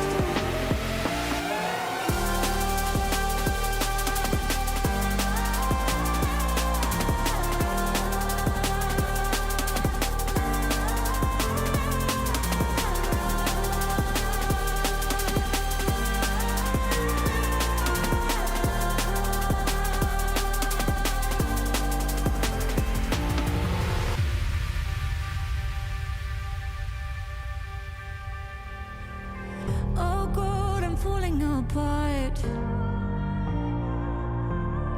Feels like I'm giving too much in vain. There's records broken, I'm just trying to move my feet again. Can't keep reliving my past pain. 'Cause I'm not perfect, nor did I claim to be, and I felt worthless. But I'm shaking off that feeling. I'm not perfect. Nobody here should see. We're all just trying to get through. I'm just trying to get through. I'm just trying to get through. I'm just trying to get through. We're all just making our way through.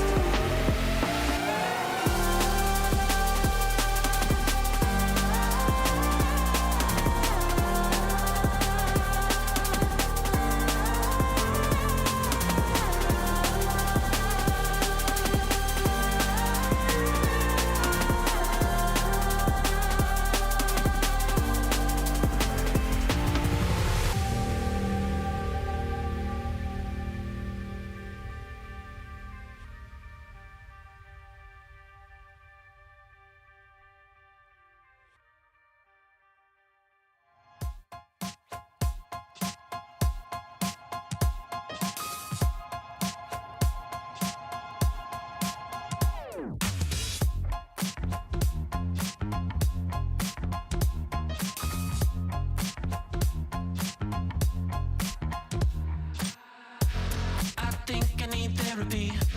My feet gets the best of me. I can't seem to understand how you do this to me. You've been running in circles inside my head. Wasn't looking for love, but baby, I found you instead.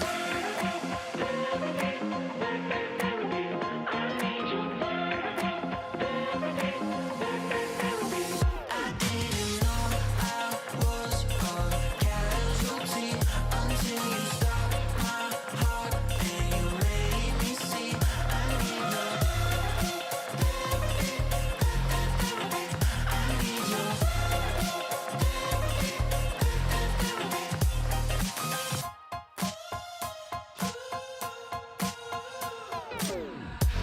I think I need to confess.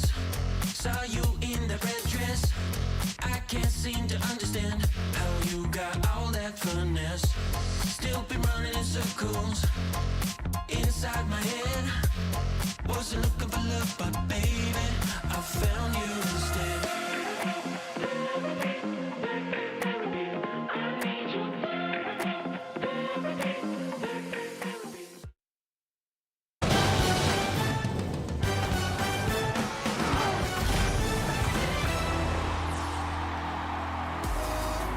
They've played hundreds of times, it feels like at this point, but Evo has AJ's number on speed dial there. 4 up, 4 down, made him work for it. But in the end, Evo is through to top 4. And he's one match away from the grand finals. I'm joined by Evo here, sir. Dude, FK called it. He said it was going to be a 4-0. You lived up to it. AJ made you work for it, though. It made you, what was the hardest part of that match for you? Honestly, kickoffs. I couldn't win a kickoff, so I just like started delaying it, popping it up, and yeah, I think that's why I won. How much time do you spend thinking about like premeditating a kickoff versus like just kind of vibe coding the kickoff when it comes to ones? Because it feels like it's like so much of the game when you're the only player on the pitch. Honestly, I don't really think too much about it, to be honest. Okay, well, you've made it work here with all these kickoffs there. I got to ask about tomorrow real fast here. You got first killers in the match behind you, and then depending on who loses between Zach and Diaz, they'll be back there. So you're either playing Zach, Diaz, or FK. Who do you feel is your best matchup? I think probably FK. I want to get my rematch because last year I lost him, and kind of want to beat him this year. So yeah, I think first killer. Hey, you're already a step ahead. I hope you get that rematch there. We got Zach and Diaz coming up here in a second. You think Diaz has got this, or is Zach going to create the upset? I think Diaz will win that 4-1, 4-0. All righty, sir. Well, hey, congratulations on the win. Good luck on Championship Sunday. Thank you. That is Evo locking it down here. He wants the rematch against First Killer. Wouldn't that be a stylish way to have Championship Sunday evolve here? And a back and forth match, especially there towards the end here, Johnny. AJ putting it to overtime, multiple games. Yeah, AJ made it competitive. He like you said, made Evo work for it. Evo had to lock in at the end of those games. They were all close in scoreline, but I think he did just take a bit too long to try the aggressive style of defense. He waited until it was Evo favored at the end of the series, and then he started to switch it up defensively. I think maybe if he can start off the match with early challenges and get Evo worrying about that early on in the series, that's when he can have more success later on with his standard defensive style. Wasn't enough, no. Wasn't enough.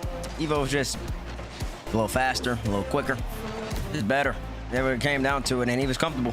Even in that moment, AJ just somehow put himself in such an awkward position right there. He knows it too. I mean, it's just tough to be in that spot after grabbing boost, and Evo's just coming around the barrel, full speed around the corner. So Evo, clinical series, and I mean all these top ones players in the NA to keep predicting all these 4-0s in the next matches. So now I'm a little hesitant, man, on the next game too. I was expecting it to be really good.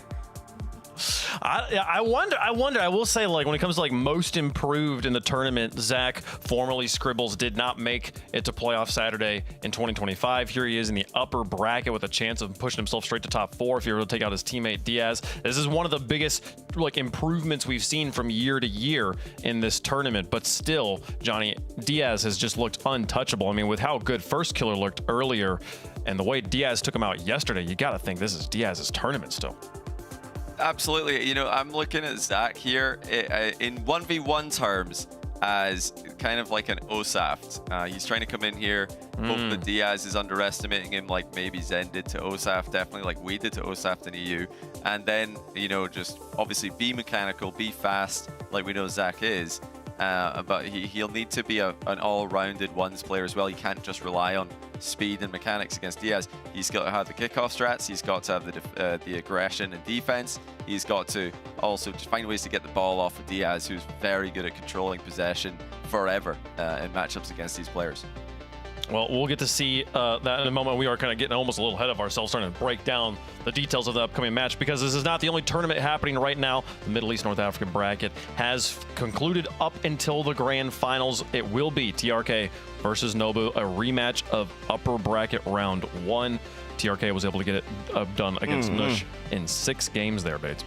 That man TRK, man. Oh, I don't want to see TRK lose 2 grand finals in a row, man. If y'all are watching the twos grand final 2 weeks ago, 5-11 went up against Falcons. Game 7, Ghazi had the most insane reset goal to tie it up with about 27 seconds left. And then, Falcons found a way. They found a way to beat him in regular time, too. I know that was kind of crushing. TRK, I talked to him at the lands, and He wants to win, man. He's always in grand finals, and he has won grand finals, but he wants to win even more. This is another big moment here. If he can beat the reigning RLCS 1v1 world champion, that would be great momentum for him going into the, world championship.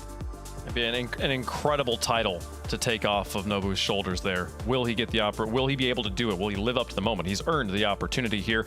2 team kills here to close out the day. Twisted Minds versus Twisted Minds will be our MENA Grand Final. But before that, SSG versus SSG. Zach and Diaz taking each other on. We can start to talk about the match again. We were saying, oh, I like that. They got the 2 different decals to offset them there. Two excellent decals here this season. You were saying, you were making comparisons, Johnny, of Zach to Osoft over in the European 1v1s and how a lot of people slept on him, but he was clearly a lot better than people expected. I'm having trouble believing his teammate Diaz is going to be sleeping on Zach. If there's anyone that's going to know what Zach's bringing, you'd assume it'd be Diaz. Yeah, you would think so. I do want to clarify again, when I'm making comparisons between Zach and Osaf, that is exclusively for 1v1 and the expectations in this upper semi-final matchup. When you're talking threes, Osaf is trying to use that 1th result as a way to break through into the 3 scene. Scribbles has already done that. He's going the other direction, where he's already been successful in threes, especially in North America, and now he's trying to add 1v1 just as an extra feather in his cap and an extra thing to practice competitiveness in. And I think that's a valuable thing for all these guys who are trying to win multiple game modes. Scribbles obviously, Zach in 2s, these guys together in 3s. This is just more repetitions of dealing with pressure and keeping the mechanics sharp. Ooh, that's a great point right there. Real quick, Wave, because Zach is the one person still remaining who can try to do the treble. Yes, very true.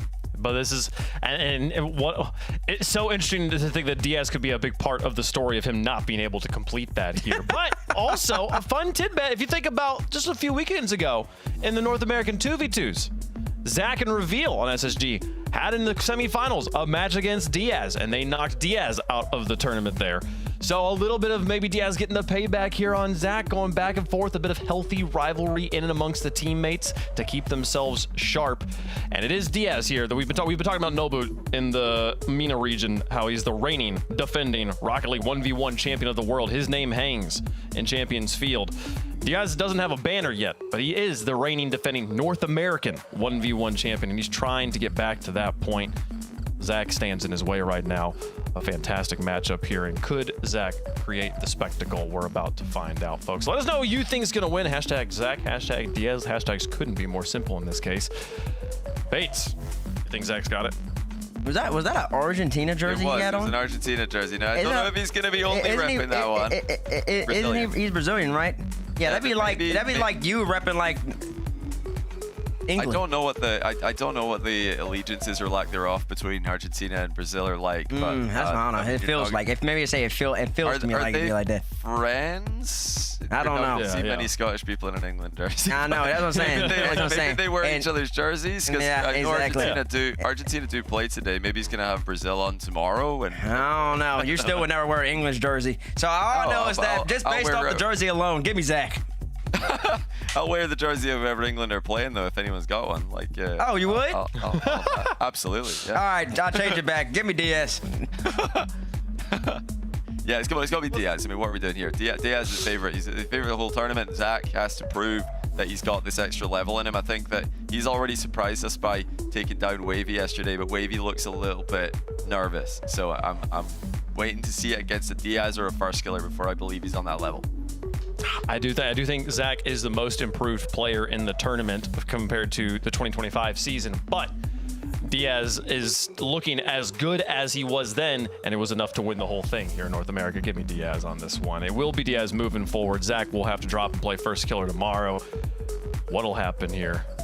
All right, Bates, since you're so hot on Zach, what's the key to victory? Station win. Well, I'm not hot on Zach, as you can clearly see. I was just basing my pick off of allegiances, and then also production. So on the graphic. Yeah, but production's playing around with me. I clearly said Diaz. Just a clean sweep on the desk. Don't worry about. Sometimes your eyes can literally deceive you, and they're deceiving you right now. I'm saying out loud, I'm picking Diaz, and they just want to be different. It's okay.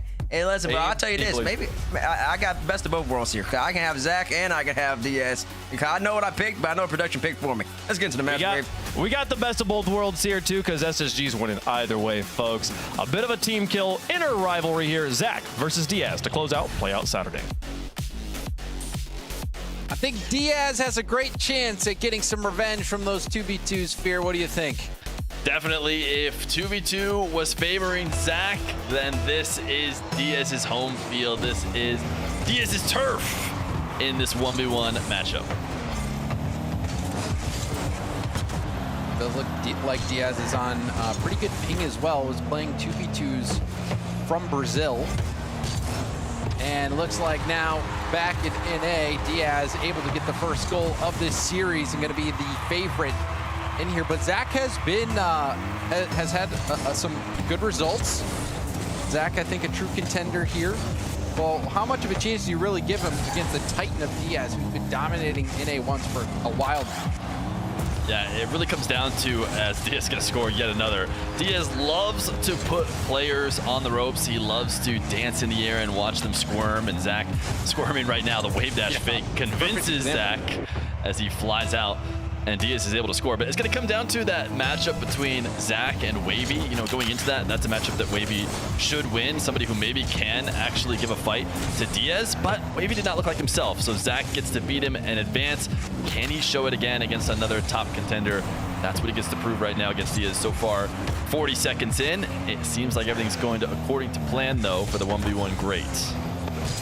And that's going to be an open net spotted out. Diaz says, oh, well, if you're going to leave it open, I'll shoot it there. Zach even had time on the mid boost. And you wonder what he was doing there. Just boosted straight up the wall. Yeah, you didn't even boost, you know, towards the play if it were going to be an air dribble, which sometimes players do from that position. He was kind of just boosting all the way up into the deep back corner, which is not even a place to challenge much of any take. I almost wondered if his controller disconnected for a second. Why is he boosting up the wall? But finally, Zach will get his first goal of the game. Yeah, we had threatens with a reset, but that little touch there, you could see how much power he got on it. Almost scored off the touch. We have seen a ton of Zach clips. I think Zach got the #1 play, one of the top plays of yesterday. He is more than capable of continuing to add to that and getting his name in that top plays again. If he gets open opportunities, almost about as close as it gets, but he is going to have the follow-up. It's going to be on Diaz to make sure that Zach doesn't get to his aerial game as often as he'll need to win this series. Yeah, and you can see Diaz a little bit panicked on that touch. Normally, he's the one making other people squirm. Zach getting him there. Zach patient. Diving in at the right time. Diaz, though, fighting through. Keeps Zach low. This should be an open net goal here for Diaz. He's going to walk that one right in. Diaz just taking advantage of a Zach who was looking for a 50 on low boost, but ultimately was not able to protect the ball well enough. Diaz coming in from the side. These two will wave dash mirror kickoff. You know, with teammates playing each other, it makes me wonder if these guys ever do any 1v1 against each other. Zach Nice Reed, he's taking advantage of Diaz, who slipped up on the boost, had to reverse back to get it, so arriving to this defense just a bit late. Zach takes advantage. I know I've seen this over in MENA. A lot of the top MENA guys will scrim each other a bunch in 1v1. Maybe that's where Zach is getting his credit. I don't know. If we have an interview, we're gonna have an interview with one of them afterwards. I'm interested to know if they ever play and, you know, sharpen their skills against each other. Or something, you know, when right. you just got maybe other team isn't there yet. Say, hey, you want to do some 1v1s while we wait. I would think they should do that. I've seen other teams do it, but I also wouldn't be surprised if they said, no, you know, we stick away from the mode. But no better guy to practice against than Diaz. And Diaz honestly could probably learn something new playing against a player as skilled as Zach. As Diaz hoping to pin Zach back. Got a little bit greedy, though. Didn't have a ton of boost. Zach pops it around him, and he's got an equal game. And to see that raw talent that Zach has as well. Zach, such a fast player, so speedy. Read Diaz like a book there. He's had him a couple times now. Despite Diaz having a strong start in the game, we've seen Zach now gain confidence. Has possession again on the dribble. Diaz gets beat again. Zach following his own flick. And a nice flick it was. Yeah, Diaz shadowing from distance and just waiting for Zach to bring the play to him. Zach punishing, capitalizing on a kickoff win, never giving that possession back. Diaz has again pushed this ball into the blue half. Previously, Zach was able to handle it. Diaz just misses barely. Zach is in and out of the net to make the save. He'll likely just clear this one out, throw it on net, force Diaz to slow down. Zach's gonna have an opportunity to pick up boost, but now Diaz gets to get to his favorite position. He sees Zach coming to challenge. He pitches it on the ceiling, but a little bit of a bump might have helped slow down his recovery, and Diaz can't get there to convert. It did look like Zach made some contact with Diaz on that play. Such a fast challenge. Bold challenge from Zach, but it worked out. However, Diaz in the air again will have to bail out of the play, no boost. Zach touch to the corner and gets the 100. A little bit of space here. Zach's going to take it up the wall. Didn't go up cleanly. Now back down to the ground. Diaz able to defend that. That less than ideal touch up the wall. Yeah, both of their defenses are looking solid right now. Normally you see in ones as Diaz going to get a nice bump, should have an available angle. But you normally see in ones extended attacks, you know, a shot that gets followed up a few different times before a defender is actually able to escape. But right now, both Zach and Diaz have done a good job of shutting down the very first attack, getting quality saves, prioritizing their recoveries on top of guiding the ball to the corner, and not allowing either one of them to get anything going, which is, you know, Diaz I know can do that. It's Zach who potentially was not going to be able to handle Diaz's offense in that way. So far he has. Nice little pre-flip to kind of scoop the boost out of Diaz's control. And he's going to try and force the issue here. Demo. Can he score this? Diaz gets to pick where to respawn, and Zach shoots it away. And this was all because of a botched wall dash here from Diaz. Made him an easy target, a sitting duck there for Zach. Had Diaz been able to get that wall dash, and I mean, he was playing so smart before that. He wasn't getting baited by the boost, was playing close to the ball, but that, you know, that's a risky play. A lot of people don't realize how difficult wall dashing really is to execute perfectly every single time, and now they're gonna give up another one. Diaz down by 2. Zach is looking like a real contender out here. Yeah, Zach is not making the mistake of overly, you know, respecting Diaz, backing off, allowing him to get anything he wants. He is ready to pounce on any poor touch, and Diaz is giving him opportunities. Zach maybe immune to, you know, the fear that everyone else has when they're going up against Diaz in North America. He says, this is my teammate. I know I can beat him. What do you mean? He is certainly playing confident. Wave that shot. Diaz cuts it off. We'll see if Zach can get an extended possession now. Diaz managed to save that with a ton of boost left over, and he uses that boost to bump Zach away. Diaz not going to pick up the 100, going to cut straight down the field. Both of them still have tons to work with. Can Zach get around it easily? He just waits on the ground and has a save. It didn't look like Diaz got enough height on that air dribble bump, and he's going to pay the price. Gives up the ball. Looked like a premium opportunity there for Diaz. Didn't execute, and then on the other end, Zach punishes him. It seems like he's reading Diaz like a book. Diaz multiple times over now, getting caught just out of position where Zach can sail it up and over him.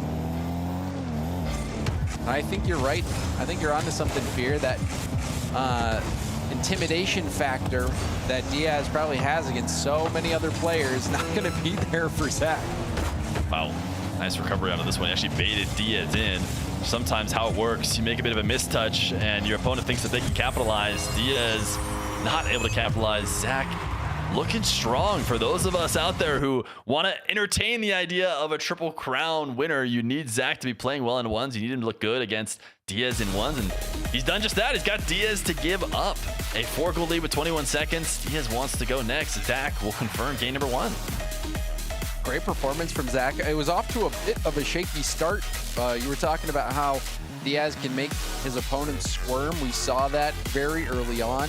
Got the reset, brought back down to the ground.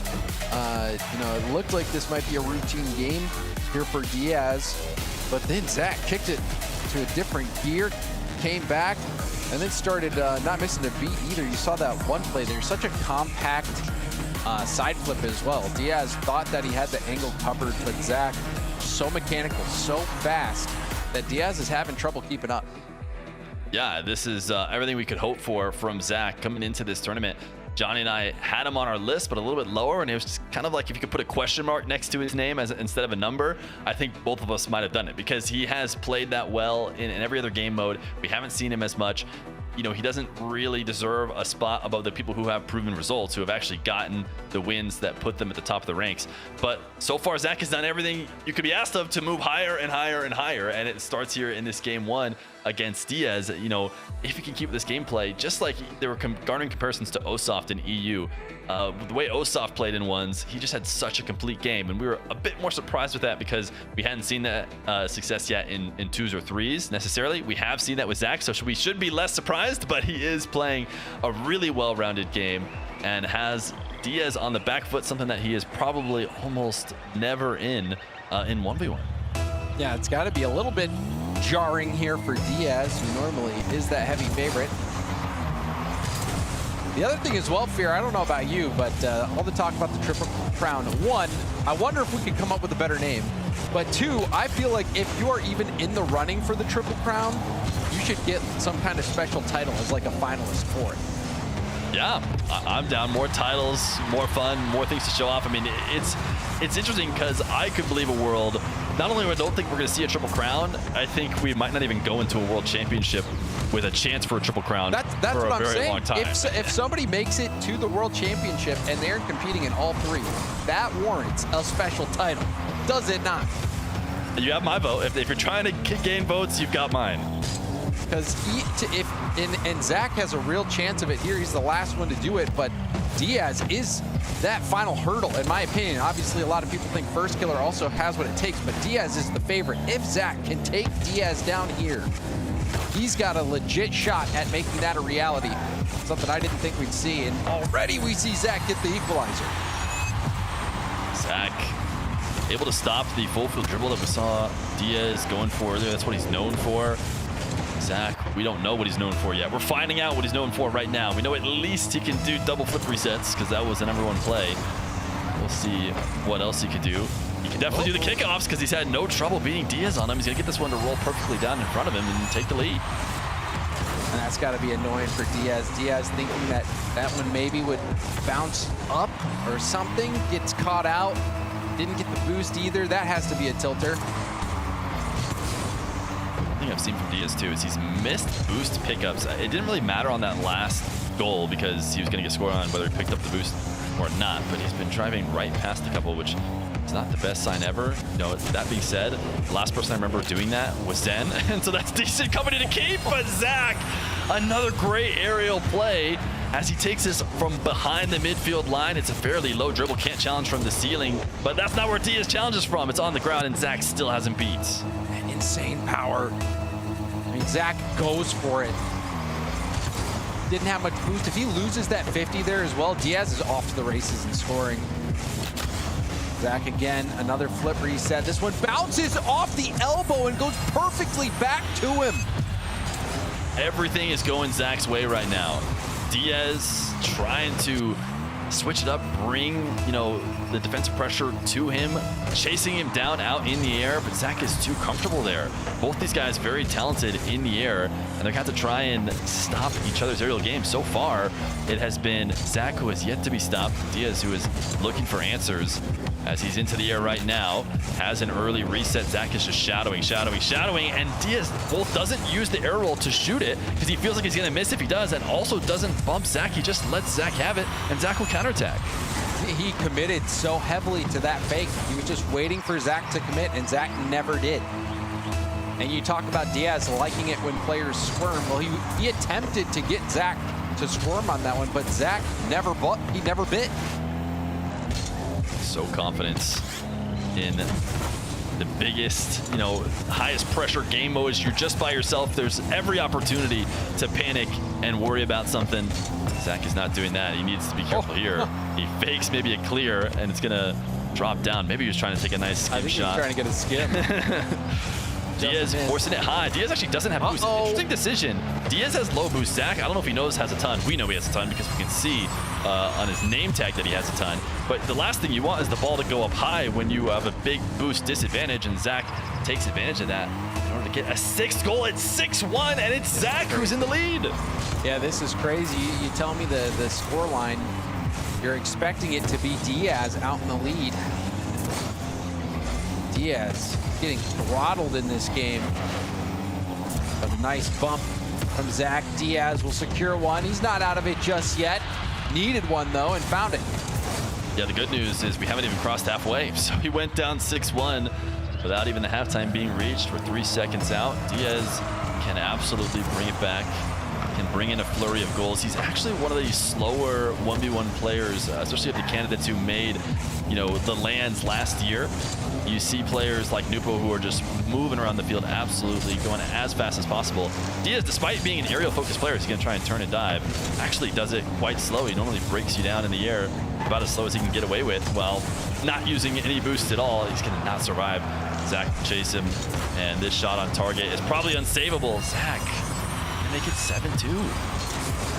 And I think a lot of that is due to players getting uncomfortable when Diaz tries to put him in that pressure cooker, getting those resets, going low, going for the fakes. But Zach it seems like he has Diaz read. He is predicting the plays that Diaz is going for and has been looking very comfortable. Also has been executing his plays when he's had the ball. Diaz, though, not giving up just yet, has enough boost to go for an air dribble bump, but it's saved again. 0 for 2 on these air dribble bump plays by Diaz. Yeah, Diaz trying to make it across the goal line, too low to the ground. Zach, oh my goodness, what a shot. Diaz prepping in defense. He knows that there's a possibility of taking a shot, but he's expecting to be able to get back out there, even with him on the side wall. Great punish from Zach with the way Diaz was positioning. And Diaz has had enough. He's decided to go next. 1:42, down 6. He wants to see game 3. Yeah, back-to-back go next for Zach against Diaz. Did not see this one coming, Fear. Diaz, a lot of people hyping him up as the best in the region for good reason. We saw him compete against Nubo, I think it was in Raleigh last year, but couldn't get the job done there on land. But in North America, Diaz was the Titan. But so far in this series, Zach has not only won these first 2 games, but he has forced Diaz to go next. Yeah, this is domination. I mean, Diaz truly needs to think about, you know, what does he need to change? How does he get to his normal game? Zach is not letting him play the kind of possession control, total aerial domination game we're used to him seeing. Zach is ever on the field, and maybe there's a chance that Diaz was underestimating him, hasn't gotten a chance to practice against him as much as others. I don't know. It depends on whether or not they've actually played each other. But Zach is not going to hold underdog status for very long. He might have come in here not getting picked. You know, teammates try to go back on his Zach pick. Now he might look like a genius if Zach keeps it going. But after this win, it's official. Zach is going to be a contender. Everyone is going to be looking at him ahead on the schedule. You're not going to be able to surprise anybody anymore, but the series isn't over. You have maybe surprised Diaz in game 1 and 2. He knows that you can compete. We'll see if Diaz can make any adjustments as we head to DFH Stadium. I think one thing that Diaz is really going to have to do is start trying to overpower Zach. It looks like the fakes are not working. The plays where he's slowing it down are not working. So we'll see if he can just maybe do some of those trademark full field flip reset plays that we're so used to him executing. And here's a chance for it. Also in the Octane now. Goes low, brings it back down to the ground, so he doesn't pull the trigger right away on the flip reset, but he does get it by him. Yeah, this was what we were expecting to see. We thought we were going to be seeing 10 straight minutes so far of Diaz getting into an air dribble, being just way too tough to read defensively, and then them just taking over, or him just taking over, I should say. It's not them. There's only one on the field as Diaz now up to the air, getting bumped off. Did he get a reset at ceiling height? I'm not sure it's going to matter. Zach trying to change up the way that Diaz was able to score. Should be in now. And you can see Diaz winning the boost battle there. Zach dives in. Diaz not afraid to go for it as well. Gets bumped, and even in the play before that got bumped as well, but he's just committing to the play, trying to win those 50s, take one step forward. And that is a nice little slide here from Zach. Off kickoff will stop the bleeding a bit. Zach's kickoffs are well-rounded. It is clear that you won't be getting the edge on him purely off the kickoff. You're going to have to beat him in all the different facets of 1v1. And right now he's got himself in just a little bit closer. Diaz able to pick up the boost. I expect Zach to have to leave. He's actually hanging out for as long as he thinks he can get away with. Diaz lobbing a long shot and starting the boost steal. These are positions that Diaz normally keeps players backed in forever. We'll see if he can do this to Zach. Another great boost steal. Zach, very little to work with. Maybe thought about going out to challenge there on the first bounce, but now Diaz in his sweet spot needs to be converting on these, and he does exactly that. The wave dash sends it bottom left. This is so difficult to defend because Diaz gets the reset in a perfect spot to where he could literally shoot anywhere on that net. And you could see that in the positioning from Zach. He positions right in the middle because he's trying to be able to cover every angle, but in the middle like that, Diaz just waits until the right time to pull the trigger, and it's a perfect slot. Zach getting a low air dribble as he tries to get maybe the aerial game of his own going in this game. Interesting reset off the back wall. Diaz able to steal it away, and now these guys are going to fight for boost. Zach was hoping to maybe throw Diaz off his line, but Diaz gets to his spot. He's not really trying to score on this attempt. He was hoping not to get undercut because I think he was trying another, back and forth attacking corner boost steals. Not able to steal Zach this time, so he will be forced to back off. But the way Zach has been looking in the air, I don't think Diaz should be letting them get to too much as he's got tons of space. Off the ceiling double, gets denied by Diaz. Zach did win the race to the corner boost though. Diaz on the dribble, goes low and just powers through. Escorts this ball to safety. Yeah, Diaz has to be willing to get dirty here. He normally prefers playing in the air, but especially if Zach is jumping high, you see Zach jumping up in the air, doing his best to try and turn and boost back to get a good 50, but you're just never going to be able to get a strong enough 50 to beat someone who's still glued to the ground, walking the ball in. So Diaz improving here in this game. And now waiting for Zach to leave. He's expecting, after grabbing all the boosts on the map, that Zach was eventually going to give him the ball, but Zach refuses to leave and gets his goal. Zach getting his hands dirty as well here, battling in the trenches for that one. Yeah, he gets bumped too, and just bumped right into position to keep the play going. Now he's back, looking for some more kickoffs, but Diaz just wins it straight to the back wall. Very weak kickoff there from Zach as Diaz gets a 3-goal lead once again. Right back off kickoff, and I think this game, is this more of along the lines of what you were expecting from Diaz in this matchup here? Yeah, I think, this game by itself is something that would likely represent the series. We've seen Zach do, a couple nice plays, but Diaz should be dominating. But remind you to look at the scoreboard. It's Zach who is actually the one who has been dictating this series. Not just sneaking away wins, too. He's been playing a really strong, well-rounded ones game. Diaz into the air, switching up for a 50 this time.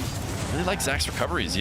More often than not, he is escaping after one attack on Diaz and not allowing him to get extended ones. And that's a big deal and the reason why he's been able to compete against him. And not only getting those first 2 wins, but forcing the go next out of Diaz as well. Didn't have that in my bingo card. Diaz. Play off his own backboard, and look at the power on that flick. Yeah, Zach looks like, I thought Zach was maybe going to challenge as Diaz came to the ground, but he knows Diaz is more than capable of popping it over the top of him. Ultimately, Zach decides to shadow as Diaz lands, and such a great flick from Diaz. Starting that dribble all the way from his own back wall, did stop well short of the net, but managed to convert all the same. Now he's forcing the issue, which I think is a good mix-up. He's been playing into his aerial game exclusively. The more we see him, keep Zach guessing by just taking it straight towards the net, the better. Great save from Zach. He actually landed on the inside of his net, but it's still going to be Diaz with control. Another chance in the air. Zach will have a 100 boost. Diaz, pretty heavy first touch. Zach might be able to take advantage of that. He's forced this down and might be able to pop it out. As these 2 guys fight back and forth, Zach should be able to get back to this one. Zach won't get the corner boost though as Diaz takes that away from him. Zach trying to pick up some small pads. Tried to keep it close with the reset, but it ended up not working out. Yeah, it's not the worst idea ever. He's in such a tough spot. He's hoping that he gets a wave dash or something that he can stick with the ball instead of just handing it over to Diaz and continuing the possession. It's something that you'll just see a ton in ones. Are with how high scoring it is, the ball going in your net is sometimes not the worst thing ever. If you collectively make the right decisions. Wait a second, Zach going for a double reset. Diaz this time has it completely read, so he will counter it, press it mechanically. But it's about, you know, breaking somebody down or making the right choice that 1 out of 5 times goes your way when there seems like there otherwise would be a guaranteed full. That's a good there's enough pretty raise. much no way to get out of it, you might as well go for the 1 in a million that lets you make it out alive. But Diaz, gotta get a forfeit as Zach. Yeah, so Diaz, though, will bounce right back. And that was a big game there, Fear. Zach looked to be on a roll. We saw Diaz back-to-back go next. Dropped out of the lobby, switches to Octane, and apparently that's the answer. Yeah, I've seen Diaz play a good amount of both. He's definitely a player that is willing to bounce back and forth. Historically, the Octane has done so well over in North American ones. The Fennec is the car of ones for the most part, and it's played heavily in MENA and EU, but we've seen, you know, the first killers, the Daniels, now the Diazes do it in the Octane. And I think North America, they prefer their Octane a little bit more than everybody else. Maybe, I assume Diaz will be sticking with it as he continues to get wins in the series. I was just looking to switch something up. It, you know, didn't look like he was on his game. Also out shooting Zach 15-6 in this game. Interestingly, no demos on either side. And normally, you know, especially in the 2v2s, we saw tons of demos from both of their teams. Zach and Reveal, and then Diaz was actually teaming with Evo. And probably had the most entertaining 2v2 matchup that we'd seen in that whole tournament. But here, Diaz and Zach lining up. We're expecting Diaz to get that revenge, but so far hasn't been the case. Zach out to early 2-game lead before Diaz finally answers back. Now the question on everyone's mind is, will Diaz be playing like that this game? So far, Zach will open it up with a kickoff goal. Yeah, Zach just gets the better standard kickoff, able to push it off to this right side, right into the breadbasket for the power shot. It's interesting that you pointed out no demos. Demos are something that do happen a lot in ones, and it's actually kind of rare to see neither one of these players going for it. We knew it'd be an aerial focused battle, but at some point you have to be willing to get dirty, to go for a demo here and there. It's great to actually follow up with after failed or, you know, somewhat failed aerial attacks where you force out a save and then take advantage of their, you know, poor positioning. And, you know, Diaz maybe slightly went for a bump there, but definitely players preferring boost over all else as Diaz tries to keep Zach pinned back. He was hoping Zach would over-rotate and he could chip it around him. Zach has no boost to work with, but Diaz still put it in a spot where Zach could save it. There was a sweet spot where Diaz probably could have prevented a save, but Zach stays alive. Remarkable that Zach is still in this play. You talk about working your way out of a difficult situation, but Zach jumped off the wall, and you could, I don't know if the viewers could see it, but the oof quick chat back to back. Not quite sure what the plan was there. I don't know if he was trying to dash or something to start, but he just jumped off the wall, floated away, double oofed himself. I think he jumped a little bit too early, and his momentum carried him low. Like he jumped when he was still on the going up the curve. Because it didn't look like he even tried to jump again a second time. So, not quite sure now. We'll give up another one. A rough little go there for Zach after that missed input.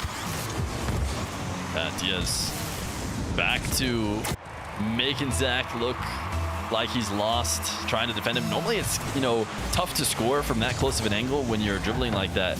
When someone can challenge off the back wall and get to the ball, you know, in a half second, it can be tough to keep them away from it, but Diaz finds a way to do so. And now an air dribble bump.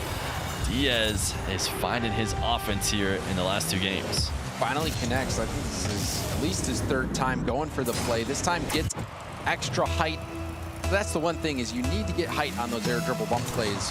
Otherwise, you'll see what happened before. Zach can just stay grounded, go underneath the bump, catch it, dribble it out. That one was perfect execution there by Diaz. Diaz is looking to be in form. Can Zach step up and compete against Diaz when he's playing at this level? Oh, Diaz got a reset as he jumped off the back wall, but that was a mix-up that Diaz is more likely to do than anybody else. You saw him with the possession as he makes a great save in Zach's half.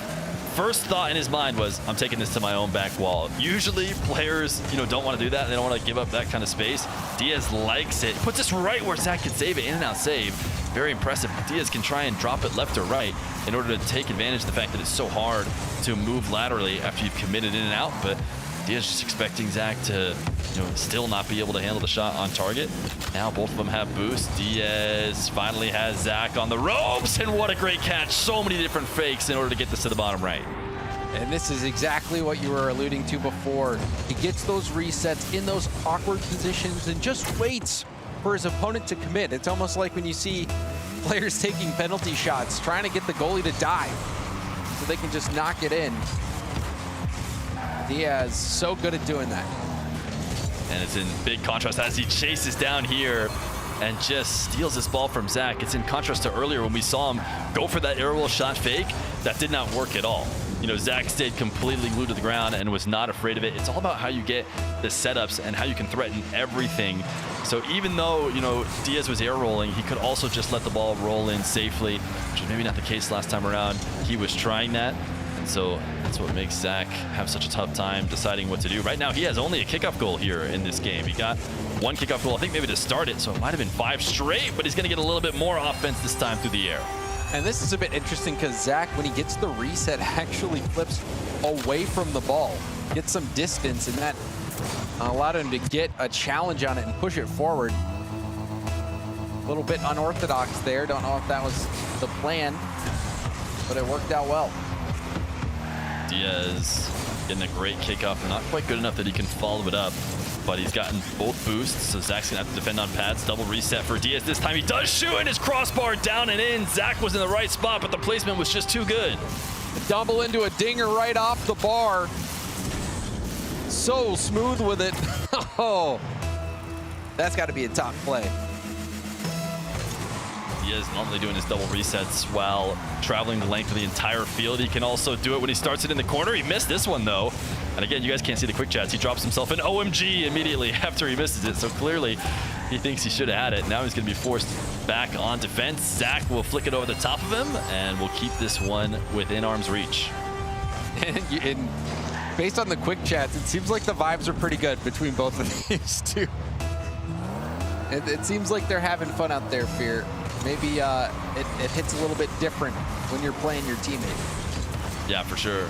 Diaz is the one that I think could potentially suffer from that because, if these guys too casual with it, having too much fun, the favorite, maybe Diaz gets too relaxed. So we might see a crazy lock-in and no more quick chats towards the end of the series if Diaz starts to struggle. But for now, I'm sure he feels like he's good in his position. This is great. 50 from Zach, who saw Diaz diving out. I mean, the lead's starting to shrink. I think we might see that lock-in this game if Zach can manage to get another one here. But this is good boost denial from Diaz. Going to make this difficult. And the demo dodged. Zach will have to run on small pads here. Diaz, I feel like there's been moments when he could play the physical game, especially with Zach low on boost. He could maybe have tried to go in and throw him off on a recovery or catch a demo, but it's clear what Diaz wants to do. He wants to play the boost starvation game. He's beelining to each boost as soon as he feels like he has an advantage, trying to make sure Zach is starved out, and in this case, it works out really well. It baits him out to the midfield with nothing, and then Diaz can play it over the top of him, and huge kickoff win for Diaz. This time, he will be able to finish it, and he gets 2 in a row. Really clean here from Diaz. Diaz making his style work as well. You wondered if he'd just pick it up, try to overpower Zach, but no, he's just sticking to his game plan. Seems like the Octane really was the solution for him, at least mentally. Gonna get at least one demo as Diaz gets a recovery demo here. Force Zach back. Now Diaz faking, and this is what Diaz does. He builds up a resume of attacks in the air. You don't know what he's going to go for, then he can just do nothing and let it bounce in. Yeah, and you can see Zach even jumping in anticipation for the shot that never came. This one slipping away from Zach. It feels like the control of the series has swapped back over. Zach in the first couple games wasn't just winning, was clearly dictating everything that we saw on the field. We started to worry for Diaz for a bit, but in these last 2 games, he is back in control, and we just have a history of watching a in-form, in-control Diaz secure wins. So when I see Diaz playing as well as he is right now, you know, I'm ready to swap back to being as favored. Pre-flip flick from Diaz. He's going to put it top left. Oh, this was gorgeous. Look at the height of it.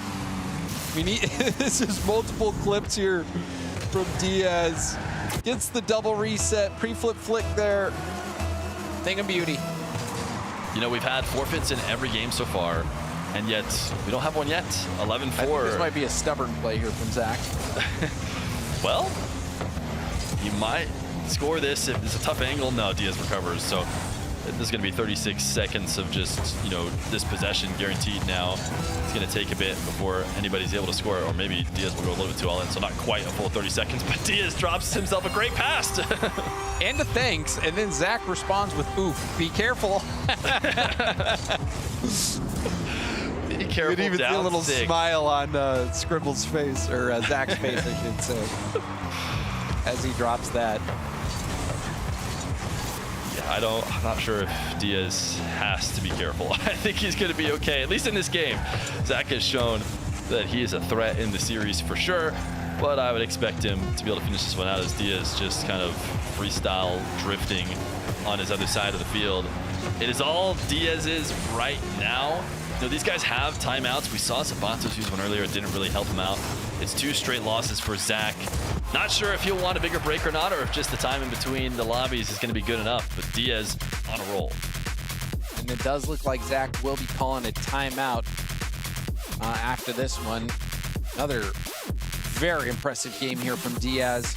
Zach was doing so well in the first games, shutting down Diaz, who was trying to make him swarm, trying to fake him out. Zach, it wasn't working against him then, but now Diaz, I think, has just slowly built up that mix of attack. He's been able to overpower Zach. He's been able to successfully fake him out.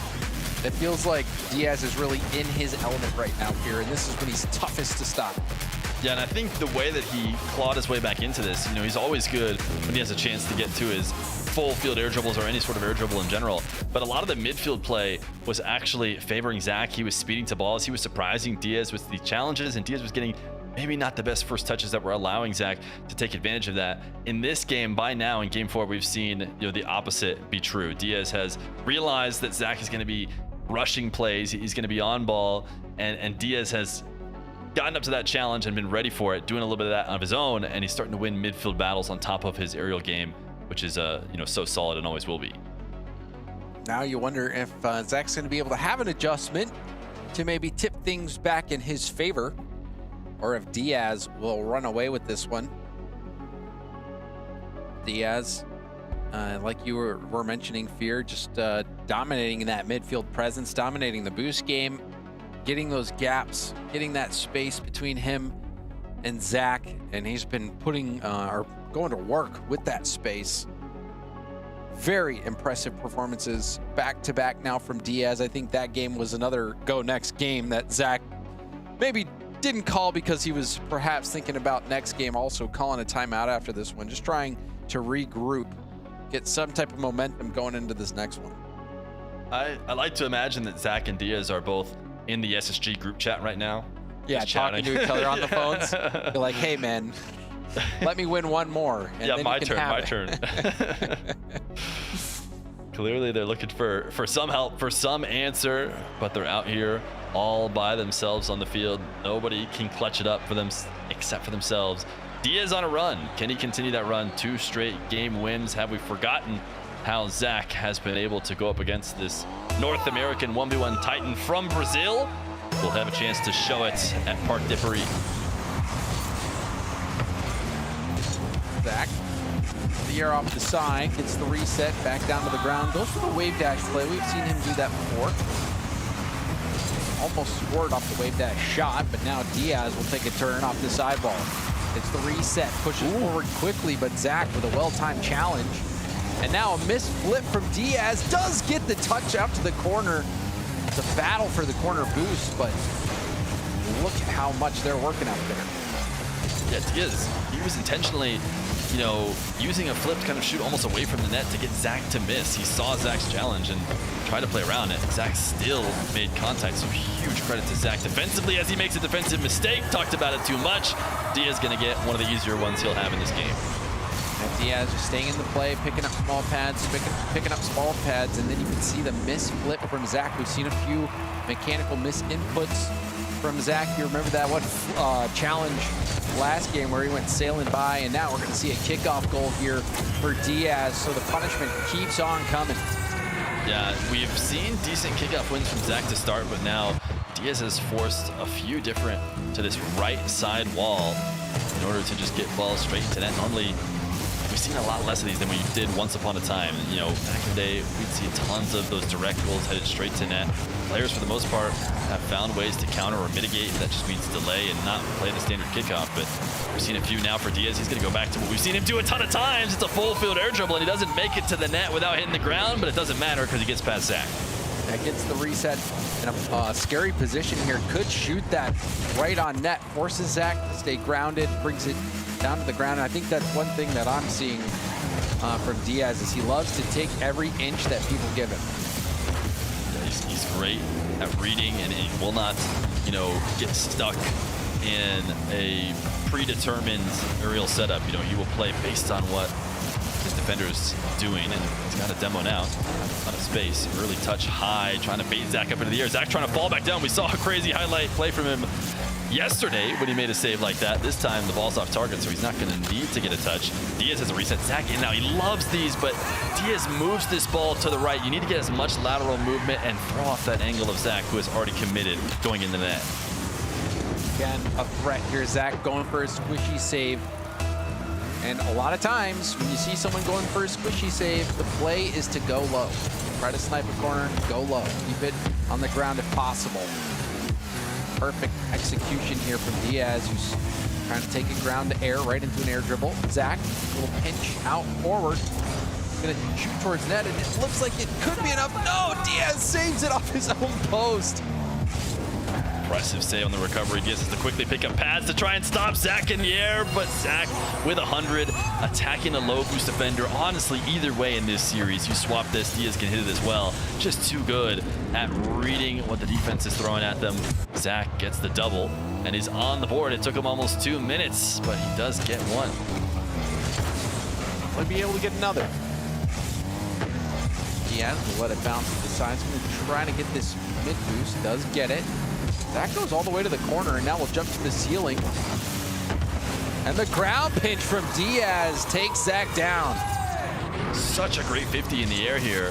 Zach decides to challenge up high. Diaz sees where he's coming from and just muscles the ball through. He also didn't take it as high as possible. Once upon a time, we saw everybody taking the dribble as high as they could go because that was the best way to avoid any defender. Now, the ceiling challenge is so frequent that you actually need to keep it a little bit underneath the ceiling in order to make sure that the challenge is tough. And Zach, a little bit over the top. Diaz 50s, gets it down, picks up a demo here in the midfield. Zach responds perfectly. What a choice! Wow. And gets the demo. That is crazy. Literally got the touch on the ball on respawn. That's beautiful. Can he turn it into a goal? Make it a highlight play. If this possession gets him one, he's not going to be able to score here. Diaz backflips and counters. So not only is it not a goal, it's going to be Diaz's. Not enough bite to that aerial, and it's 6-1. And things starting to look a bit grim here for Zach, who got off to such a good start here against Diaz. But Diaz, he has made the adjustments. He's been able to maintain control, successfully boost Starve. He's been able to overpower Zach, make himself unreadable, get back into that power position that he's so used to. You can see Zach here again battling on low boost. This is a very one-sided game and turning into a one-sided series despite the strong start from Zach. Yeah, Zach gonna fake a kickoff, see if he can't get something going with a possession in his corner. Diaz challenging off the ceiling, taking it away. Everything is going Diaz's way. He has just turned it up, and He's brought the heat. He's brought the speed. Zach maybe surprised him a little bit early, you know, what he was going to be doing, what he was going to be going for. Diaz recognizing the challenge and has come to meet it and has just completely stuffed out Zach. A minute 50. We saw forfeits in the previous games, and last game was maybe the most one-sided affair. Zach decided to stick it out. He's going to stick it out again. And now again, it's Diaz domination. I think for Zach, just wants to get something going. Does find one there. Knows that he's going to have to get some sort of momentum going to tournament point after Diaz gets this game. Or not tournament point, match point rather. It is certainly possible, but it's just not very likely. Definitely two different mentalities. You know, it is a good point that Diaz has already got the edge big time. So if he's trying to avoid Diaz getting a mental boost from a forfeit, nice recovery again. Zach seems to be really strong at recovering back for saves. But, you know, Diaz already has all the mental advantage. A forfeit doesn't really change that much. So maybe it is on Zach to just see if he can chip away at that advantage. Yeah. Is there any weakness? Is there a type of approach that I can take that will be enough to beat this guy? Basically, knows he's going to lose the fight, the boss battle, but still wants to get some practice in. Diaz could have gone faster in the corner. It's like he almost just let Zach pick it up. You know, I wonder, I've seen this a little bit on the kickoffs, but when you do have a secured game, you know, should you, I was gonna say, should you be pulling punches and maybe, you know, not showing them more of what you have? And Diaz actually going for that flick might even be a slight example of that. I don't know if we're gonna see him go for that in close games, but he knows he has the lead, and believe it or not, this ball's not in, and Zach has already decided he has already seen enough.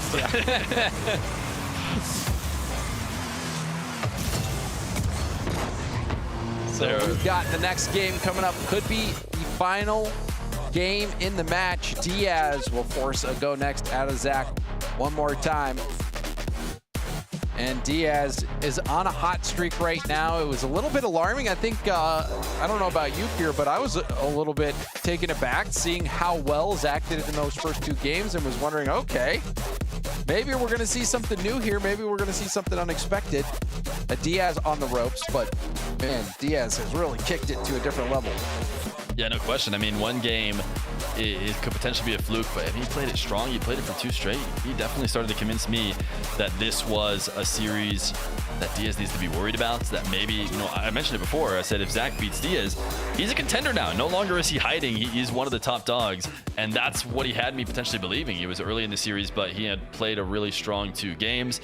He was right in the right spot to prove just what his limit is in ones, but now we've watched 3 straight Diaz dominations, and so if Diaz continues what we've seen over the past few games, does it again in game 4, then I don't think I'm going to learn much more about where Zach is at. I kind of would have assumed that Diaz be the favorite in this, and if he does get this game, then it's still a bit of a question mark. You know, does Zach do well against the likes of a Wavy on a rematch or a First Killer or some of these other guys? Can he get back to the grand final to play Diaz again? Not really sure. If he gets even one more and pushes this to 7, you know, that's a different story. But Diaz right now in the zone, on a roll, bringing it to Neo Tokyo and trying to finish out his teammate. And we've seen Zach have some interesting presets before. Brings another one here in Neo Tokyo.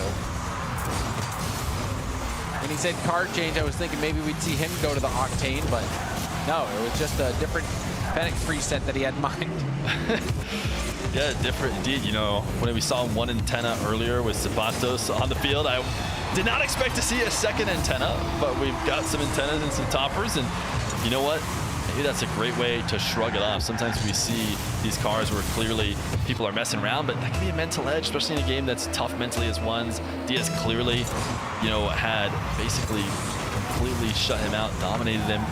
Zach was not showing any signs of life. Maybe throwing on this preset helps him shake it off and say, oh, you know, I'm in a crazy preset, so it's whatever. I'll do whatever I can. Maybe I can actually bring it back now. So far, he's up 1-0. Quick turn. Didn't get a piece of the ball, but Diaz got the boost. He now has some space. The reset. This is where he's deadly. Pulls the trigger. Catches Zach out. Diaz will tie it up. You know what the important thing to look at is he's still a Fennec. That gives you the real idea. You know, if he came in here with a non-Fennec, non-Octane, you know he's committed to the crazy preset.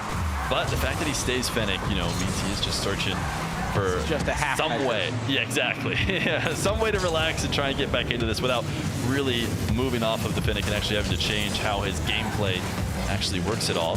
He's got himself a wall to air dribble, an opportunity to get going here over the top of Diaz. Cannot quite get back. We've seen Zach hit that so many times where he has to boost back to get the double, but this time, not enough. It's a battle for that corner boost. Zach walks away with it. Diaz not too happy about it on the quick chat either. Drops an OMG as soon as it gets stolen. And that's finally enough for Zach to get that goal. Responds with an unlucky quick chat. Oh, I love the banter between the players. Don't think we see a lot of quick chat in RLCS very often. Not often you get two teammates, though, get to play against each other like they are right now. I mean, Zach, he's now losing some of these to the opposite wall. We saw Diaz win on the direct kickoffs, just hitting goal side and forcing it. Has it seemed like Diaz has had the huge edge on kickoffs so far in the series? I would say in the last few games, I would say at the beginning when Zach was playing well, it was very well rounded. It was maybe even, but no question. Not only there's two different types of kickoffs, that you can lose. There's one like this where you lose the ball poorly enough that within 2 seconds you've been scored on. That's the kickoff goals that a lot of people think of. But you can also get scored on kickoff goals, especially against a guy like Diaz who wins possession, goes to the sidewall. Maybe it takes him 15 seconds, maybe it takes him 20, but he still ends up scoring. Those are, in a sense, kickoff goals as well. I would say Zach was doing a pretty good job at preventing both of them. The big problem now is he gets a great read of where Diaz was on the back wall just to boom the ball down, is he's allowing, the first type that I talked about, literally goals just straight to the net right away, no question about it. And those are the ones you really can't afford to have ever. Yeah, the ones that tilt you as well. See if Zach can hold it together. Diaz opts to go for the touch instead of the boost. Somehow manages to steal that corner boost. Will try to cut it, but Zach gets the touch. Zach hitting it downfield. And is this it? Ooh, nice. It's saved off the post, but it allowed Zach to get downfield and get boosted up. Zach, nice. Oh my goodness, what a save. Zach had it landing on the wall, pre-flip to get a shot on target. Did not seem easy. I figured if Zach got it anywhere towards the net, it was going to be in, but Diaz reminding us that he's still on the field. Recovery save, so impressive as well. As he pops this ball up, racing to beat Zach to it. It is somewhat of a tie. Diaz going to get to land and tap it towards the net. And one more follow-up should be a goal, so Diaz can take the edge. What a scrap that was, Fear. I mean, you saw that Zach zero boost, putting it towards net. Diaz barely saving it. Diaz just doing enough to keep his head above water and ends up converting on the other end. We approach the halfway point of this game. Zach, he is not giving up just yet. And Diaz is so focused on getting all the boosts. See, he grabs the midfield, grabs the back corner as well, and then goes to the ball. He really wants to starve Zach out before he actually makes a play. And Zach taking advantage of that by just chasing the ball down. It's a bit of an all-in play on zero boost when you just had all of it taken from you. If you don't get that ball in, you're probably in big trouble, but it's a risk that Zach is willing to take. It pays off. He sweet spotted that touch. Now Diaz more than willing to fully reset on possession. He says this air dribble wasn't good enough. I'll go all the way to my back line, but Zach able to demo him. Not the cleanest carry from Diaz. And now Zach trying to get something going. He saw Diaz trying to cut him off. Great wall pinch. Diaz has recovered to stop the goal. Diaz still speedy enough to get back. Zach will go full field. To reset early and he'll kick it back down to the ground. Now ground to air. First touch control to a reset. Diaz will flip this towards net. Can Zach get back in time? Back flip hit, saves it. Diaz had no boost either, but does land a bit of a bump on Zach. Should allow Diaz to get this boost and the ball. Yeah, Diaz tried, Zach just tried to breach up. He thought Diaz was maybe gonna go air dribble on the very first touch. Diaz does love his air dribbles, but as soon as he sees Zach jump, he knows just one more touch will be enough to get it out around him, and then a wide open net. So Zach trying to stay one step ahead in terms of challenging Diaz. We saw it work earlier on low boost. This time getting ahead of the aerial does not pay off. Cannot pre-flip through to pick up the 100 boost here. So he might be stuck in 1v1 jail, as I sometimes call it, unless he pinches this out. Diaz cuts it right back in. He wants Zach to be forcing to make saves every last second. Zach swung out to the boost and could not stop this top left flick. Surgical flick here from Diaz. How do you stop that? Top corner. Gorgeous play here from Diaz. Starting to pull ahead as we approach the final minute of the game. Diaz chasing down Zach. 100 boosts to work with. Oh, Diaz, he never even worried about whether or not he connected demo. He knew he could go collect the ball and get back to his favorite spot. Zach is trying to stop it. Zach loves the challenge of the air. Actually does intercept the full field dribble early. Diaz chips this one around and now will air roll a shot on target. 3-goal lead. This is a moment in which he can start to play this lead. 41 seconds left to go. He can start to slow the game down, force bad challenges out of Zach if the opportunity arises, but it starts with a good kickoff. Diaz has to win this one, and I believe he has. Goes straight for net, and it's attempted to be saved, and Zach ends up hitting it in off his own post. And Zach calls it there, calls GG's, and Diaz will take the win. An incredible performance here from Diaz, who bounces back and wins 4 straight after the first 2 game wins from Zach. Yeah, it's impressive run from Diaz. It's the kind of thing that if we hadn't seen the first 2 games, if we hadn't seen, Zach actually give up a good fight, we would have just thought, oh, this is just the Diaz domination we all came for. 4 straight games of just control, of the reason why he was a North American 1v1 champion last time around, and the reason why he's still the favorite in this tournament was proven in those 4 games. Without a doubt. I mean, you saw what Zach is capable of, but overall, it was Diaz who comes out victorious. Incredible stuff. But we've got one more match on the day, and it'll be coming up after the break.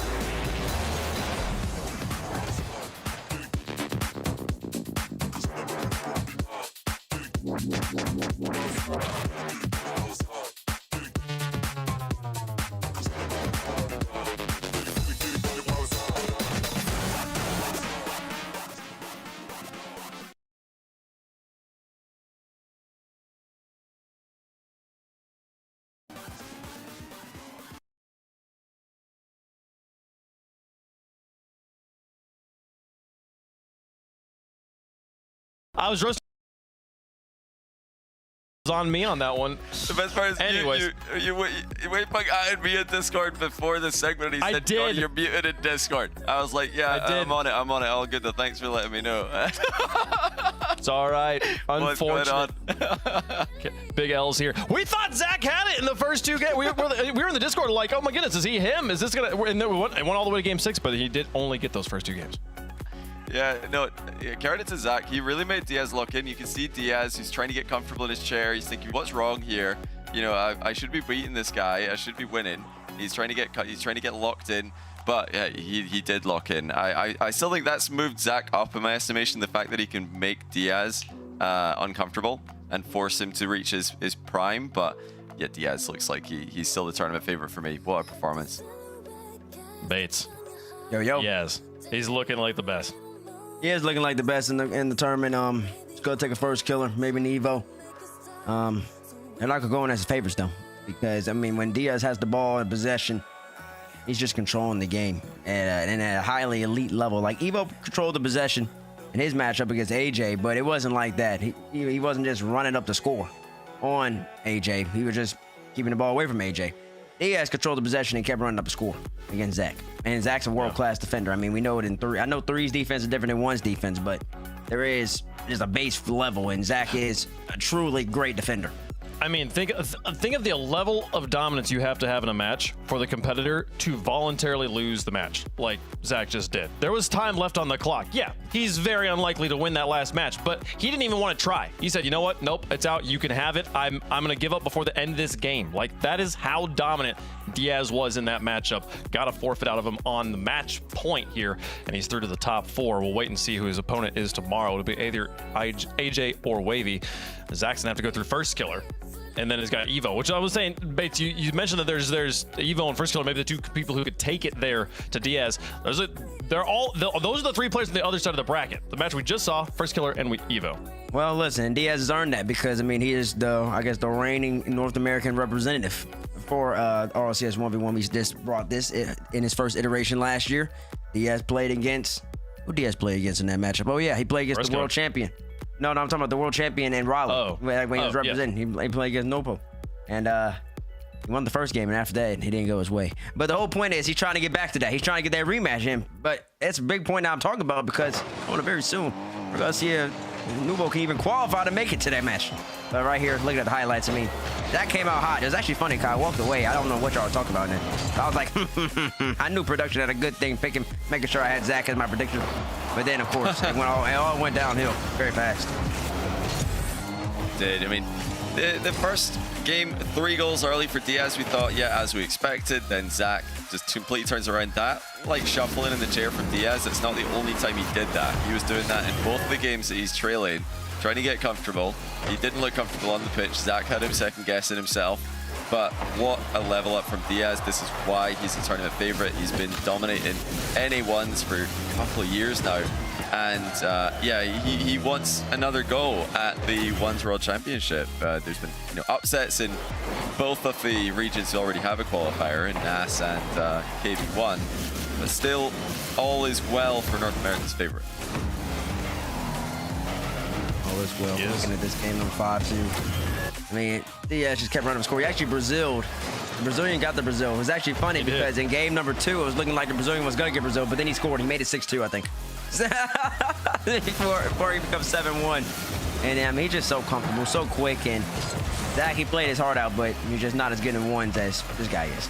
He didn't have it there. Diaz did. He's through to the top 4 again. 1 match away from the grand finals and defending his title. We're joined by Diaz on the call. Sir, congratulations on the win. What a back and forth series. Well, back and forth is actually the wrong way to describe it. It was kind of the first 2 games where Zach's, you had everything else there. What was Zach doing in those first 2 games that you were able to adjust around in the back 4? I was just trying to play my game in the first 2 games, and then I couldn't. And then I needed to lock in, and I changed to Octane, and then that's changed everything. So what does that change in your gameplay? If you want to give us any of your secrets, so you play both cards very well, but what are the main differences for you? I was just trying to have possession in the game, and if with Octane I was winning every kickoff, and then that's a point that I need to improve in my game plan, and then that changed everything, Is it my question? It is your question. All right.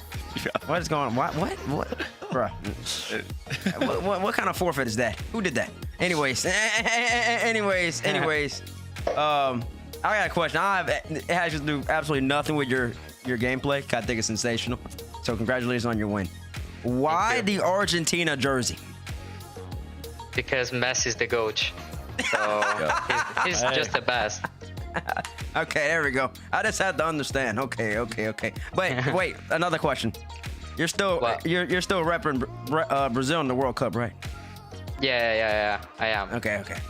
Just had to make sure. Okay, yeah, I'm good. I got my questions out.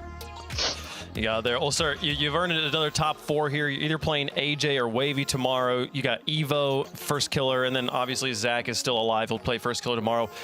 In your mind, is there anyone that you have your eye on? You're like, this is a person I'm concerned about? Or from our perspective, it sort of feels like you're literally a step ahead of everyone else. Do you feel that way, or is the competition feels tougher this year than it did last year? Like, how do you feel about your standing in North America right now? I feel the same thing. I'm not training once as it was, so it's gonna be a tough tournament for sure. But like, if I play my game, I think I can beat any one of them. Gotcha. Well, you played it well today, found a way to adjust around Zach, and you got the win. Congratulations, sir. We'll see you tomorrow. Thank you. See ya. Diaz on Keith, the road. I want to try an experiment. All right. To help you unbecome your parents, I want you to try a game called Rocket League. Ooh, is it a puzzle like my crossword? No, picture soccer. Okay. With a car. What do I hang my feet outside the window? No, not your car. But you said think of... It's a video game. Oh, okay, I get it. Where's the cartridge? No, it's an online thing. Is there a joystick? Not like the ones you're thinking of. But I need to get some quarters, right? No. I gotta blow in the cartridge. Again, like no cartridge, but you'll need a username. Username, huh? How about Keith_9914? The bathroom code? It's the only number I can kind of remember easily, so.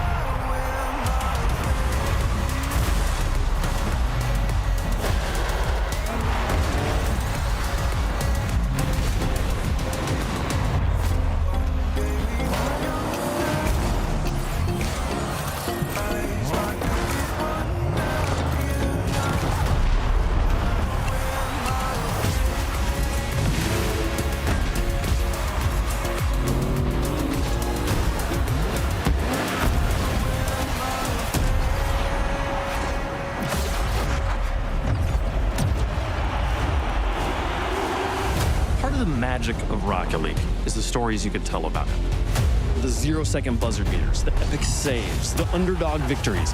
It's all there. As we return to this legendary arena, we'll witness Rocket League's story unfold together. Who will hang their team's banners in the rafters of Champions Field? It's time to find out.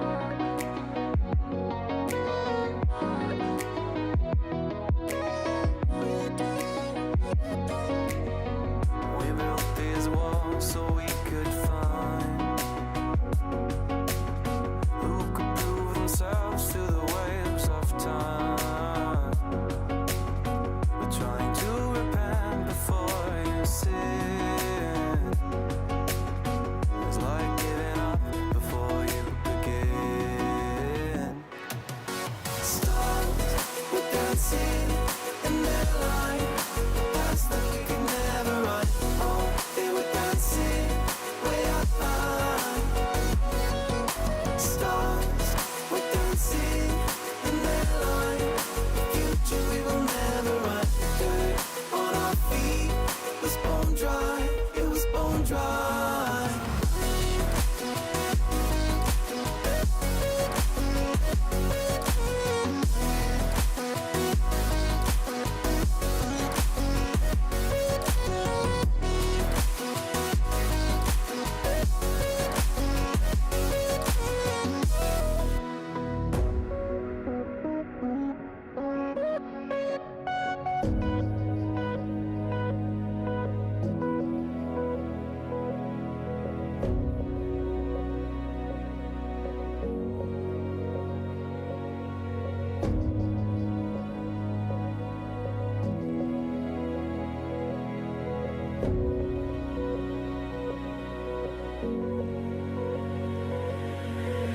Thought another goal is all we needed. Taking second chances till we bleed. And when all love had been depleted, we had but no choice to concede. As the stars were dancing in that line, paths that we could never run.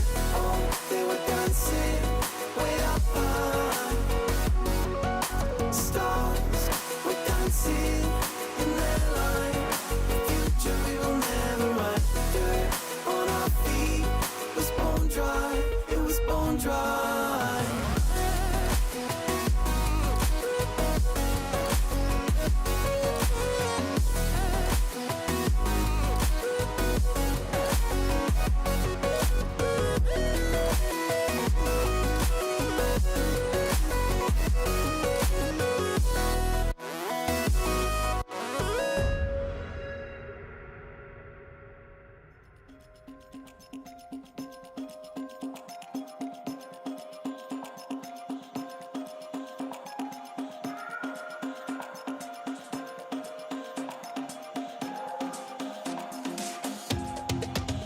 I can feel this tide choke my neck and I just wonder why.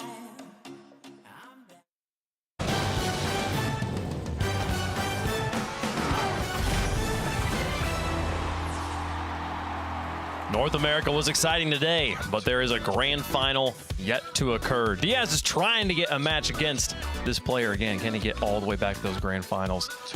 We're going to find out, folks. It's time for the Middle East North African 1v1 Grand Finals. The regional champ to be crowned here. Defending champ Nobu will be taking on his teammate TRK. This is going to be an exciting one, folks, and we had to put it on the mainstream because it is that important, especially when you have a player the quality of the world champ here back in the matchup. You know that the winner of this matchup, Bates, is genuinely a favorite to win the title of 1v1 world champion. Yeah, I do believe it. I 100% agree with you right there, Wave. Because, I mean, you could take down Nubo. I mean, you could take down anybody in the game. And if TRK can get that thing done, man, that will be special. Because he'd have so much momentum going into the RLCS 1v1 World Championship over in Dickies in a couple months. And, I mean, it wouldn't be the easy bracket, but all it takes is two great matches from a player of out of these players' caliber, and they can get the job done. So super excited to see this grand final. You can see up there in the top corner, James Bott. This match happened yesterday, and if the way Nobu has been playing the entire day is any indication, this is not going to be a problem for him to just take this out again. And yet, the weight of Championship Sunday seems to change results time and time again in Rocket League.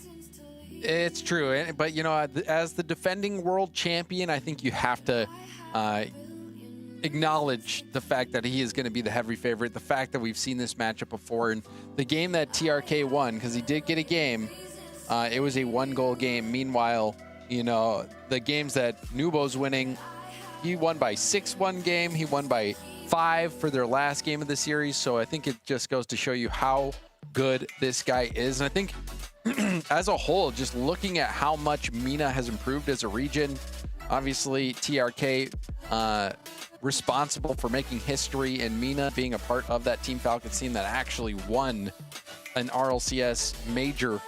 I think you're starting to see how good this region can be, and they're slowly starting to really cement themselves as an elite region. And the player that could represent Mina and get another world championship, I think is going to be Nubo. He has been so good. Man's made his prediction on the playoff stage.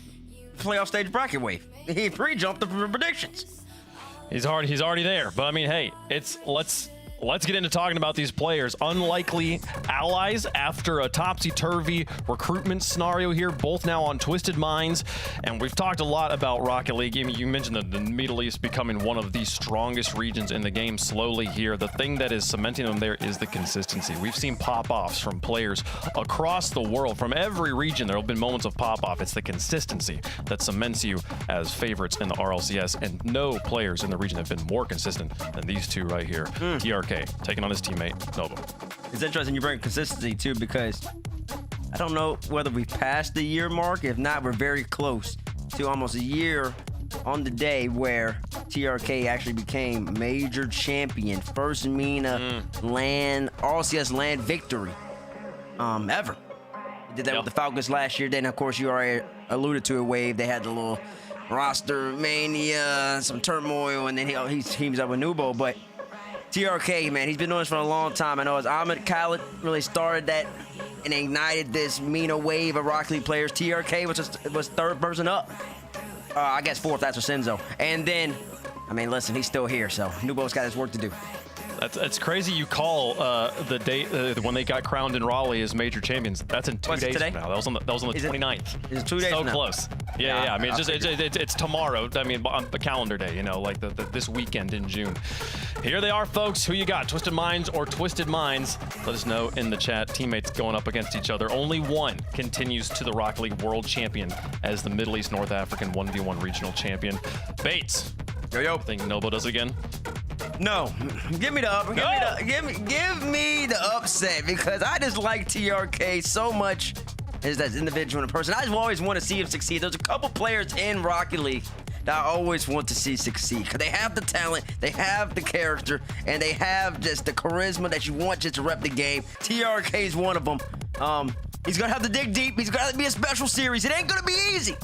He's gonna need a couple more of those 1-goal game victories, but he can get the job done. I believe in him. Give me TRK. Give him a 6. I don't want to see Chance Phil. Put it away in Neo Tokyo, TRK. Get the job done. James, who you got? I'm going to have to go with Nubo here. I think that he is the heavy favorite for a reason. You saw this matchup already. Wouldn't be surprised if he even sweeps the grand final with how good he is. I do agree with you. I think it would be so much fun to see TRK get the win here, but with how he has looked, he even had to deal with, Nobo had to deal with a schedule change today. That forfeit that happened with Ops, unfortunate as it was, meant that Nobo had to be ready like an entire hour earlier, and he still comes out with the 4-0 sweep. He took out TRK yesterday in a 4-1. This feels like this is his match to lose, and he will return to Dickies Arena as defending champion here, folks. It's time for the finals of Middle East North Africa. What a region in the game, and two of the greatest to ever do it, folks. It's the reigning champ versus the greatest of all time for the title of MENA 1v1 champion. I couldn't say it better, Wave Punk. That's about as good as a summary as you can get for what this match is. It's the GOAT of MENA against MENA's 1v1 defending world champ. Game 1 brought to you by Progressive. Kicks off now. Fear, who you got in this one? You have to go with Nubo, I think, coming into this one. You know, even teammates seemed like he was limping into his TRK pick. He wanted an upset. And secretly in that, he's admitting that Nubo is favored. I'm assuming you're with me, Johnny. Oh, yeah. I mean, you have to be, not just because he's about to score the opening goal, but because he is the true 1v1 player. He does absolutely everything that you need in 1v1. His kickoff is brutal to go up against. He is S tier, S plus tier in the air. He's so fast, so dominant with the physical game and on the ball with his challenges. TRK might have the mind games. I'll give him that, but is that going to be enough? Point the goal line, it was save early as it rattles off just about every upright you can think of. We can expect to see a healthy amount of resets that go to the ground from TRK. That one was a bit of a shorter one, and it felt like it was going to break through with a move that he loves to go to, but early it's going to be Nubo who stops him. TRK does manage to get up into the air despite the posturing from Nubo, like a back challenge, and there it is. I said it was coming, and here's a nice reset, wave dash to the ground. That is 106 kilometers an hour, absolutely flying into the defending world champion's bottom corner. TRK loves his aerial mind games. He loves to shoot low after flip resetting. Now he's got drive, kickoff to the back corner. That's going to be huge, actually. Look at what that can do. Keeping the momentum up, getting the demo. He's got to surprise Nupo as many times as he can, and he does again. This time shooting, no mind game on this one. Maybe a little bit on the approach, but great start for the challenger. TRK, he's being brought up as the underdog here, but there was a time where he also reigned supreme in MENA as the top 1v1er, so he definitely knows what he's doing in 1v1. He's not just, you know, jumping into this with no experience. It's just that Nupo comes in playing a little bit better as of late. He's got TRK going off the ceiling. Nupo does not need to adjust the ball at all. He'll let it drop down for a second. Yeah, the slow approach in the air there, not something you're going to see a lot today. Is usually he's going to be flying as fast as possible, but that really looked like it surprised TRK, who was posturing for a high challenge, and instead the trajectory of the air dribble came in a bit lower. TRK going for the bump. He's got half a chance on target here, goes for it. He likes his traditional flicks, does TRK. None of this nonsense, this modern reverse 45 degree. Just hits top shelf flicks with the standard approach. Really putting the defending champ under a lot of pressure early. Yeah, he took what I would like to call a testing shot at the top shelf of Nupo to see if he can't get offense to continue there. He's actually able to sneak over the top of Nupo to get this steal. Now this is going to be a much better position to try and play an extended attack for him because Nupo's actually low on boost. TRK reset. Are we going to see down to a wave dash? No, this time he jumps into the air and air rolls to the top left. It really is quite amazing that he can still do this to this day, and he's so convincing with it. You might be thinking, well, why is there no challenge? What are you letting TRK get up close and personal for? But he really can pull the trigger at any moment. He can shoot that high off the reset. He can, you know, go for the wave dash shot, the more like pinch style shot, or he can just take his time, let it bounce back up again. That constant threat is something TRK has always been so good at. There's no question he's in his comfort zone, though. The later he gets challenged, Nupo is going to have to throw a couple in early to make sure TRK at least thinks about it, as he puts on not nearly a good enough shot, not with Nupo in nets. Yeah, it looks like he didn't really give that full power. He was maybe trying to hit the ball top shelf and recover at the same time, but he leaned forward and it's just gone low straight into the defending world champ's lap. So, bit of an easy one there. He's got 6 saves in this first game. Oh my goodness, is that on? It's post. Good read by TRK. That was a pretty close one though. He takes his time, lets it all bounce once more. Ceiling reset for both. And now the race to the back corner boost has been won by the usurper to TRK's throne back in the day, but now it's who sits on the throne. It seems like we've had a change of momentum in this first game. Are we watching North America? It's a full field dribble, but this time it's done by Nupo. Great save by TRK. He's trying to get a counter out of it as well, but Nupo's one of the best recoverers in the game. He's still going to make it there before he gets back. What a save that is, and look at TRK, just fastest route possible to the net. Just going directly off the sidewall there, bouncing the ball towards that near post. No time wasted, but he needs to try get control of the ball again. He started off this game with a lot of possession going his favor. This one is not, and he has conceded on the straight spawn kickoff, a rarity in high level ones, but he's actually front flipped on the approach, is maybe even more rare. Yeah, it's not something you see very often. It helps you maybe square up dead center, but what it also does is it just ever so slightly delays your approach because you're not going to get there as fast as someone speed flipping. Sometimes that can be helpful as TRK posturing up on the side wall like he's going to challenge. He's headed back now as Nupo landing, bailing out of this one. Ooh, actually trying to flip TRK off the top of him. Wasn't able to get the turnaround shot. Now he's going to be forced into net on very low boost. TRK into the air. This time he does go reset high. Nupo forces him up there, but TRK still in possession. A little fake that he's going to take it in field. Instead, he will take a side wall. He's trying to play keep away from a ceiling challenge. And he hasn't quite managed to do so. Great boost steal. And that's unbelievable defense, you know, deflecting the ball to that back corner right as the boost respawns. A great defense at the other end. TRK dodging the bump in the air, but he can't do the same once the ball reaches the ground again. He has spawned rear post, as you would expect after the recent update, but he is in a terrible spot here. Could be the first lead, not yet, but with just a minute to go, I think the momentum of the match has definitely swung away from TRK. He needs control of the ball again. Nupo backing off as TRK is faking and fielding. Interesting. It's like Nupo's defending the side wall. He doesn't want him to go over there. And you'd think you need to prioritize your nets. TRK backing off. Space is dangerous for this player. Low 50, great challenge. Good enough challenge that is going to buy him time to recover, but still boost advantage to the world champ. 50, this one's going to stick around, and it'll be a tap in for a fifth. And like you said, these aren't bad challenges, but unfortunately, the offense is always going to be able to control the 50s, both on the ground and in the air. And now with 20 seconds left, TRK trails, first time in the game that he has. He's got an opportunity here to get the ball back, though. Demo should be good. It is. Now he's got to get this on target quickly. First time shot is in. Tie game, 5-5.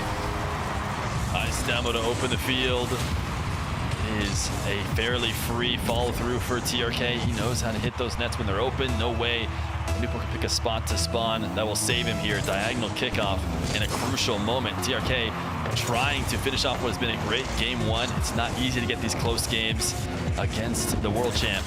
Reset 50. He's got a wave dash. He's gonna be able to get underneath this. Only 6 moves to work with. But where's Nupo? No recovery. I thought he'd be back, but he's not there. I don't blame you for thinking he'd be back. He's usually so quick back in a position, but he lost all his momentum on the landing. And it's TRK with a 0-second goal, taking game one. We have got a grand final. It's amazing what these grand finals do in 1v1. It doesn't matter who seems favored going into this. It is always going to be a great matchup. And TRK, I mean, he was just playing solid from the very beginning, went straight to his game. And Nupo, I think, maybe led for a second, or at least was able to tie it. But TRK, I mean, he led for the majority of the time on the clock. So he's going to feel really good that he was able to secure this one and actually take game number one. Yeah, it was mostly counter-attacking and lots of low 50s towards the end of the game for the defending world champion. He's just trusting the fact that TRK likes to challenge the ball. He does dive a lot when he challenges in general in Rocket League. But the fact that he's, seized the lead late and then lost the game is a big surprise. I very much thought, seeing the way the kickoffs were going, seeing the way that the goals were trending, that TRK had just lost that one. But wow, clutch at the end as well, hitting him with a bit of his own medicine as well. Low 50 to bounce the ball high in the closing stages is exactly what TRK needed. Yeah, we saw Rawas, take Nupo to the very edge last time around. This time Rawas drops out of the tournament early. If there was someone else to pick up to try and give a fight to the current best 1v1er in the world, why not the greatest ever to do it in this region? If there's anyone who's not going to be afraid of the moment, it's going to be TRK. He's been there not just in MENA, but on lands and every part of Rocket League. Why not also 1v1 as he has the lead as we start game number 2? That's a good shot. It's top corner, straight off the kickoff. And a couple of kickoff goals directly going in now. Just too strong. He just wins the kickoff over TRK's head. TRK's got to go back to those tricks he tried in game one, I think. I like the drive kickoff from him. I think delays could be good. He is still front flipping on this straight spawn, which is interesting. And Nempo didn't want to leave that ball for fear of a direct shot. Happy to take the back corner boost instead. Big challenges from TRK. He is adapting. He doesn't want to just charge in headlong into every challenge. He's going to back off now. Nupo allowed to bring this ball all the way down to the ground and then flick top left. This is not an easy thing to do. He waits it out to see if TRK is going to throw any sort of fake challenge towards him, but just only a very slight hesitation. Nupo able to collect the ball on top of his car, and that is not an easy flick. Perfect placement from Nupo. He had TRK even faking a challenge in reverse there. Just doing anything to try to trick his teammate, but if somebody's going to know TRK and his tricks, it would be this guy. Oh, that's not the outcome that TRK was hoping for. The defense looking stronger by the minute, but okay, he's managed to see that low 50 coming, but he's been bumped miles out of play. Oh my goodness, he's totally tripped up in his back corner. It's 3-0. Yeah, Nupo trying to get revenge. We just saw, a battle of teammates in North America with a champion of the region playing his teammate who was coming in as the underdog. We've got more of the same here. And actually, we saw a game one win for Zach there and a game 1 win for TRK, but the problem is he's not going to match Zach's start if he's not able to get this going here. Zach's still 2 away. Nupo on a run in this first minute. Up 3-0 as TRK running to the ground. Nupo's had enough of him getting any sort of space. And TRK just took a little bit too long to get situated there. That's a great 50-50, using the reset on the ball to set himself up for a wave dash. TRK really trying to maximize the speed that he's got available to himself here. This good evasion in the midfield just to keep in control of this one. Could really use a goal to stay in touch. He's not had many chances, and again he's been denied in the near post. You know, maybe the true winner we haven't spoken about yet, Monkey Moon, has watched his 2 teammates in the grand final. He's got to be pretty happy about being in the team with these 2. No question. TRK mixing up from his normal wave dash, trying to shoot in the air. On that red, this reset shot, trying to play keep away. Wow. TRK, good dive across the net to make the play. Has a good advantage. If he can rush this quickly, Nupo should be arriving to net late. TRK could punish him, and Nupo dives in. TRK's on the board. I just can't believe that he's still doing it. Like, every single time it works. You'd think that everybody would know that TRK is faking, but thinking back to his previous shot, he did actually play the reset. So I think that's probably what Nowpo's got in his mind. He's thinking, okay, he went for the reset last time. Maybe he's going to do that again.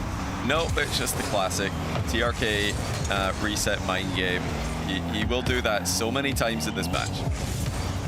Will he try and take this dribble the length of the field, or will he bring it down to the ground? You see that challenge turn in, and TRK trying to take advantage of that, but great recovery back from Nupo to not let it over the top of him. Great read from both players. It looks like it's going to favor the player in orange as he's now got control. And TRK in a really tough spot here. What a flick top left. It's actually where TRK was getting ready to defend, and yet he still pushed it past him. I was wondering if TRK was expecting a pop bump of sorts, because he's jumped onto the back wall here, trying to give himself a launch pad to throw himself into the ball from. Still has time here, but the kickoffs are really going the way of the defending world champion. It's up to TRK to change things in that regard. We saw Zen struggling in a similar way in Europe against Nas. Once Nas found a weakness, he just kept poking and prodding it, and that's what's happening here. TRK's got lots of things he could do differently. Whether it's timing of the approach, angle of approach, or just go for a different strategy entirely, but no, he's just going to stick to that front flip on the straight spot. Now we've seen both players go for it now. This front flip, not quite as clean. Good recovery in net, as he'll be able to pick up the 100 boost and maybe work something out of this. Maybe a reset wave dash. What do you think? Something close to it, but maybe a reset mind game. Maybe a reset mind game. You know, although that's hard to do, and that's a part of TRK's game, I'm thinking, oh, whoa, careful. That's another great double save. I don't have any time to talk because TRK is just producing absolute cinema in the goal line. But yeah, I am very happy to see the another great save, by the way. And one strategy that TRK is doing that we can both incorporate, that's the front flip. I've got that one bound. I can definitely pull that one off in my game. Yeah, for sure. What I can't do is survive as long as he just did against this attack. This is not easy to do. He didn't even have boost there at the end, but a couple different bumps will push him away. And then this has just been full control from Nupo. A good bounce back as we started to believe in a potential underdog. He's going to make it 7-1, and we still got a minute 40. Yeah, TRK might stick around in this one just to try to figure out something that works. Here, he's trying to push the ball to the right, but yeah, that side-on approach on the kickoff gets completely countered by a goal side, as you see from Nowpo. So what will TRK do here? He do the exact same thing, so he didn't really change anything there. Maybe he's going to just keep spamming the same losing kickoff for a couple more minutes and then switch it up the next game. Let's see the other option that he's got. He's trying to do something spectacular in the air as he looks to see if he can find a miracle. Maybe it could have been off the back of some crazy reset play where he passes to himself up the ceiling, but he's going to take it away and going to deny the miracle. That's another insane play from the defending world champ, flying it off the ceiling. It's the standard for him, of course. Just run of the mill. You know, another thing TRK can try to do here is get the last goal and then forfeit. Here he comes, ceiling reset, doesn't play for the rebound, knows that the touch is going to connect. Or his teammate almost days his opponent today. Both players trying to steal the ball from each other on opposite sides of their goal. Very very much a chess match that TRK is used to playing historically, but I think the annoying thing for him now is he's just met his match mechanically, and by a fair margin. This has been a brutal game. Oh, a little 1-2 pass to the post. Pogo shot and the rebound. 9-1. You love to see it. Nupo showing off right now. Great job at keeping it away. I mean, there's nothing TRK can do when he's setting up on that left side of the net in the back wall. Just total keep away. You know, I'm actually surprised I even saw him go for that. Maybe he's not willing to kind of troll his teammate, but normally Nupo's gonna allow one in. I've seen him go back and forth where he sets up the air dribble on the left, you know, the back left corner boost, and if he doesn't get challenged, he just cuts the ball back, goes to the right side, and looks to set it up over and over when he has a lead and says, you have to come challenge me. I'm not gonna go until you force me to. But maybe he's like, you know what? I have more respect for TRK. I'm not going to force him. I'm just going to go. Instead, I'm going to pogo on him, which I don't know if that's better or worse, but he did at least bring the game to him. I mean, he is just trying to crush the mental. 10-2. Devastating defeat for TRK after a close game one. It's like James said on the desk. TRK's win in the previous matchup these two have played was a close game, and he did take a lot of beatings in the losses. So more of the same in the grand final. He's decided to play it out anyway, though, maybe trying to tire out, let Nupo punch himself out perhaps, just exhaust his thumbs or something. I don't know what the reason is, but hopefully for his sake he'll be able to tell us later on in a winner's interview. Yeah, I don't know. I don't know if you want to let Nupo play any more than he already does, because I watched him play against Moxie to win that, you know, grand championship we've been talking about, and he just got better and better as he got in the zone, as he was able to, you know, it seems like he was bopping to music, taking a sip of his water after every goal. I mean, you let 11 goals in, you let 11 sips in. You know, he's been able to rehydrate a ton of different times. You don't want to let that happen. You got to forfeit in order to keep that hydration down. Well, you know, maybe it is midnight, if I'm not mistaken, in Saudi Arabia. These guys do stay up very late in the summer because it's so hot during the day. The night is a lot more livable. But who knows? Maybe they've been sitting in voice chat waiting for the NA matches to finish so that they can get into their Arena Grand Final. And if that's the case, then who knows? Maybe TRK knows something we don't. Maybe his teammate's feeling a bit sleepy. Maybe he's been yawning in the mic, and that's what he's trying to capitalize on here. Yeah, it's unfortunate. It just speaks to how good Nupo is that we're like, maybe we can make him tired. Maybe we can, you know, we certainly can't stop him on the field. So you got to try and get him some other way to slow him down. But I mean, 11-2 is the biggest example in that. It feels like we're just going to expect this the rest of the series. I would be not surprised at all to see more of the same for 3 more games before it ends. So, you know, did TRK have something special? Is he keeping something in his back pocket? Maybe he didn't change his kickoff intentionally so that he could actually use it when it's going to matter more here in game number 3. That is the hopium if you're a TRK fan. Otherwise, you're just watching, you know, Nupo roll through. Yeah, this is a must-win game. He's got to stay close here. It all starts with kickoff wins, and he has won this one.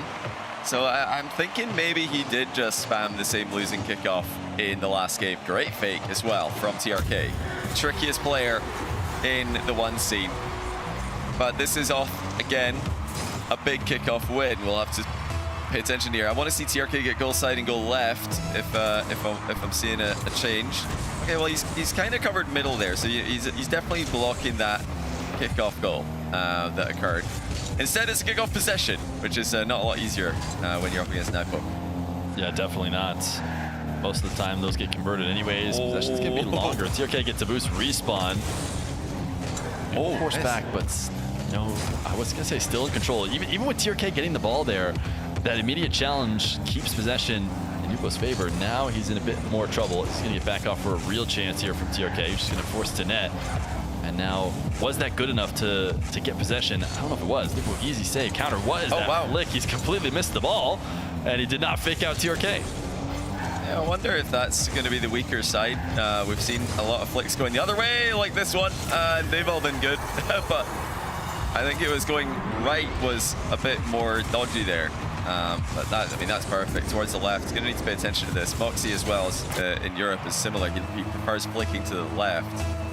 Even in you know, the highest level of pro play, you will see preferences with air roll, which wall to fly off, which flick to go for. This one is left as well, and it's looking pretty good. Yeah, he's found the formula. Yeah, I wonder, he did the same, or at least I was on Nupo POV, he did the same front flip kickoff. I don't know if this is like a twisted mind strategy, if the coach, you know, told him before the tournament, you know, you got to be focusing on your just straight front flip kickoffs. Apparently they both agree that they're very useful. It's not something you see very often. This time, it's going to favor Nupo. Now they're both going to go to more standard kickoffs as they try and force the ball through each other. Nupo going to be the big winner here as he lets this ball go to the wall. Interesting, it felt like he could have taken a dribble earlier and almost allowed the ball to become more awkward before starting it. Doesn't seem like something you want to do very often. TRK and Nupo both just booming the ball back and forth now, though. Yeah, something that you'll see from them in any game mode, they really do boom the ball. We spoke about that earlier with first killer on the pitch. Oh, TRK didn't mean that mind game. He might get a goal off it, not quite, as the boost is there in defense. But the immediate shot is not quite good enough, though the ball is absolutely rapidly moving around the pitch here. TRK trying to get it moving the other direction. A lot of boost being used here, though. Has to be careful. He keeps the advantage for now. Head, not to the sidewall, he's going to cut it right in. Try and take advantage. Oh, Nupo just challenges immediately. You see him prepping for defense along the goal line. Notices TRK has slowed down, just keeps that momentum and dives in and challenges. Nupo is the fastest player in the game, and he's showing why he's so good at that in ones. And now he's got control at around ceiling height. I don't think he got a reset here, so he's going to be forced down to the ground whether he wanted to or not. Possession will switch. Instant backflip challenge. Good wave dash recovery from TRK. A flick could be dangerous. Instead, he fakes it. Nupo makes it save. Yeah, he didn't like the lineup on that one. He decided not to pull the trigger, thinking it's going to get saved or maybe just go straight into the post. Why not instead just go for the mind game again? How does he keep getting away with this? Nupo on the back wall did not want to try and challenge as TRK went to the ground. Yet another fake on the wave dash shots. It's so tough to stop. I mean, you're going to see lots of different players do it. It's not like it's only TRK's move, but clearly he is very good at executing it at the highest level, and it is such an effective play. Oh, I love that from TRK. He made it look like a fake challenge into the last second here. If he had just thrown himself at this, I think it would have been too predictable. But by driving up slowly, it was almost like a predator stalking his prey in the long grass. It's like, maybe if I move slowly, he's not going to see me coming. Good surprise, good lead for TRK. Big bounce back. He's already beat his scoring from the last game.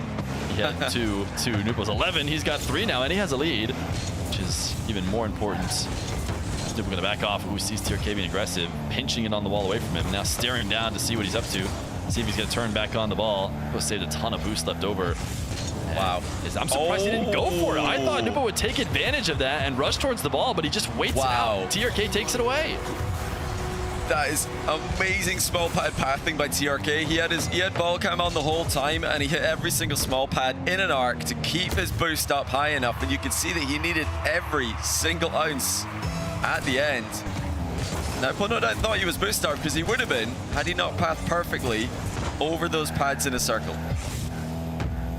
Now, the defending champ down 2. Have to play from behind. You know, TRK, he's fine with winning close games. I don't think he minds. If he gets 4 of those close game wins, that's fine with him. Oh my goodness, what a flick. It's slightly off target. People trying to take advantage of a TRK who's off the ceiling. Good cut here, as both these players are going to be low on boost. They're going to swing away from each other to grab 100, try and return back to the ball.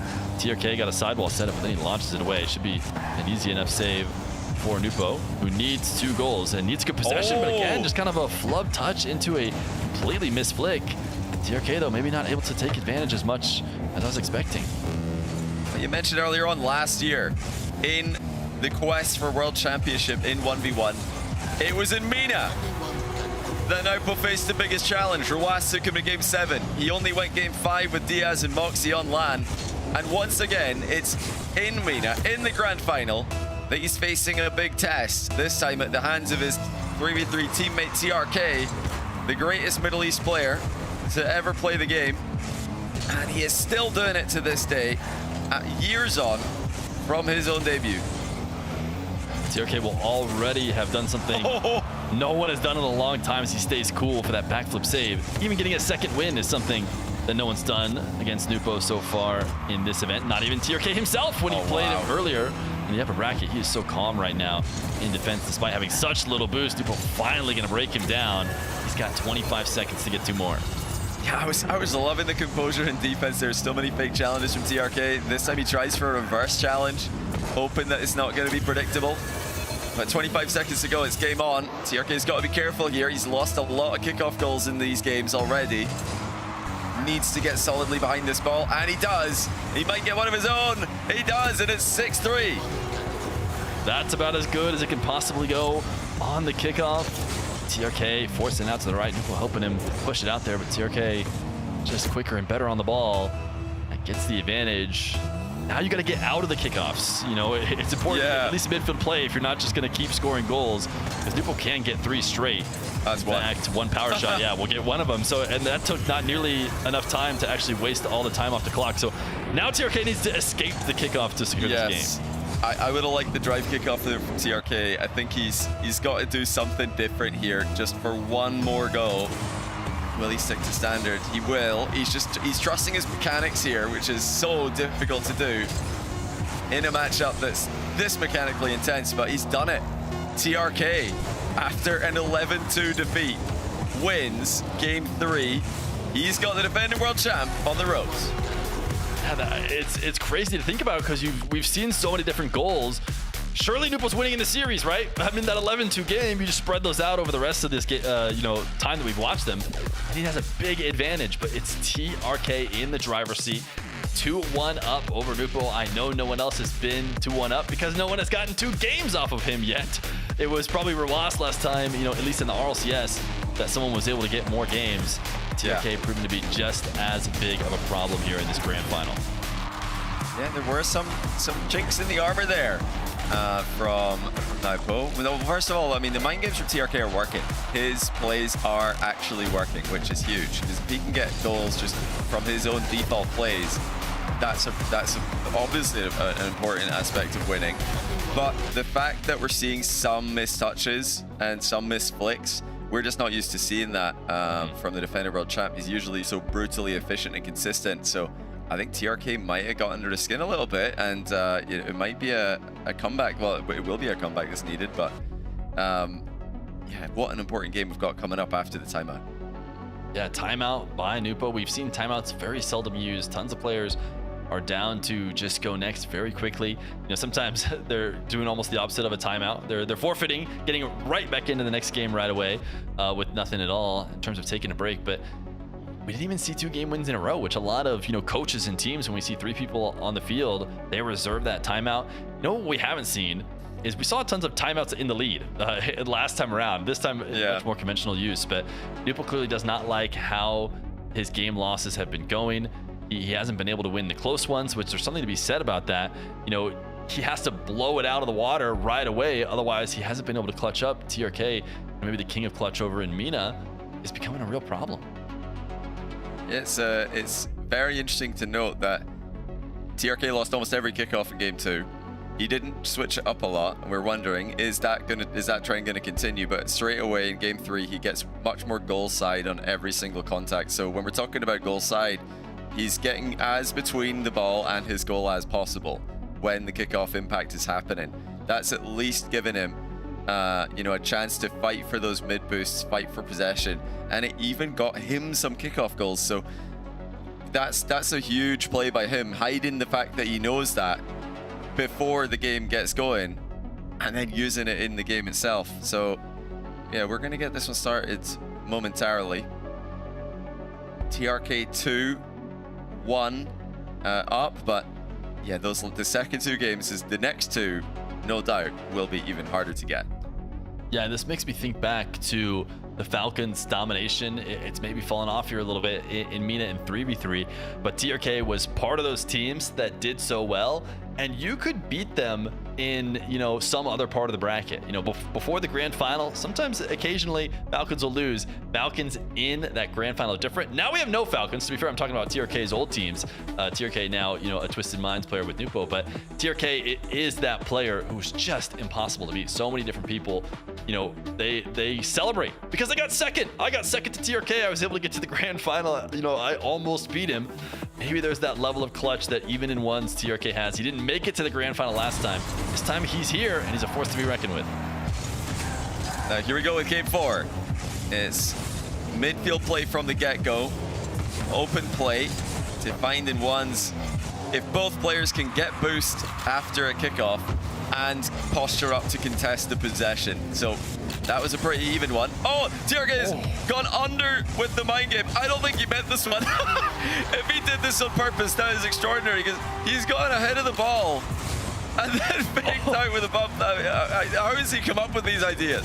It's beautiful. He wave dashes out back towards the catch and cuts it in. Everything is going TRK's way. And he is trusting himself with those resets down to the ground. Oh, nice save. Nupo forced back, but TRK not going to be able to pick up much boost in this extended attack. Nupo fakes, goes low, and gets the first. Yeah, that's scary. Yeah, TRK had to cover something here. He decided to cover the flick. And yeah, Yard is going to concede below 50 in that position. But he's got to keep that in mind, though. These are the mind games that are constantly going on in 1v1. It's not just about the play that's happening right now. It's about remembering what did the opponent do the last time they were in this spot. And do you think they're going to go for the same thing again? Well, almost got a good bounce. Still going to be in a great position, though. Nupo glues the ball to the ground. Has TRK low on boost. We're going to switch sides again. And Nupo, who starts with boost, is going to be the first one to the opposite corner as he keeps TRK on pads. This is the 1v1 jail I was mentioning earlier in the broadcast that you can get put in. And Nupo has put TRK in this jail as he continues to throw flicks over and over again. TRK still hasn't been able to pick up more than a pad here or there. This is a big moment. This is going to be the 50 that gets him out. In fact, it's just straight to the net. What a save by TRK. In and out of his own net in the blink of an eye. And he's dunked it so hard, it's almost gone in without a bounce. I mean, you're not going to see a better save than that. And it was off the back of consistent pressure as well. What a jailbreak! I said TRK was in jail. And what I did not realize is he was moments away from scoring. So maybe, I mean, Nupo has to keep going to that. I mean, you have to feel good about having somebody completely packed in on 0 boost. And even when they're going in and out of the net, that's actually usually a good sign too. They're panicking to try and get high. Finally, Nupo this time is going to get his goal. Yeah, great call on the bluff here. TRK trying to back down and Nupo, but he just lost control of that. He got a bit too far away from it. So it's a bit obvious that he wasn't going to flip into the ball. And notice that a lot of the time that TRK is boost starved, he's got to look out for low 50s. And nice bump there after the kickoff. So when TRK is starved, that is when he is most susceptible to the low 50, and I think he'll have noticed that. He's going to be staying lower in a lot of his challenges. We're trying to play keep away. TRK wanted to be a pest. He's got control now. Net is showing as open, but TRK shuts it as soon as he opens the window. And now he's right back on the ball. Nupo did not, pull the trigger immediately when he saw some open space. If TRK gets this one, oh my goodness! Nupo missed and made it possible. He can't get this. It's going to be TRK's ball. This is unbelievable. We're seeing some inaccuracies from the world champ, but TRK is defending like prime. And now strikes to the bottom left. One wave dash shot. You don't want to let TRK get to this spot, but sometimes you have no other choice as you're rotating back. No angle to dive in. It'd be even worse. So you let TRK bring that ball down to the ground, and he is never going to lack power when he wants it. He finds it, and he's got a lead. And it feels like even with TRK in the lead earlier, up 2-1 in the series, we're just waiting for Nupo to get going. As we approach halftime in this game, and TRK is still leading. The TRK believers are definitely going to be feeling they're in a good spot. Oh, this is a ridiculous play. Both players trying to stay with it. It's TRK again. He's got in the right side of it. The boost is spawning. Oh, it's not spawned yet, though. He stopped moving on it, and he's conceded as a result. I feel like the updates kind of baited him here because you can see that it was lit up, but it wasn't quite there for TRK. TRK, he's got time to play on the new updates. Just as much as Nupo, at least. Excuses to be made. And we're looking to get that one back. He's got another great kickoff. Possession on top of his car. Fake challenge doesn't make him phased at all, but he is bringing the ball to the back wall, so Nupo doesn't make contact. Not a lot to be done there. Now Nupo low on boost. Flick, TRK wants to try and end possession here. This time he does get away with not using the flip, as he's able to pull it down to the ground. Great challenge as TRK far out going for his reset landings. And all the boost is in favor of Nupo. So TRK, even though he's on the ball, was expecting to be able to get possession here quickly. That flick, maybe not quite good enough. Nupo been forced straight down the field. A strong flick might have scored, but he popped it too far up. Not enough lateral power in order to score. Yeah, he's just trying to make the most of a boost advantage earlier there. The TRK defending so bravely. He is keeping up the pace. He's looking for those back corner demos, but Nupo's wise to it. Now a minute left in the game. Low air dribble coming through. It's a 50. A lot of 50-50s by the defender world champion. A huge miss. He's absolutely whiffed that. Can you believe it? TRK leads off a wall miss on the turn. You almost never see that. That is not a mistake that he makes. TRK has him shaking a little bit, as he does not seem to be maintaining his fundamentals in this crucial grand final. Thought maybe for a second about going for a demo, but he pulled away from it. Got TRK on pads. TRK escaped for an easy counterattack last time. This time it is going to be Nupo who gets a goal. Soft touch, and we're equal. Yeah, and again, it's that low 50. As soon as he gets TRK boost start, he's going for the low 50s. He knows that he's going to recover faster with the boost advantage. And he has had so many shots this game, 13 to 8. TRK's got 8 saves. Really doing such a good job in defense, but can he get his lead back again here? Fight for the back corner boost goes the way of Nupo. It's going to be TRK retreating. Chance for a late lead, but TRK lunges in, hides behind the ball in his approach, and delays it for a bit. Yeah, you even saw a ball cam toggle from Nupo to see if he could see around it and see the challenge, but it was too late. TRK already stopped. That left side of the net is open. It's interesting. TRK is showing that, and Nupo has not been able to punish. You know, maybe I've just watched too much Moxie film, but I know Moxie, if given that opportunity, would absolutely rip one top left. Flicks maybe not the best game for Nupo. He prefers being in the air. That's where he's going to go now. Try and get an air dribble. But this one connects. It's a demo to get the lead. Great switch up. Had TRK shadowing, and he just pops the ball up. Slams TRK out of the way. TRK did jump early for that one. Made himself into a bit of a target. 9 seconds to go. We are headed towards a tie series. Unless TRK can get control of the ball here, but as he has many times on the straight spawn, he just has to watch the ball go over his head. He's gonna have one chance at this though. Has to be so efficient with this full pitch air dribble in. That's not the start that he needed. Keeps it up. Still a chance. Still gonna have one more opportunity to get back to this, and he does. Well, this is something special from TRK. Recycling the full pitch air dribble. But the hovering challenge is so annoying to look at, and that's gonna be enough. Yeah, not the best challenge for Nupo if he's trying to not get scored on at some other point of the game, because that 50 was gonna get one out, and then TRK is gonna collect it and bring it to goal. But he just needs any bit of grass at all, so he just dive bombs it from above and forces it back down. Pretty impressive from TRK to even stand a chance there. But, you know, I worry for TRK in this series only because it felt like he needed that one, which is crazy to say. He's clearly been showing that he can play with Nupo back and forth. I shouldn't be worried about him, and yet I feel like anytime he has a game close, he needs to close it out, and this time he didn't. Yeah, he missed an opportunity there. There's no doubt about it. He had late chances in the game to take a lead, couldn't take him. So it's not going to get easier from here, but there are a couple of silver linings for TRK. He's definitely gotten Nupo nervous, that's for sure. We've seen some mistakes that are extremely uncharacteristic for the defending world champ in these games, and TRK is still getting goals with his style of play. He's not having to play unrealistically for him. He is sticking to his game plan. I want to see more ball chasing when he's low boosting defense, so he's got to just accept that, hey, this is a bad situation. If I try to go for a crazy read, I'm conceding off for too many low 50s. I think he's just got to read the low 50, and, you know, if you get outplayed, you get outplayed.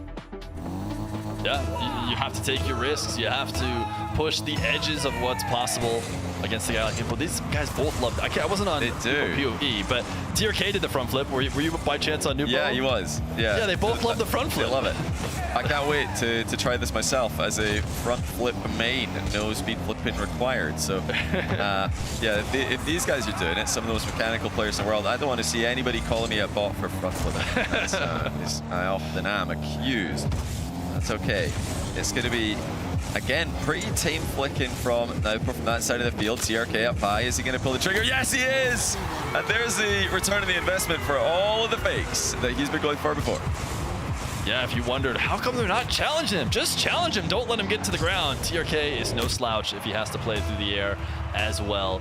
He's got the full repertoire. Every aerial attack needs to have threats all the way from beginning to end. You need to be on that ball without leaving a moment's notice for anyone to challenge. TRK does just that. Now he's going to fall off the ceiling. Actually, interesting decision from Nupo to bring it up. Usually you try and counter someone coming from the ceiling by going down, but the extra pop gets over the top.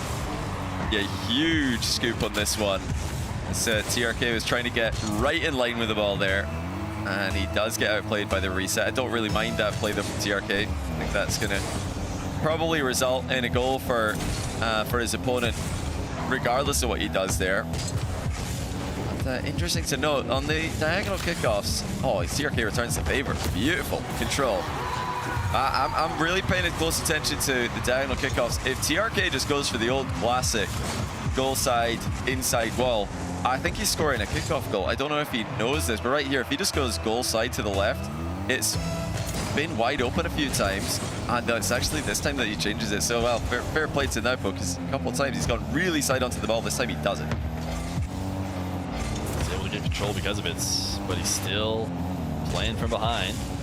He needs to try and peel this ball off the back wall in order to actually get an angle. Instead, just brings it right into TRK, who has Tony Boost to work with, whose flick game is, you know, who knows if it's going to be good or not. We're not going to get to find out. Snoopper will challenge long before he gets an opportunity to go.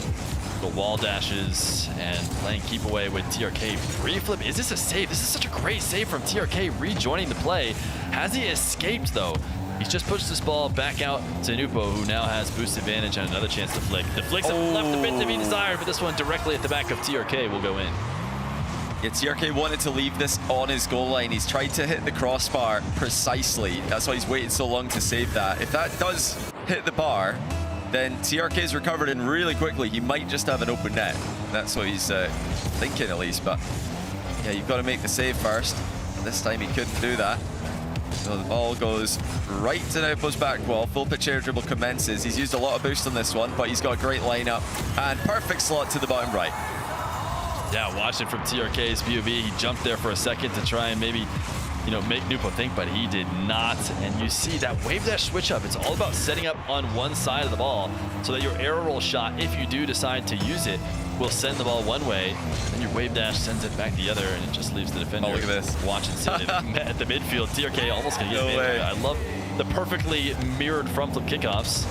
Nupo has control, air dribble bump. He had to slow it down, but wow.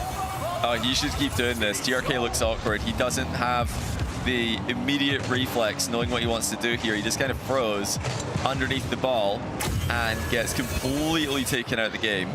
I think TRK's got to swerve off to the side there, give himself a bit more of an angle. He's got to have that instantaneously as his reaction though, or it won't work. You have to be ahead of the game, to be prepping, expecting that speed from TRK. Oh, not quite. But he's missed here. Well, if we get 100, it's going to have to be another back off. TRK already pre-jumping, already prepping for a potential aerial that does not end up arriving.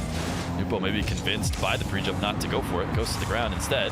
Will play out of the air, and he's trying to put TRK in jail, but TRK a little bump. He's going to get out. He's got possession himself. Oh, what move. TRK faking in field, plays it over the challenge, and he's back within one. And there's just mind games within mind games here from these guys. Look at TRK completely fooling his teammate. Halftime in Game 5. A game that will send someone to double tournament point, double qualification point to this year's World Championship. Nupo's still trying to defend his title. TRK would love to be the representative for this year. Twisted Minds win either way. Oh, this could be a good sign from Nupo, who has not found the power at all today. He's able to go top right in order to absolutely scream one in. TRK, I might have accelerated it, could have maybe slowed it down, but 100 kilometers per hour plus is definitely going to be good enough to get past TRK. He's got a 2-goal lead. TRK with an opportunity though, wall to air dribble. He's going for the ceiling reset this time around, and he's actually not playing his normal reset down to the ground. He actually Rushes back to the ball, takes his shot, and now looking to go again. He's got Nupo missing. Can he get around this? He will just barely roll it in bottom right. Well, his precision has been on point for these plays because once again, he just pulls out an unexpected angle and he just gets around it for the finish as well. Staying in touch as he needs to do. These have been close games, the last one and this one. Still, I think the majority of the kickoffs are going the way of your 1v1 world champion. TRK fake ceiling challenge. Hovering on the back wall. Goes low at the last minute. This time it's worked out. Yeah, everything that TRK is doing is not, you know, for fun. Everything he's showing on the back wall is to try and adjust Nupo, make him go to his second option that he was going for. Another weak flick that TRK is going to take advantage of. But it's so important to stay moving in defense. We see Vermostet to also dodge the air-triple bumps, but the boost grab's going to go to Nupo. Half flip from TRK isn't as clean as I would like to see from him, and Nupo will score. I mean, it's just so powerful in defense every single time. He's able to get such a good touch there, directly over TRK's head. TRK did not make the right move. He was worried about conceding even earlier. That's why he flipped the time that he did, but obviously needed to get closer to the ball if he was going to save the follow-up touch. Again, we're getting a very mirrored kickoff, and TRK's 1-1. He's getting stronger and stronger in this as the series goes on. I feel like earlier on it was Nupo's winning them, and now TRK just out-muscles him. Yeah, Nupo may be getting a bit too high. His single jump, maybe over the top of the mass of the ball, so sometimes that 50 that happens there can push you up into the air, which prevents you from dashing quickly. TRK able to force it through. TRK a flick, 2 kickoffs back-to-back, and we got ourselves a tie game. And so many of these early challenges are getting spotted by TRK. The vision needs to be perfect there. I'm thinking he's lining up for a late mind game though in the next one. So all these outplays have got to be making him think that a fake is going to work later. Oh, what a shot that is. That's going to make it as well. TRK by 1. He pulls a shot out of nowhere. Yeah, he gets bumped off of this. He gets pushed away. My goodness. And he says, you know what? I think I could find an angle. I didn't mean to be here. I was forced to be here. But I think there's an aerial shot available. I wonder if TRK was even wondering if that would go in. I think he wanted to force Nupo back. Yeah. Man, he got everything all at once. Got the goal immediately. Now he's up. Reset over the top. It's 8-6. I just cannot believe how well he has timed the switch from full aerial mind game to full aerial outplay. It is unreal that he has pulled this off. So many mind games worked earlier, and now he's outplaying every challenge. TRK by 2, and he could be on double match point in 45 seconds, but was taking his time. Towards his back corner he goes. It's the furthest from the net possible. Here he gets started. TRK ceiling shadowing and matches him perfectly, completely blocking him at every point of the play. Forcing him back. Nupo might have been picked up 100, but he's going to be awkward here. TRK is actually maybe doing a bit of time wasting. He's trying to flick it back, but he's just giving Nupo a great position. What is this wave dash? Nupo got lost. I think he meant to keep the ball closer, but he fell away from it and went for a bump instead. TRK able to reverse out of the demo. And now he has a carry. This was over the top. Nupo feels like he has to challenge. He slows it down, but TRK scores again. TRK threatening to dribble the ball back, baits in the challenge, and scores a 9th. Anything but an immediate kickoff goal, and this is game over. So TRK should just be trying to stay with this. And you know what that means? Front flip into the ball. It's a new meta. Can't wait to try this one myself. I'm sure all of you guys are the same, but will he get a 10 to add insult to injury? You bet he will. TRK is on double tournament point. TRK, you know, he's proven me wrong. I was saying he needed to win that previous game. He let Nupo back into this one, and yet this is a solid win for TRK. Really good job of confirming his win late. It's not an easy thing to do against Nupo. He played all the right ways, including that last little bait in. You have somebody on the ropes. They have no choice but to try and dive and challenge. Nupo's used his timeout, so he can't even use that now. It is TRK who is controlling the series. And TRK outplayed so many challenges in this game. There were, you know, plays where he's coming off the wall to get under the ball and outplay. There's a reset in the back corner. These are all very technical resets. And even though he lost his lead and had to earn it back again, he did just that and absolutely farmed. He got, what was that now? 6 straight goals at the end of the game. This is unreal from TRK. Yeah, on a crazy run that he can hope to continue. There's going to be a little bit of break here between games, but he's hoping that's going to roll right into the next one. It all comes down to that expert aerial game. We didn't realize we we're going to be talking about TRK necessarily coming into this one, but he stays on ball at every moment. He's getting resets early, which means if Nupo tries to challenge early, that flip is available. He's not sticking to just one game plan. We've seen him wave dash go low. We've seen him use the reset go high.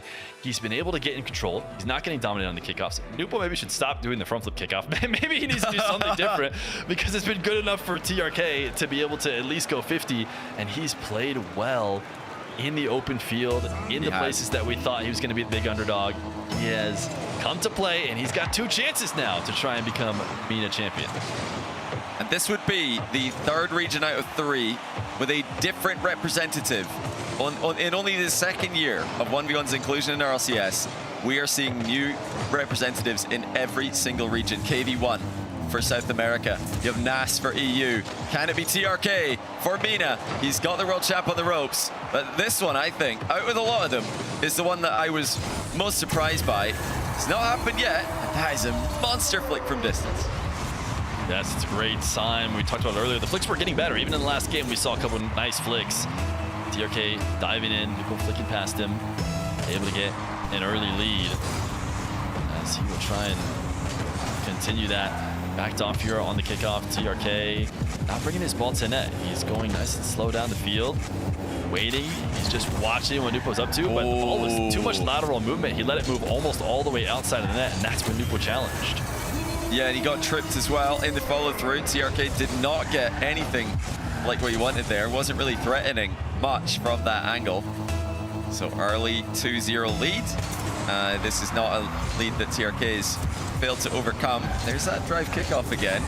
This one will work extremely well for TRK, but his first touch is wayward. He's used a lot of boost. Second touch much better as he rifles the ball back on target.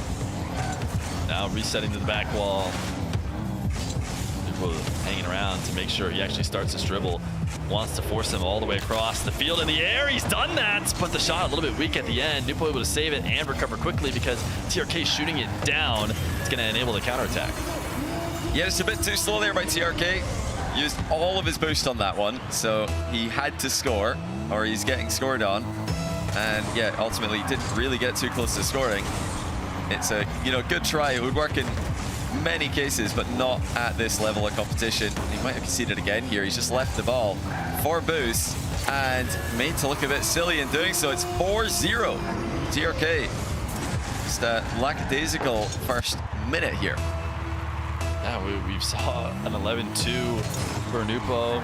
He has been able, he might walk out of this series even if he loses here. Well, I guess maybe not if he loses here, but with many more goals scored because of that early game where he crushed. He's on track for another, run up here. The scoreline only a minute 30 in. He's got 4. TRK, can he make this game close? There's been only 2 types of games we've seen close down to the wire, and then Nupo heavily favored. He's going to try and pinch this away. TRK actually stopping it at the midfield. Never really let that even stand a chance. Now back to a ceiling reset. Tried to switch it up early and shoot because he saw Nupo coming, but Nupo still makes contact and gets a goal. What a challenge. 5-0. This is a statement game by the defending world champion. He is not done defending his title yet. I mean, he's already in the GOAT conversation for 1v1. If he can go back-to-back, there would be absolutely no question that he is the greatest in the game mode's history. He's off to a fantastic start in Game 6. He had to play from behind when he did last time against Rawas, so he's not unfamiliar with getting down in series. And he's certainly in the zone to not only get to Game 7, as both these guys going to flip past the ball. TRK was expecting Nupo to make contact, and he didn't.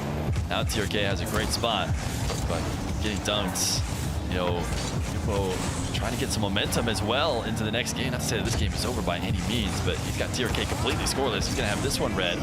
Should be able to get 100, and he's going to try and add even more to the tally. Yeah, we're into the second half of the game now. TRK knows from this point onwards, he can't just be playing a loose game. He has to defend his net. You concede anymore, it becomes almost unwinnable. And he might be conceding more. He's under a ton of pressure. What a read for 6-0. This is unbelievable. This is a pass off the corner. How does he have that bounce perfectly read? Wow. That is such a tough read to make, and he was instantly headed out to where he knew the ball was going to go. An insane read from Nupo, who's up 6-0, hasn't allowed even a single goal. His back is officially against the wall, and he seems to recognize that as he has now turned it up to 11. The shot gets saved easily.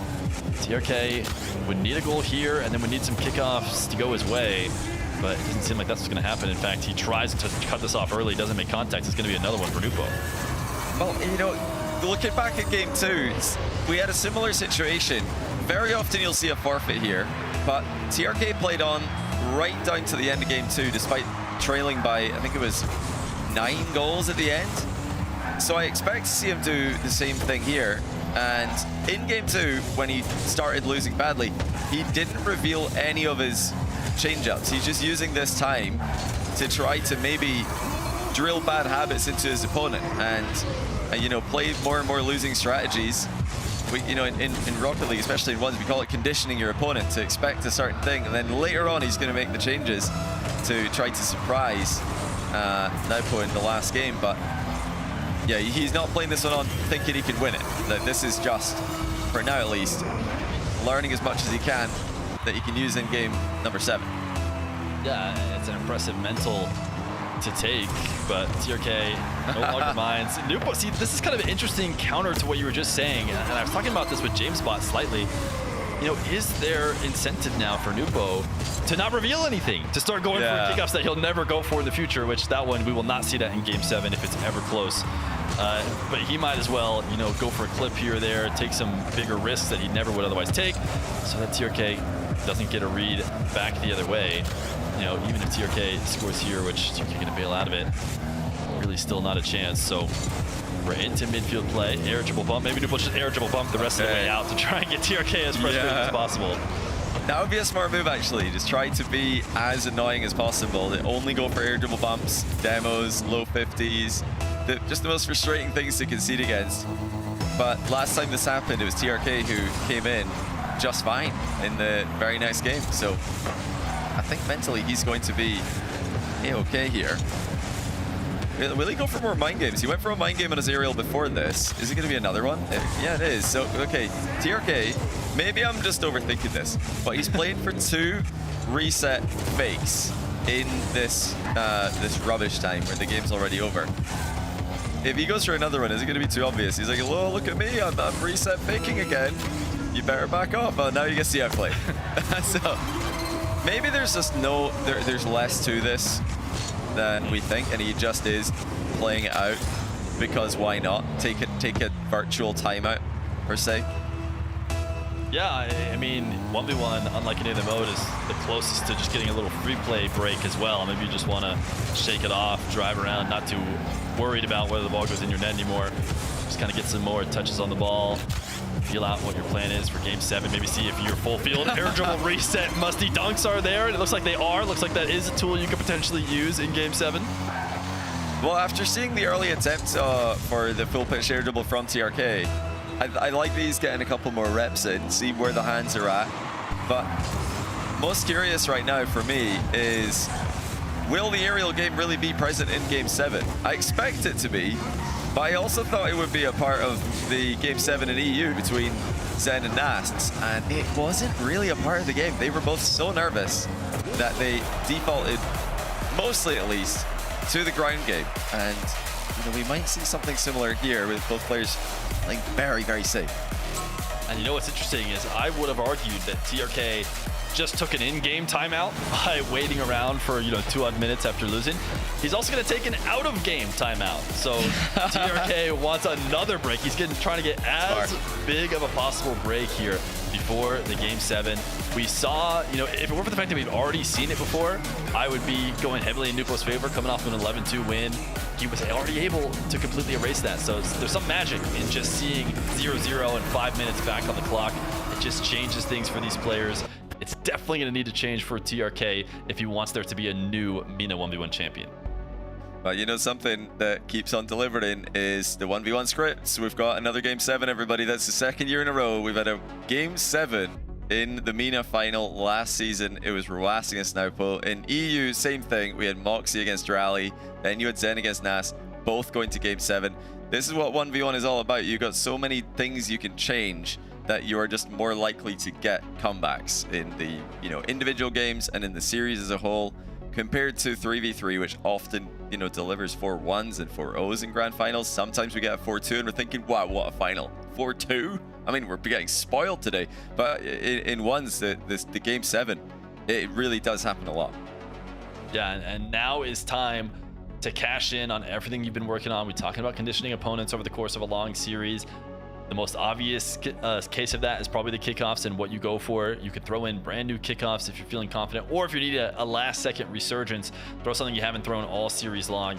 Maybe that ends up being the reason why you bring it back. But also the aerial game, a 7-game series, we've kind of seen a little bit of everything, but it all comes down to this one moment. Are you going to clutch up? Are your mechanics going to transfer? We saw maybe not the best games from people on LAN when they were a little bit more nervous. Game 7s are a similar situation. The player who did not fade, though, and was not too worried was Nupo. He played fine both on LAN and in these grand finals. He's shown that he still has mechanics, even in the biggest moments.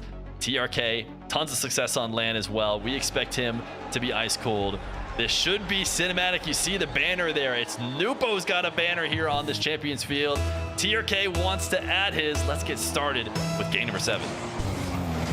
The game that will decide who represents Middle East, North Africa at the World Championship for 1v1. Both these guys are already going over there for 3v3. They'll be playing together.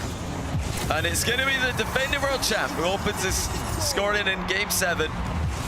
He had enough boost here to set himself up for a shot, and he saw the early challenge coming a mile away.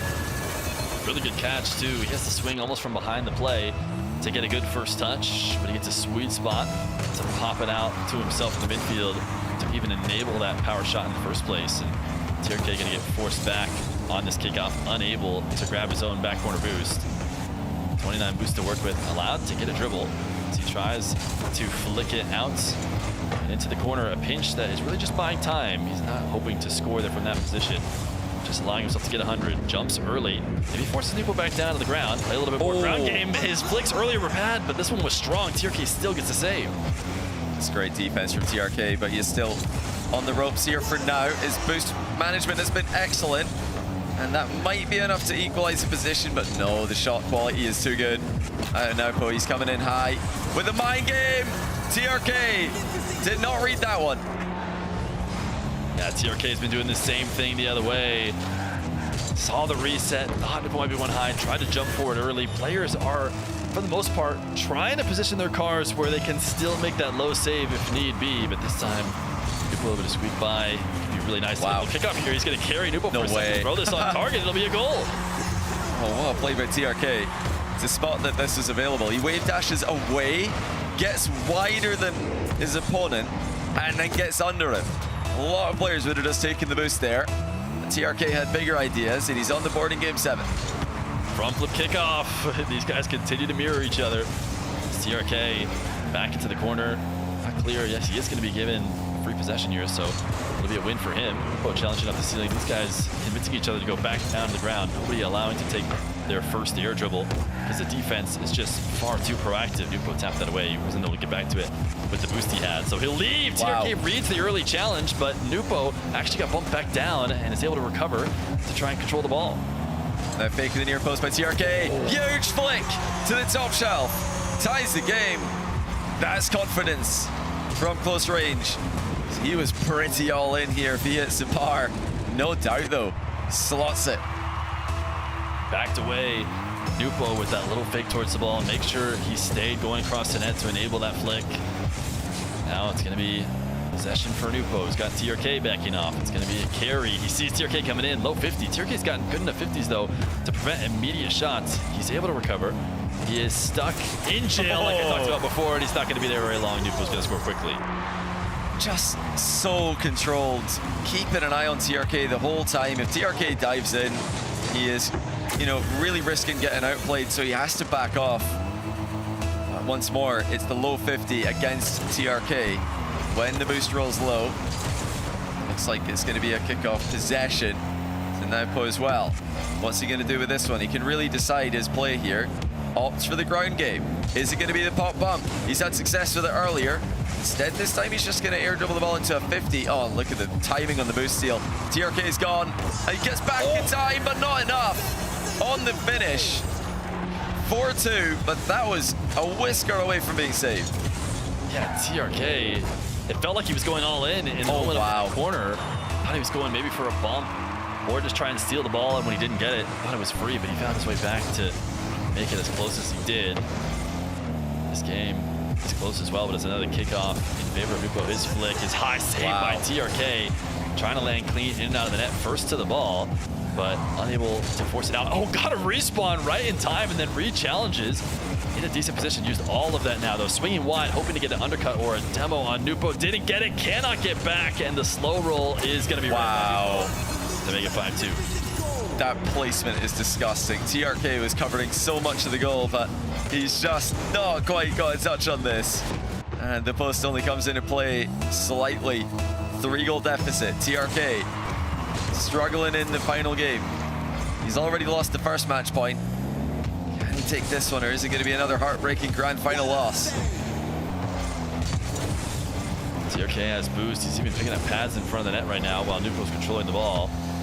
He is expecting to be able to turn this in. Nupo goes to the side wall 100 instead of going to the back corner. Might result in him arriving late. TRK trying to sneak it in that top corner, but Nupo covers that the whole time. Now both players very low, but Nupo with ball control. Opportunity to flick. TRK save up high. Neither one of them has anything to work with, but TRK able to get up earlier. He's going to clear this out. He might be able to chase it down. Some wall dashes to get out ahead. He got some boots in the midfield, and he gets his third. And TRK flipping onto the wall here. And then getting back down with the wall dashes. Great use of the walls to accelerate, win the race to the ball. Before that, we did get a save on TRK's aerial mind game, so I think he's got to go for the play next time. He's got to try and hit our flip reset and an outplay, or he is not going to take this grand final. Talking about the Game 7 adjustments, just a full delay from Nupo that I don't think we've seen a ton of all series, but he's going to bring it out now. It's got him up possession as TRK going back off the wall, down to the ground. 50 isn't quite in, but the follow-up is Nupo playing for the recovery, and he gets his goal. And, you know, he's gone for the low 50s in this game. TRK clearly not able to predict it. That's multiple times now that he's been outplayed by a 50-50, either on the ground or from the aerial game. Going the other way, TRK's aerial game looking like it's getting red. If we look at game 6 as well, it was more of the same. Can he outplay this time around? Low reset, catch, and the pop. But once again, the save is too good. TRK is trying to stay with this one, and he does with a demo. He's working so hard for his every single play. Oh, he got a freebie. He was able to fake Nupo out on the respawn. He got the demo. Nupo choosing the perfect spot to respawn in, try to dive on the ball, and he just matrixed around it. Wow. He should have gotten a touch there, but made no contact, and TRK has just been able to keep this within 2, within striking distance. More than enough time to make that up. He's not letting Nupo run away with it.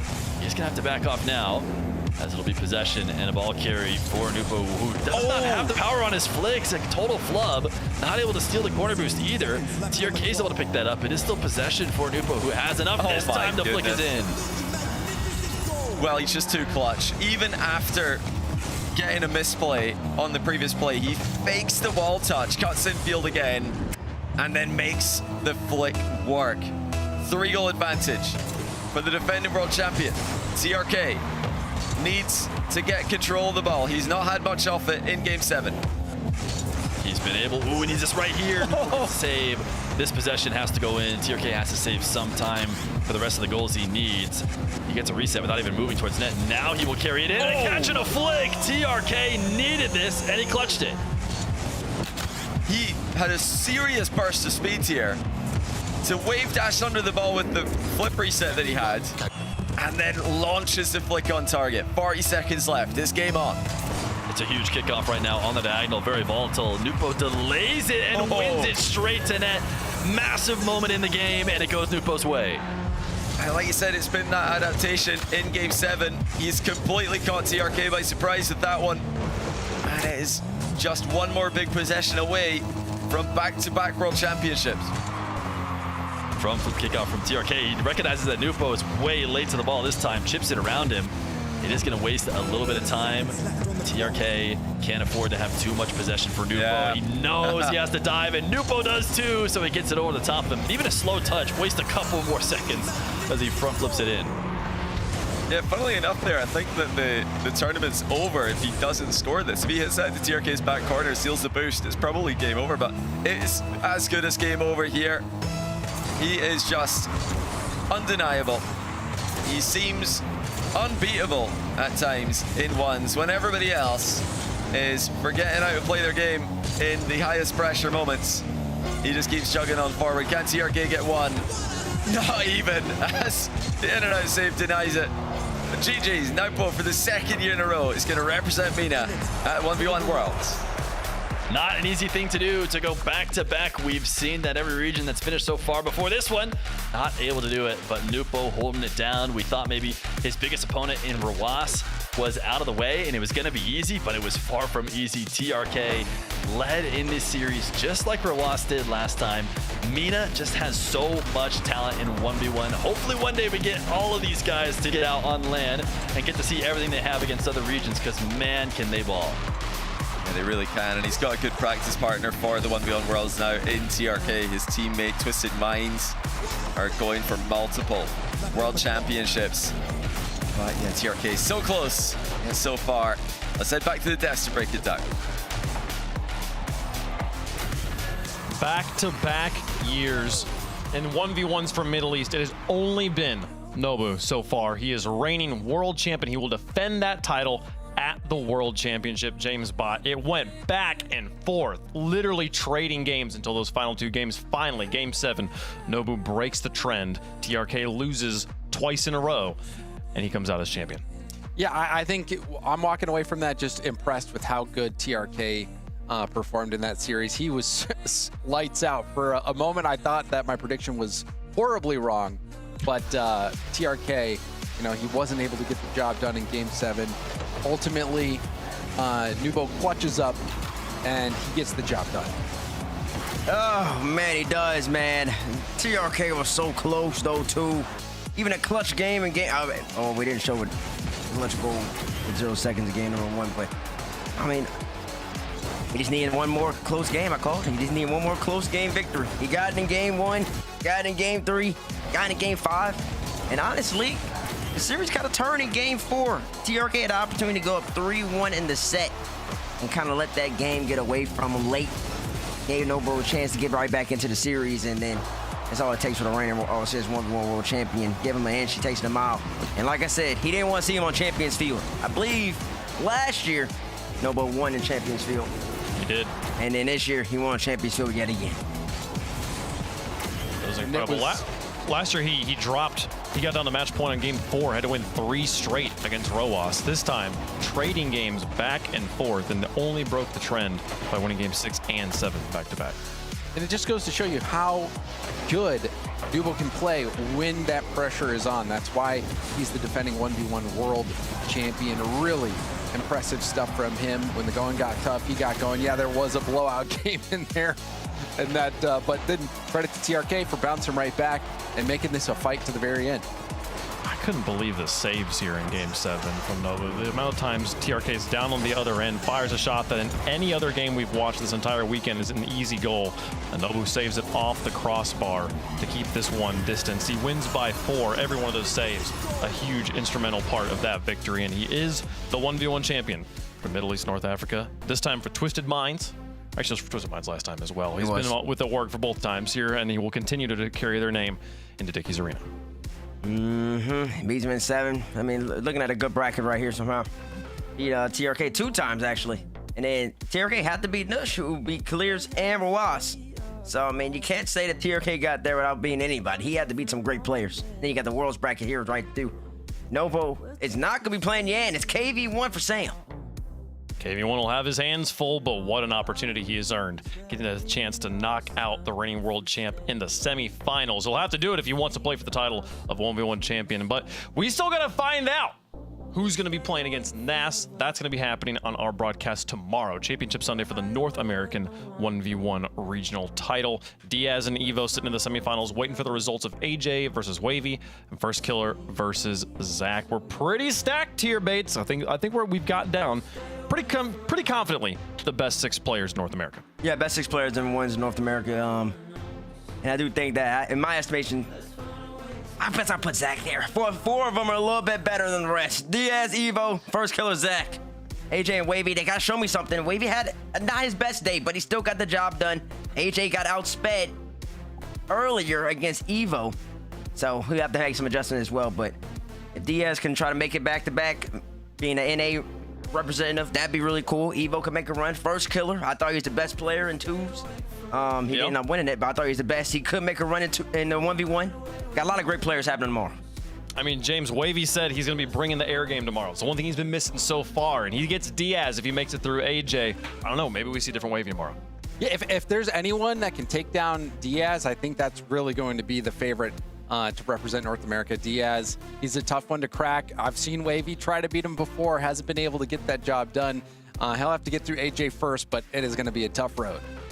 We could keep talking about it, folks, but I think it's time to let the day move on. Let the clocks move on, and we'll get to Championship Sunday just that little bit quicker, and we'll find out for sure. If you want to be in the building when we crown the 1v1 World Champion, go to the URL on here on the screen, scan the QR code as well. Get your tickets. It's going to be a world's first, the first time we're crowning 3 World Championships in the RLCS. Be there when history is made. I'm excited for it. I hope to see you there. So we've got one more day of 1v1 action, folks. Championship Sunday starts bright and early tomorrow, 9:30 a.m. Pacific. We'll have the pre-show, kickoff at 10 a.m. Thanks so much for watching today. We'll see you tomorrow for Championship Sunday.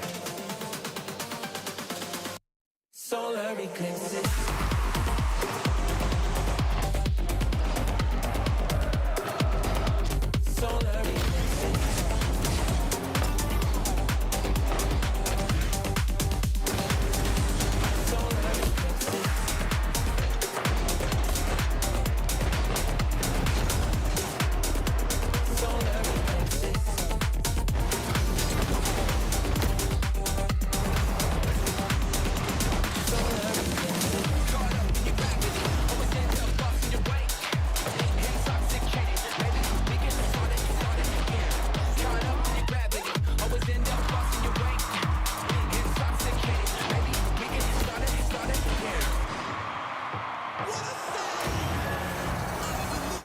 Okay, the plumber's fixing that burst pipe. We should be all set. Good thing you're protected 24/7 with your home and auto bundle from Progressive.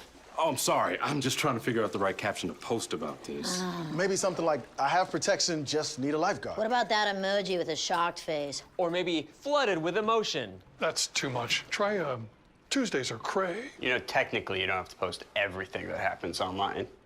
I totally believe you. Life is meaningless without affirmation, am I right? Pressure's starting to build, though. Oh! It landed the bump, but saved it and Just Mines are looking to finish. Oh, what a demo. Oh, Stizzy, downfield, down the jack, open net. He doesn't have to hit it.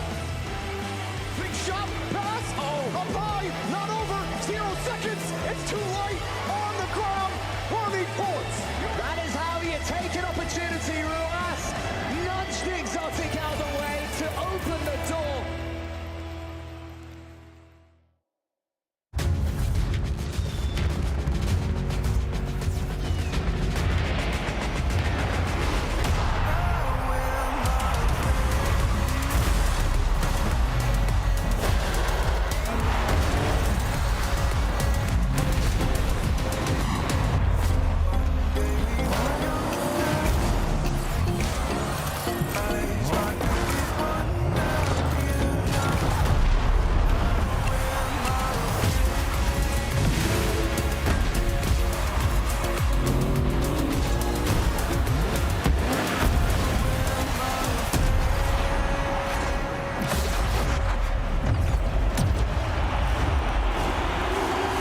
Part of the magic of Rocket League is the stories you can tell about it.